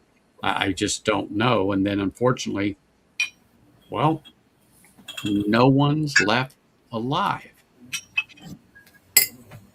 And I didn't think about that when I was a kid. And he did have a couple brothers still alive, but the one I knew the most was his brother Bob, because I was always over there, especially as a kid when we would go back to the farm for deer season, small game, trout. We go back and fish and stuff like that. So I was always over there. And then his mom's house was built. My grandfather's mother, they built her a house directly at the top part of the field where she could look out and see the main farmhouse and the barn and everything else. But they built her a place up on the hill, and that's where they delivered the Western Union gram to, if I remember right. Or maybe that wasn't done yet. But it was right around there because they built it for her up on top of the hill as the brothers started to take over the farm. My grandfather didn't. He stayed on the west side of Pennsylvania after the war. But the ones that stayed, and took over the farm, they stayed in the house. Now my cousin still owns it. And his dad was my grandfather's nephew. And, his son's my cousin, but he doesn't do dairy anymore. He stopped that almost as long as I've been out here in Vegas, almost 30 years. And he actually has a construction business, and he's building bridges like along the turnpike and stuff like that. Now, exactly what he's doing now, I don't know, but it's a good 15, 16 years. But he came out here for the World of Concrete. And who knew that concrete was such a big thing? I sure as hell didn't. But it's not just concrete. It's all the things that go with it, the trucks, the equipment, and stuff like that. And there's loaders and that. I never paid attention to it. I knew it's been here, but he came out for it. I was like, what's so big about it? And then he told me. I went, oh. I was like, yeah, what's so big about mixing concrete? I didn't know. But anyway. But yeah, that's, the farm that is out there is in a little town, and it's actually named after my grandfather's family because they settled there. And that's generally how it was back then. Who settled there, who had the most land? Okay, it was them. So it was named after them. And not too many people have I met, but I've met 1 or 2 since I've been here in Vegas, because they mentioned a town around there that you wouldn't know unless you lived there. And then when I fire back with a couple other ones, they go, "How do you know about that?" You know, there's just no way you know about some of these podunk towns unless you were there and you lived in something like that. It was just funny. And Neil, I don't know if you ever heard of oh my gosh, it's a big pipe shop in Pennsylvania. Hold on. Cheers, guys. I gotta go. I got a meeting. You do? Yeah, I gotta work. Oh, geez, he said that on my stream. Oh, sorry. Oh, spit that out. Oh my gosh. Oh my gosh. Ken, have a great one. All right, man. You too, guys. Cheers, have Ken. a good Memorial Day, and lest Yes. we forget. See Thank on the you, next one. sir. Lest we I forget. appreciate you. Cheers, Ken. Cheers. Oh my gosh. Oh, Boswell. There we go. Boswell. So there's it. You can get custom made pipes. I mean, he makes them. He only sells them on Mondays. Only sells them on Mondays. You got to go online and get one. And I have one that was made by him. And I was just lucky enough to be online, and all of a sudden it was there, and it's a nice freehand, and sitting right up there. And I tell you what, smoking a pipe's a lost art. All right, Yeah. so here's a question for the crowd. Recommendation for a first pipe. Recommend go get a Stanwell or something like that, a Peterson. You know, I mean, I don't they're- even know where to go buy one. Cheers, Like brother. regular smoke shops here, the only pipes they sell are glass. yeah, that's not a smoke shop. Well, not the thing you want to the thing you want to watch now is all these Chinese ones that are out there. When Yeah. you find a wood pipe, 99% of the time now they're just junk Chinese pipes, and they're worthless. Yeah. They're So, like I absolutely- said, What makes them worthless? well, because they're not good briar, and they may No. not even be. It's not They even might- briar, most of them. Yeah. I was gonna say it's I don't know what that means. I was handed a pipe to try once, and that's the extent of my experience. It's And I the sent quality. It's the quality of the wood that goes into it. And I sent Anthony a picture of it. Yeah. Yep. I It's saw it. kind of like getting a Timu pipe. Yeah, there you go. I know. I mean, does it not pull air? Like, I don't know what's wrong with it. I No, don't it's just crap. It's just plain crap. Yeah, they burn hot. You get a bad smoke out of it, and they don't last. So, what did you say to get? So Peterson they have all different varieties, all different kinds. And let me just say they have let's just say good, better, and best grade.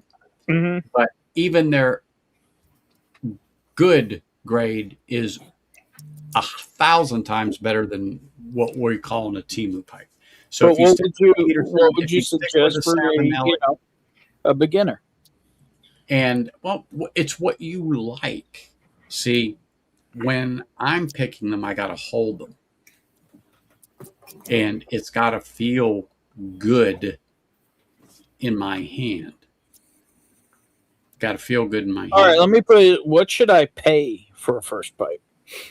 You could pay as little as $50. You could pay as much as $200. But about $100, $150. So a decent bottle would get you a nice Peterson, would get you a nice Stanwell or Savinelli. And I would look for something like a freehand, and I'll show you what I'm talking about. How are you, Joe? Good, brother. Good. So I'll highlight this here, and Here's this is the Boswell.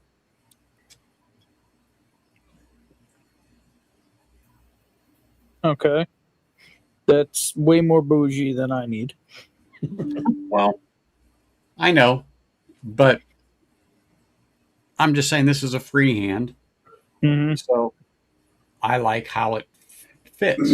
But I didn't buy this one where I touched it. I bought it sight unseen. In other words, I saw a picture.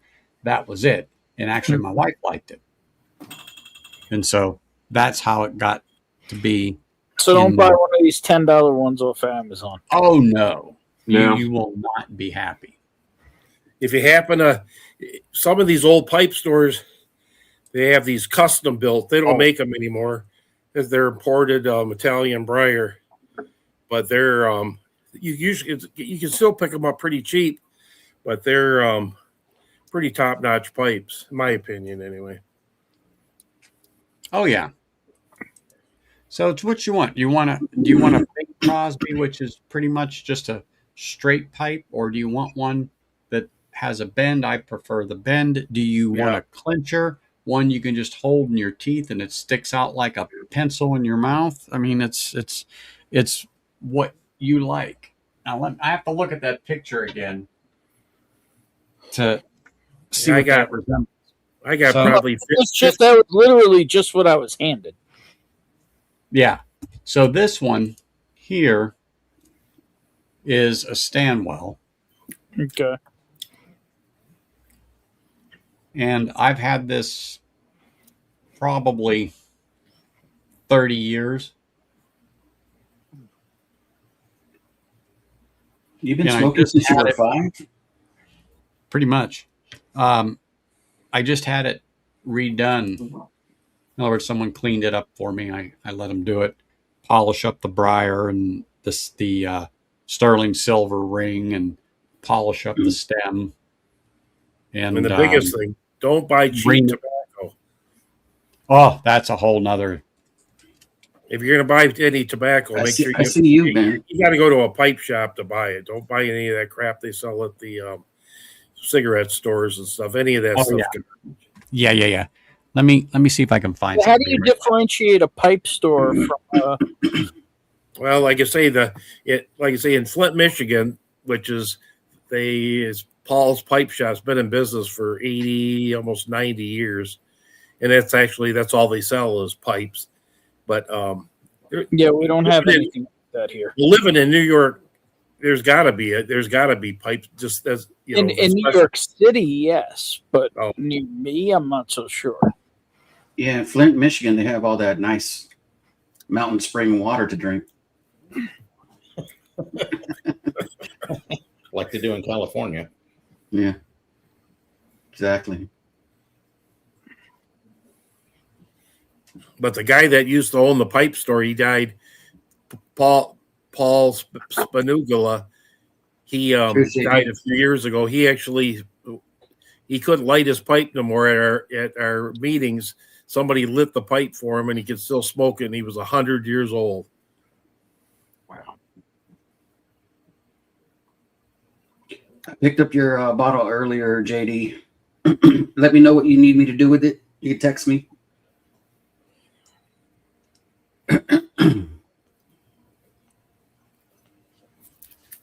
So we just order that through El Cerrito, the other one that's not connected to you, then, Joe, or what? The rye, not the one. Yeah, I mean, I want to be honest. I like it personally. I think you're gonna have to like finished whiskeys, like to that extreme, because I think it's almost all port until you get to the drawdown and the finish, and then you'll start to get some rye notes and then kind of understand that it's a Willet product. But I think it's good. I'm gonna be honest. I don't think it's as good as my pick for next month. But I'm being biased, I guess. But I think there's just more to it. Is there anything like this one, Joe? No, it's actually a lower proof. It's 104 point something, and then it's a bourbon, isn't it? It's a Willet rye. Mine will be my pick at the end of next month will be a Willet 8 year 9-10 months, and then it'll be hold on there, Eric. There you go. Eric's good. Yeah, it'll be an 8 year 9-10 months, and it will be finished in Chardonnay, not port. I don't know if you can see that or not, but I'll turn it this way. And actually, if you guys go back to the stream where when I picked it, Miss Independent Joe, it was she actually helped me pick that one, and that one was she really liked it too. So, not to say that, but to be fair, she also likes Fireball. Wow, that's a real far. Yeah. Yeah, but I mean, but she tasted all four or five different samples that I had, and she was like, "Yep, that's the one right there," and I agreed, So it's basically her pick. I'm just tagging along. You said in June, end of June or something. Yours? Yeah, end of June. They're still catching up with other orders because of shortage of glass. Well, how did they get bottles for the one that's on El Cerrito then? He did his pick Like a month and a half earlier than I did. I was there when he picked it. I'm just trying not to take credit for it, or because it's like his story, and I was taking a lot of credit for that one pick that everybody has now. So I was just like, I liked it when I tasted it in the store. It actually tastes different than when I tasted in the store, from what I remember. But yeah, it's still good. It's just not what I remember. I'm a big I fan. thought it really tasted like phenomenal. I don't use that word phenomenal, but it tasted phenomenal when I tasted it as a sample in the store.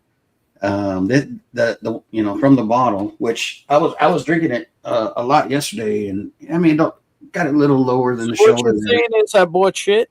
That's what I hear. No, I'm not saying that. I could keep drinking that. That's the problem is it's just like candy in a glass, and it's not. If you're looking for like a traditional whiskey, this ain't it. It's like I'm a fat kid, so I like fat kid in a bottle, fat candy in a bottle or whatever, cake in a bottle. Saying the finishing is overtaking the original distillate. What's that? You think that that the finishing is overtaking the original distillate a little Yeah, bit? I think so. Yeah. How long? How long did What's they that? finish it for? Do you know? I don't, but at least a day. Yeah. Well, yeah. I mean, those had to be some really wet barrels for this one right here. You don't know That's the thing I've always said. If your finish is overpowering the whiskey itself, that's a flag. That's a flag. The finish should be like the icing on the cake. It complements the vanilla cake or the chocolate cake or whatever that is.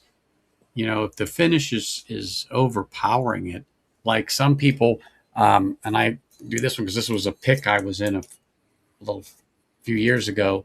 It's a Takai finish. And if you've ever had that, it is good. But if it's You got to be careful.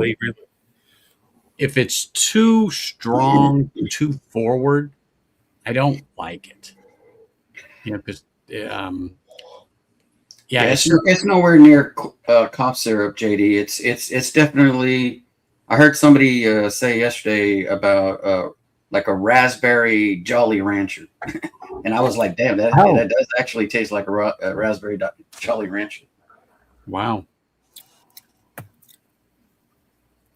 But it's definitely not like a traditional Willet. Like you're looking for those Willet flavor tones and profiles. Like the bourbon that I picked is 117 proof. This one's 104, and I think more of the flavor, the ethanol is burning through that finish, so that you get more of the flavor of the whiskey, in my opinion. So that's what I like about the one I picked. So that's why I like the Penelope Project X. It's it's only 4-year-old juice, but the thing is the finishing on it. I don't know how many different ones. I got all but the maple brulee, which I'm not a fan of. I think there's I got 6 or 7 of them. Yeah. The finishing is perfect on them. I mean, it's just like for a cheap bottle, they really put the work into them. I mean, I was really impressed with them. They're for a $79 bottle. Yeah. Mhm. Yeah, I think if you get it though, I think if you like a finished whiskey, I think this one is it's just something different. It's definitely something different. Definitely not cough syrup, like JD said. Well, I'm looking forward to it. Yeah, when you know, like I told them, says, you know, these onyx and ambers, you know, when we were talking about your pick. I think, yeah, it was you, Eric, who posted it. Yeah. And I said, well, if it's anything like this, it's amazing bottle. And I said, that is so good. I'm trying to it's worth. I told him it's worth getting low there. Picking up this new pick from Onyx and Amber because of what I experienced with this, and I'm so glad I got it.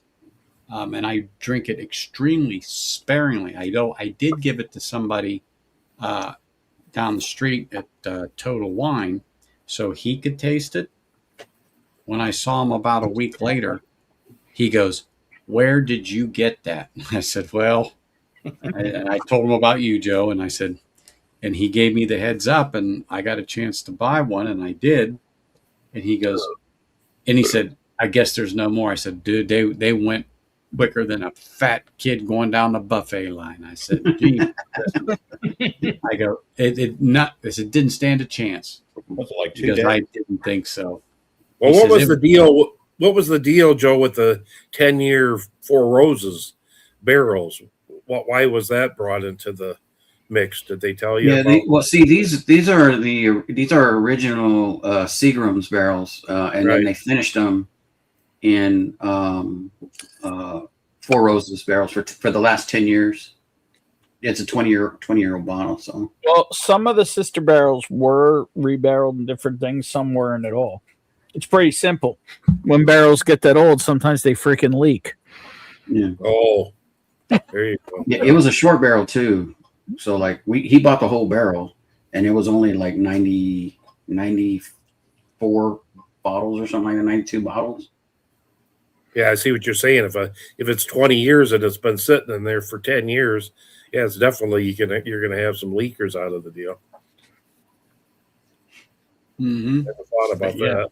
This Onyx and Amber is really, really good.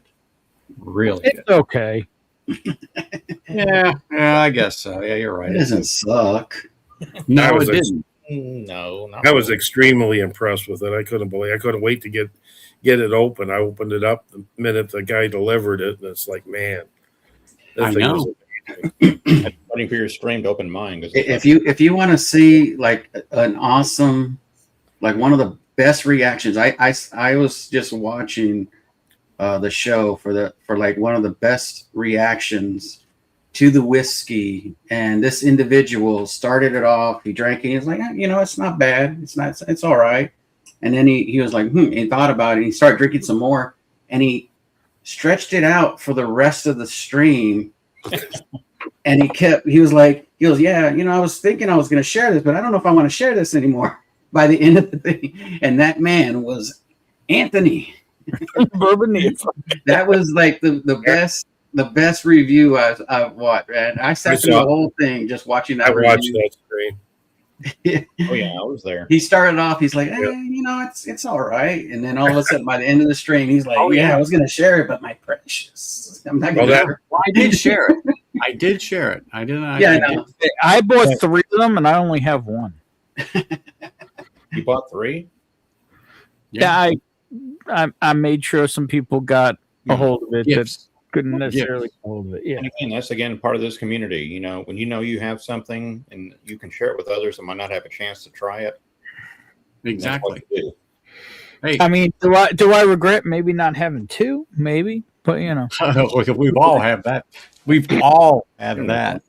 Yeah, but the price for a 20-year for $125. I mean, it's you compare anything else out there, it's just like crazy. I mean, that price was unreal.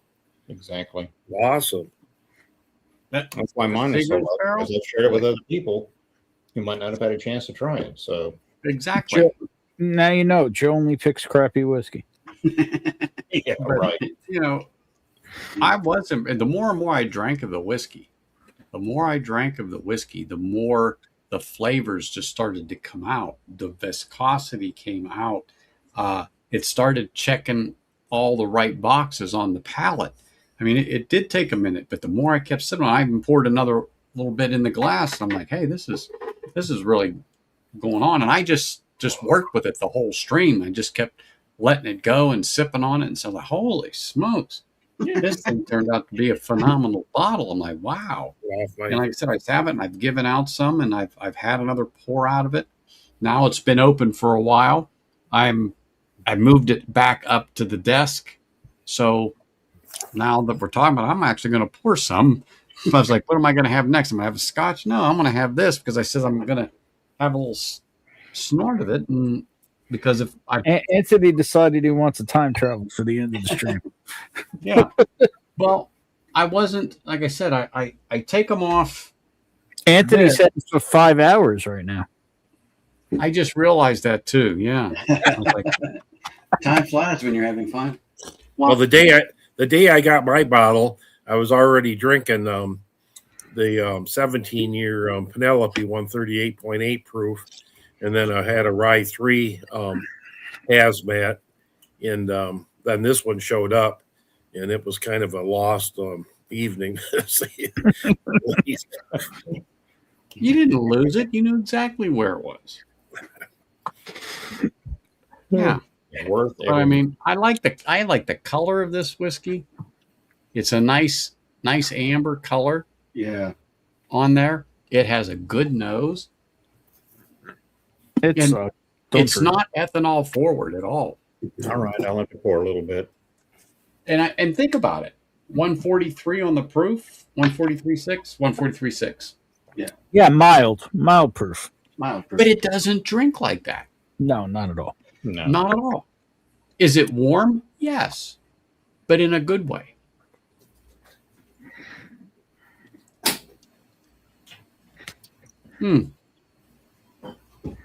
Wow. You know what? The viscosity on that Onyx and Amber is like this Copperworks ASM, the color cask. I mean, look how dark this is, Joe. Oh, wow. So I held it up next to this bottle when it was full. So let me move it over. Yeah. This is a clear bottle. I didn't know that until I drained it. This bottle is tinted dark. The liquid in it is much clearer. But now put this up next to it. I mean, that's how dark the whiskey is in the bottle. But that's what I'm saying. There's some similar tastes going on in this.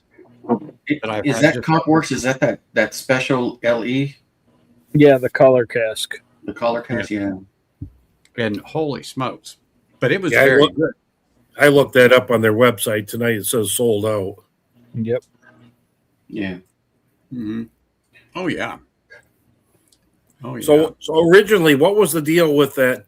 The American light whiskey, the Seagrams there, it was supposed to compete with the vodka market originally. Is that what it was, from my understanding? Yeah, they were trying to. Yeah, and it was garbage. What gets me about it, I can't believe they didn't dump the stuff, years ago.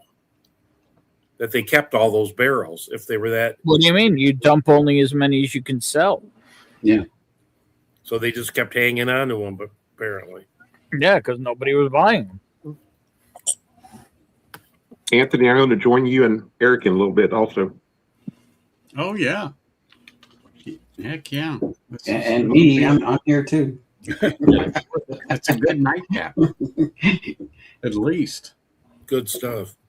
That is a freaking awesome nose. Oh man, is it? It is. Mm-hmm. It grows on you. That's what Joe was saying. It's just like, wow, just keep drinking this and keep sipping. It's like, holy smokes.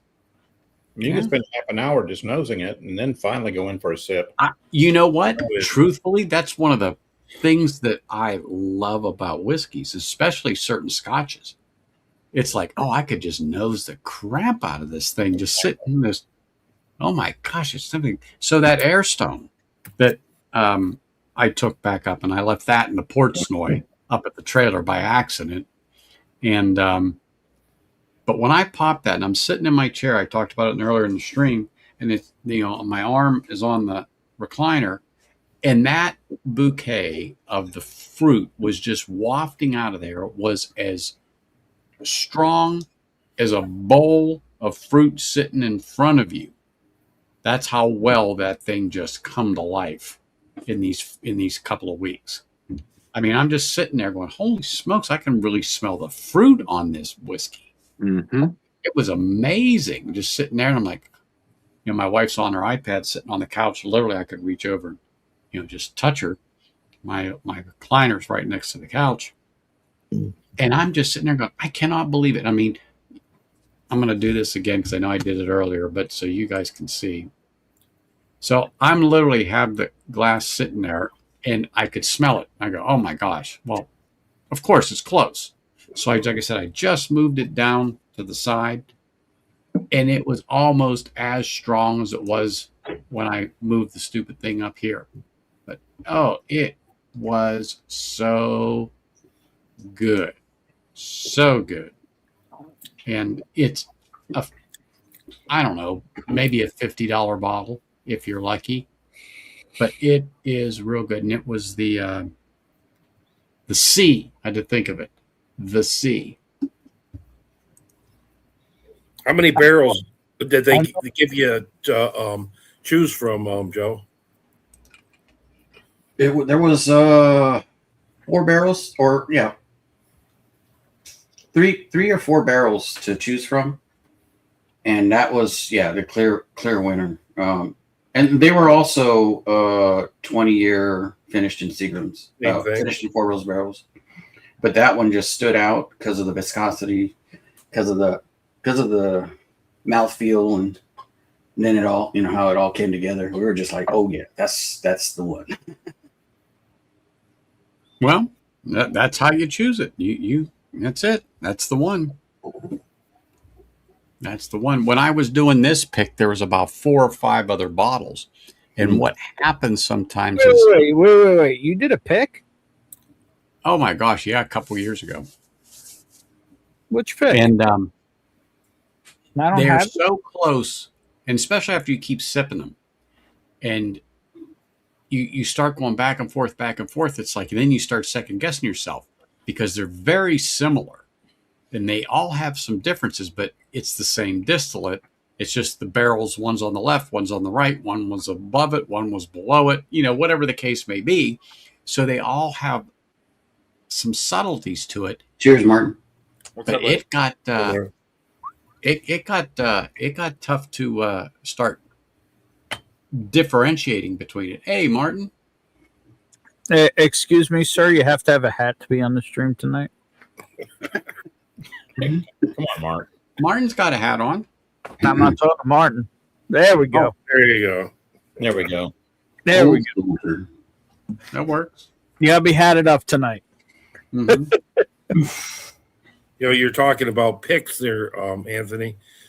There's a couple stores near me in the mid-Michigan that I've completely lost their respect on their ability to pick stuff. It's almost, they got like 6-7 stores, and it's just like they roll barrels out and they don't care. I don't think they give a darn what.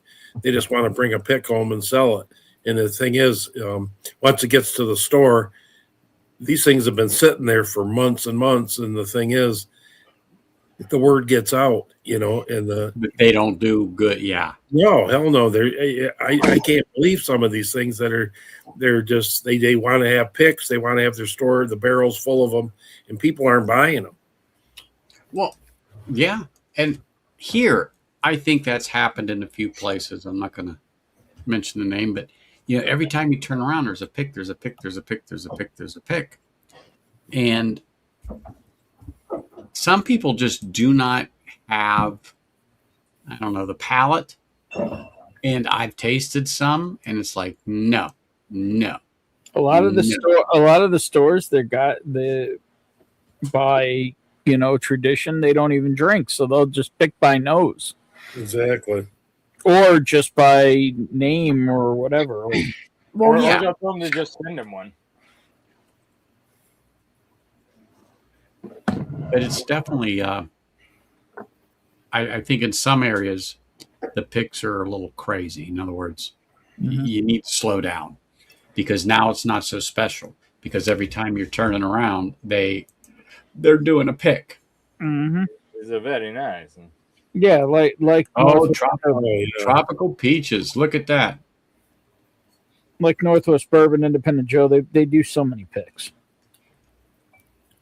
No, we're Joe and I are quality. I'm kidding. Obviously, that was. I was saying we're quality over quantity. Yeah, and I think that's what people need to look at, and it's the quality of the hooch. You might not get 100 bottles out of it. You might only get 90. Well, you know what? Then do that. And because case in point, they this group here picked a Eagle Rare, and it was supposed to have been like 11 and a half years old. This thing has absolutely no flavor. I couldn't believe it. It was just like flat. It was just like it has no nose. It has nothing. And Eagle Rare can do that. It can do that. I have bottles or had a bottle that was a nice grape flavor, which surprised me. And this was when I was getting into whiskey again, and people were telling me about the grape flavor in Eagle Rare. And I haven't tasted that. One of the bottles I got, once it opened up, I was like, holy smokes, it does have grape in it. Because at first I wasn't getting it, but as it opened up, I got it. Then I opened up another one, and I just couldn't really get any taste out of it. It wasn't terrible, but it was almost like you're getting over a cold, and your taste just hasn't quite. It's just muted. Yeah, and I'm sipping this, and I go, "There's really not much here." And I gave a few samples out, but the consensus was, "Yeah, it kind of seems tasteless." Well, it couldn't be me. With other people saying the same thing, but then. Some bottles of Eagle Rare are just like that. They're flat. I mean, in my opinion, almost all bottles of Eagle Rare taste like that. Yeah, it's not that. Well, I've been lucky. Now this one I've got, the one I got on the shelf. I'm not an Eagle Rare guy. No. Well, I got a shelfer that tastes. It's 10 times the bottle as this store pick, and I've let other people try it. They have the consensus when it was just absolutely flatter than flat. I mean, had absolutely nothing. So it wasn't just me. No, the one I originally had with the grape was a shelfer, and I don't own a pick of Eagle Rare. Never had a pick. Change that. But like I said, I've got one that's unopened right here, and I got another one unopened up there. And I think when I got those, they were between $35 and $40. So let's just say $40. So I bought a couple of them. And then, of course, as you know, what happened to the price on them for a while. Now you can find them for $50. Yeah, this pick was only $44.99. Oh, nice. That's where it should be. That's where it should be. And at that price point, they'll sell the pick. And because it's an Eagle Rare. No, they blew right out of there. Yeah. But not, as we all know, not all Eagle Rares are even worth $45. They're good. It's like, yeah, man, don't buy that batch. Wait.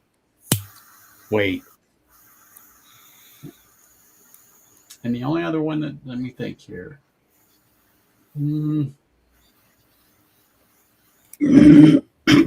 got 1, 2, 3, 4.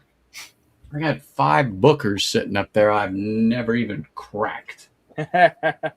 That's just a pile of fucking. Yeah. Well, I've tried them. There's a store here that's got Bookers on sale for $75 this weekend. Yeah, there you go. There you go. Know they'll find you a Granny's batch hidden in there. You see me running? Yeah. Well, you know what? I guarantee this store has old batches too, because this store has So sold. the last one I had, and I got a taste of, was the lumberjack, and I absolutely was not impressed. I didn't like the lumberjack. I didn't like it. It was just hot. It had no flavor. And I tried it on. I got dusty old peanut shells on the lumberjack. I would have liked to have had that, Mark. I didn't like it. I would have liked to have had dusty old peanut shells because everybody says, "Oh, it tastes like peanuts." I go, "Well, I don't even get that off of that bottle." That same year, the Storyteller batch was my favorite of that year. Which one? Storyteller. Oh, that's what I thought you said. Yeah. A half decent Knob Creek pick is better than every Booker's. I'll stand by that. Oh, dude. You said every Booker's? Yes. Yeah, I don't know. Every Booker's bourbon. Did you see the time there, Ben? Look at that. So you don't have any. You don't have the infinite. I kind of like Booker's. You don't have the infinite. The what? The infinite. I don't consider that Booker's. That's its own line. No, it is. They've had Infinite 1, Infinite 2. It's its own line. Just like Rye is its own line. Why? Because it's a different You product. said any Booker's. Yeah, any freaking Booker's bourbon is what I said. Oh, I added the word bourbon. Because the Infinite is not bourbon. But yeah, I haven't touched those because I've tasted a few and I go, oh, they're good. But when I bought those, that's when I still had FOMO. Well, what's that new one? They have a cinnamon infused one coming out this year. Oh, God. Fucking, yeah. What the hell they come up with that? That's just like the reserve cinnamon apple, like apple cider and I won't be apple buying cider and it's a rye. We're getting a rye again, but they're doing Booker's rye infused, finished in like apple brandy or apple cider cider barrel. Yeah, with cinnamon added. Who the hell come up with that one? My wife might have came up with that one. She likes Fireball. I knew that one was coming. Well, I'll tell you what it is. Like it is. Joe's got to tell you like it is. It's a very possibility she may have had a hand in that. Yeah, I might have to get that one to see if it's her jam. Mm-hmm. You know what? Yeah. Do a stream and say, okay, she likes her Fireball. Let's see if she's going to like this.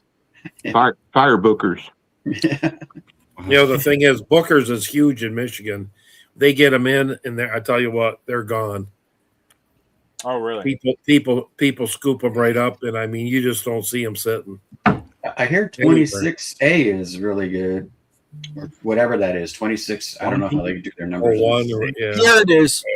It is Kentucky Straight Rye Whiskey, finished in apple brandy barrels and infused with cinnamon. Cheers, Ben. Ben from the north. Ben from the north. Hey, what's up there, Popsicle Beaner? I don't know what you're talking about. What? It's only the second time I've heard that one. Won't be the last. You know, what do you call it? Mark, you're familiar with HLC, right? Habitual Line Crosser? Yeah. So Buzz came up with the name for, he calls the UK beans on toast. Yeah, yeah. So he decided Canada's Popsicle Beaners. Okay. It's okay. So Ben, you think that Al Schuster 19 is going to be worth something? I think it's worth something right now. I'll look right now. Like a lot. Really? Damn it! I have to drink it though. I mean, like Joe. I mean, like Corky. Life goes on. Like what? Like actual water on the head, like Down syndrome. Price is what I'm saying. Talking about hydrocephalus. Has anybody seen the new Bell Mead? Somebody said they're back with a. I can't remember what. It's Tennessee only. Is that what it is? Yep. I heard about it, but that's you about all it. are the only 10 I see. Aww. Yay. Thank goodness I had my feet up.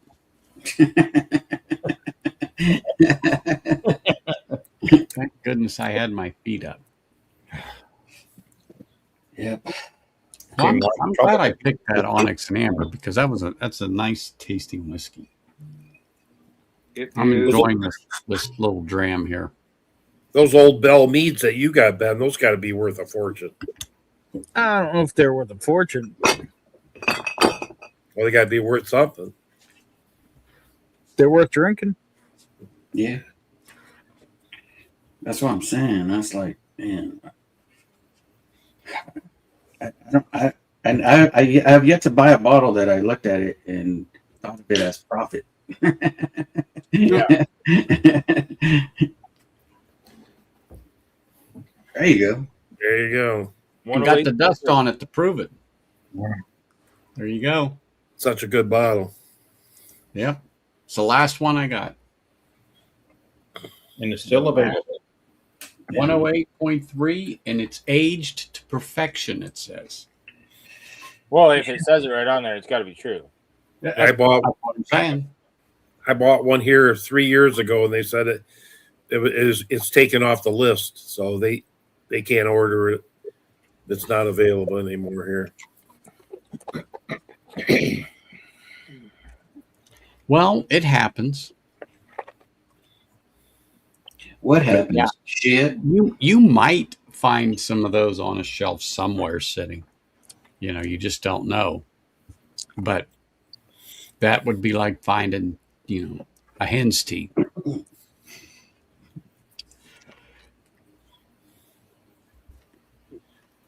Definitely like trying to find hen's teeth. But, oh my gosh.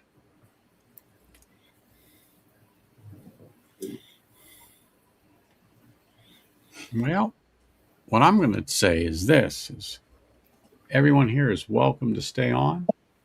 I'm going to head on out after 5 hours. I'm tired, but you all can stay and BS till you can't stand it no more. Well, it was good having some drinks with you tonight, Anthony. Well, It was good seeing you. It was good seeing everybody who's here. I'm glad Joe's because I was talking about Joe earlier. And then that's how I found out you and the wife ears are ringing. Yeah, they should have been. Eric told me that you were out with the wife, and I was like, oh, well, that's understandable. Yeah, we just got home, so I was like, yeah, let me jump on and have a few drinks. Yeah, I'm glad you did, but stay and chat with everybody else. Sorry, the stream got off the rails there for a bit. Yeah, there for a while, then Ben get back in. Anthony, thank you for hosting. Yep. Oh no, It's always a good time, and I'm glad that it worked out that I was home in time. Yeah, and this was a fluke. I mean, you're always gracious and eloquent, and we appreciate you. I thank you for that. I do. I appreciate it, but I appreciate everybody here. But the key is that we remember our veterans who aren't here with us anymore. Yeah. And like Mark said, you forget about them when you stop talking about them. Yeah. And that's the important thing is I don't forget about them. Like the stories, like I said, and like Mark said, keep telling the stories, the funny stories, makes you laugh and remember the good times, even though, they're not here with us anymore. And it's still sad, but, that's the way that goes. Yeah. And, but we have to remember them. And hopefully, like I said earlier, that we remember what got us into some of this mess so we don't do it again. That's the whole thing. History does repeat itself. That'd be nice. Yeah. So, but I just want to say to everybody, cheers to our veterans who are still serving and who are still out there right now. Remember everybody deployed. Who are gone from our sight. But, one day we'll be together. So here's to them. Everyone have a great evening, and I will see you soon. Cheers. Cheers, all. Cheers. Cheers,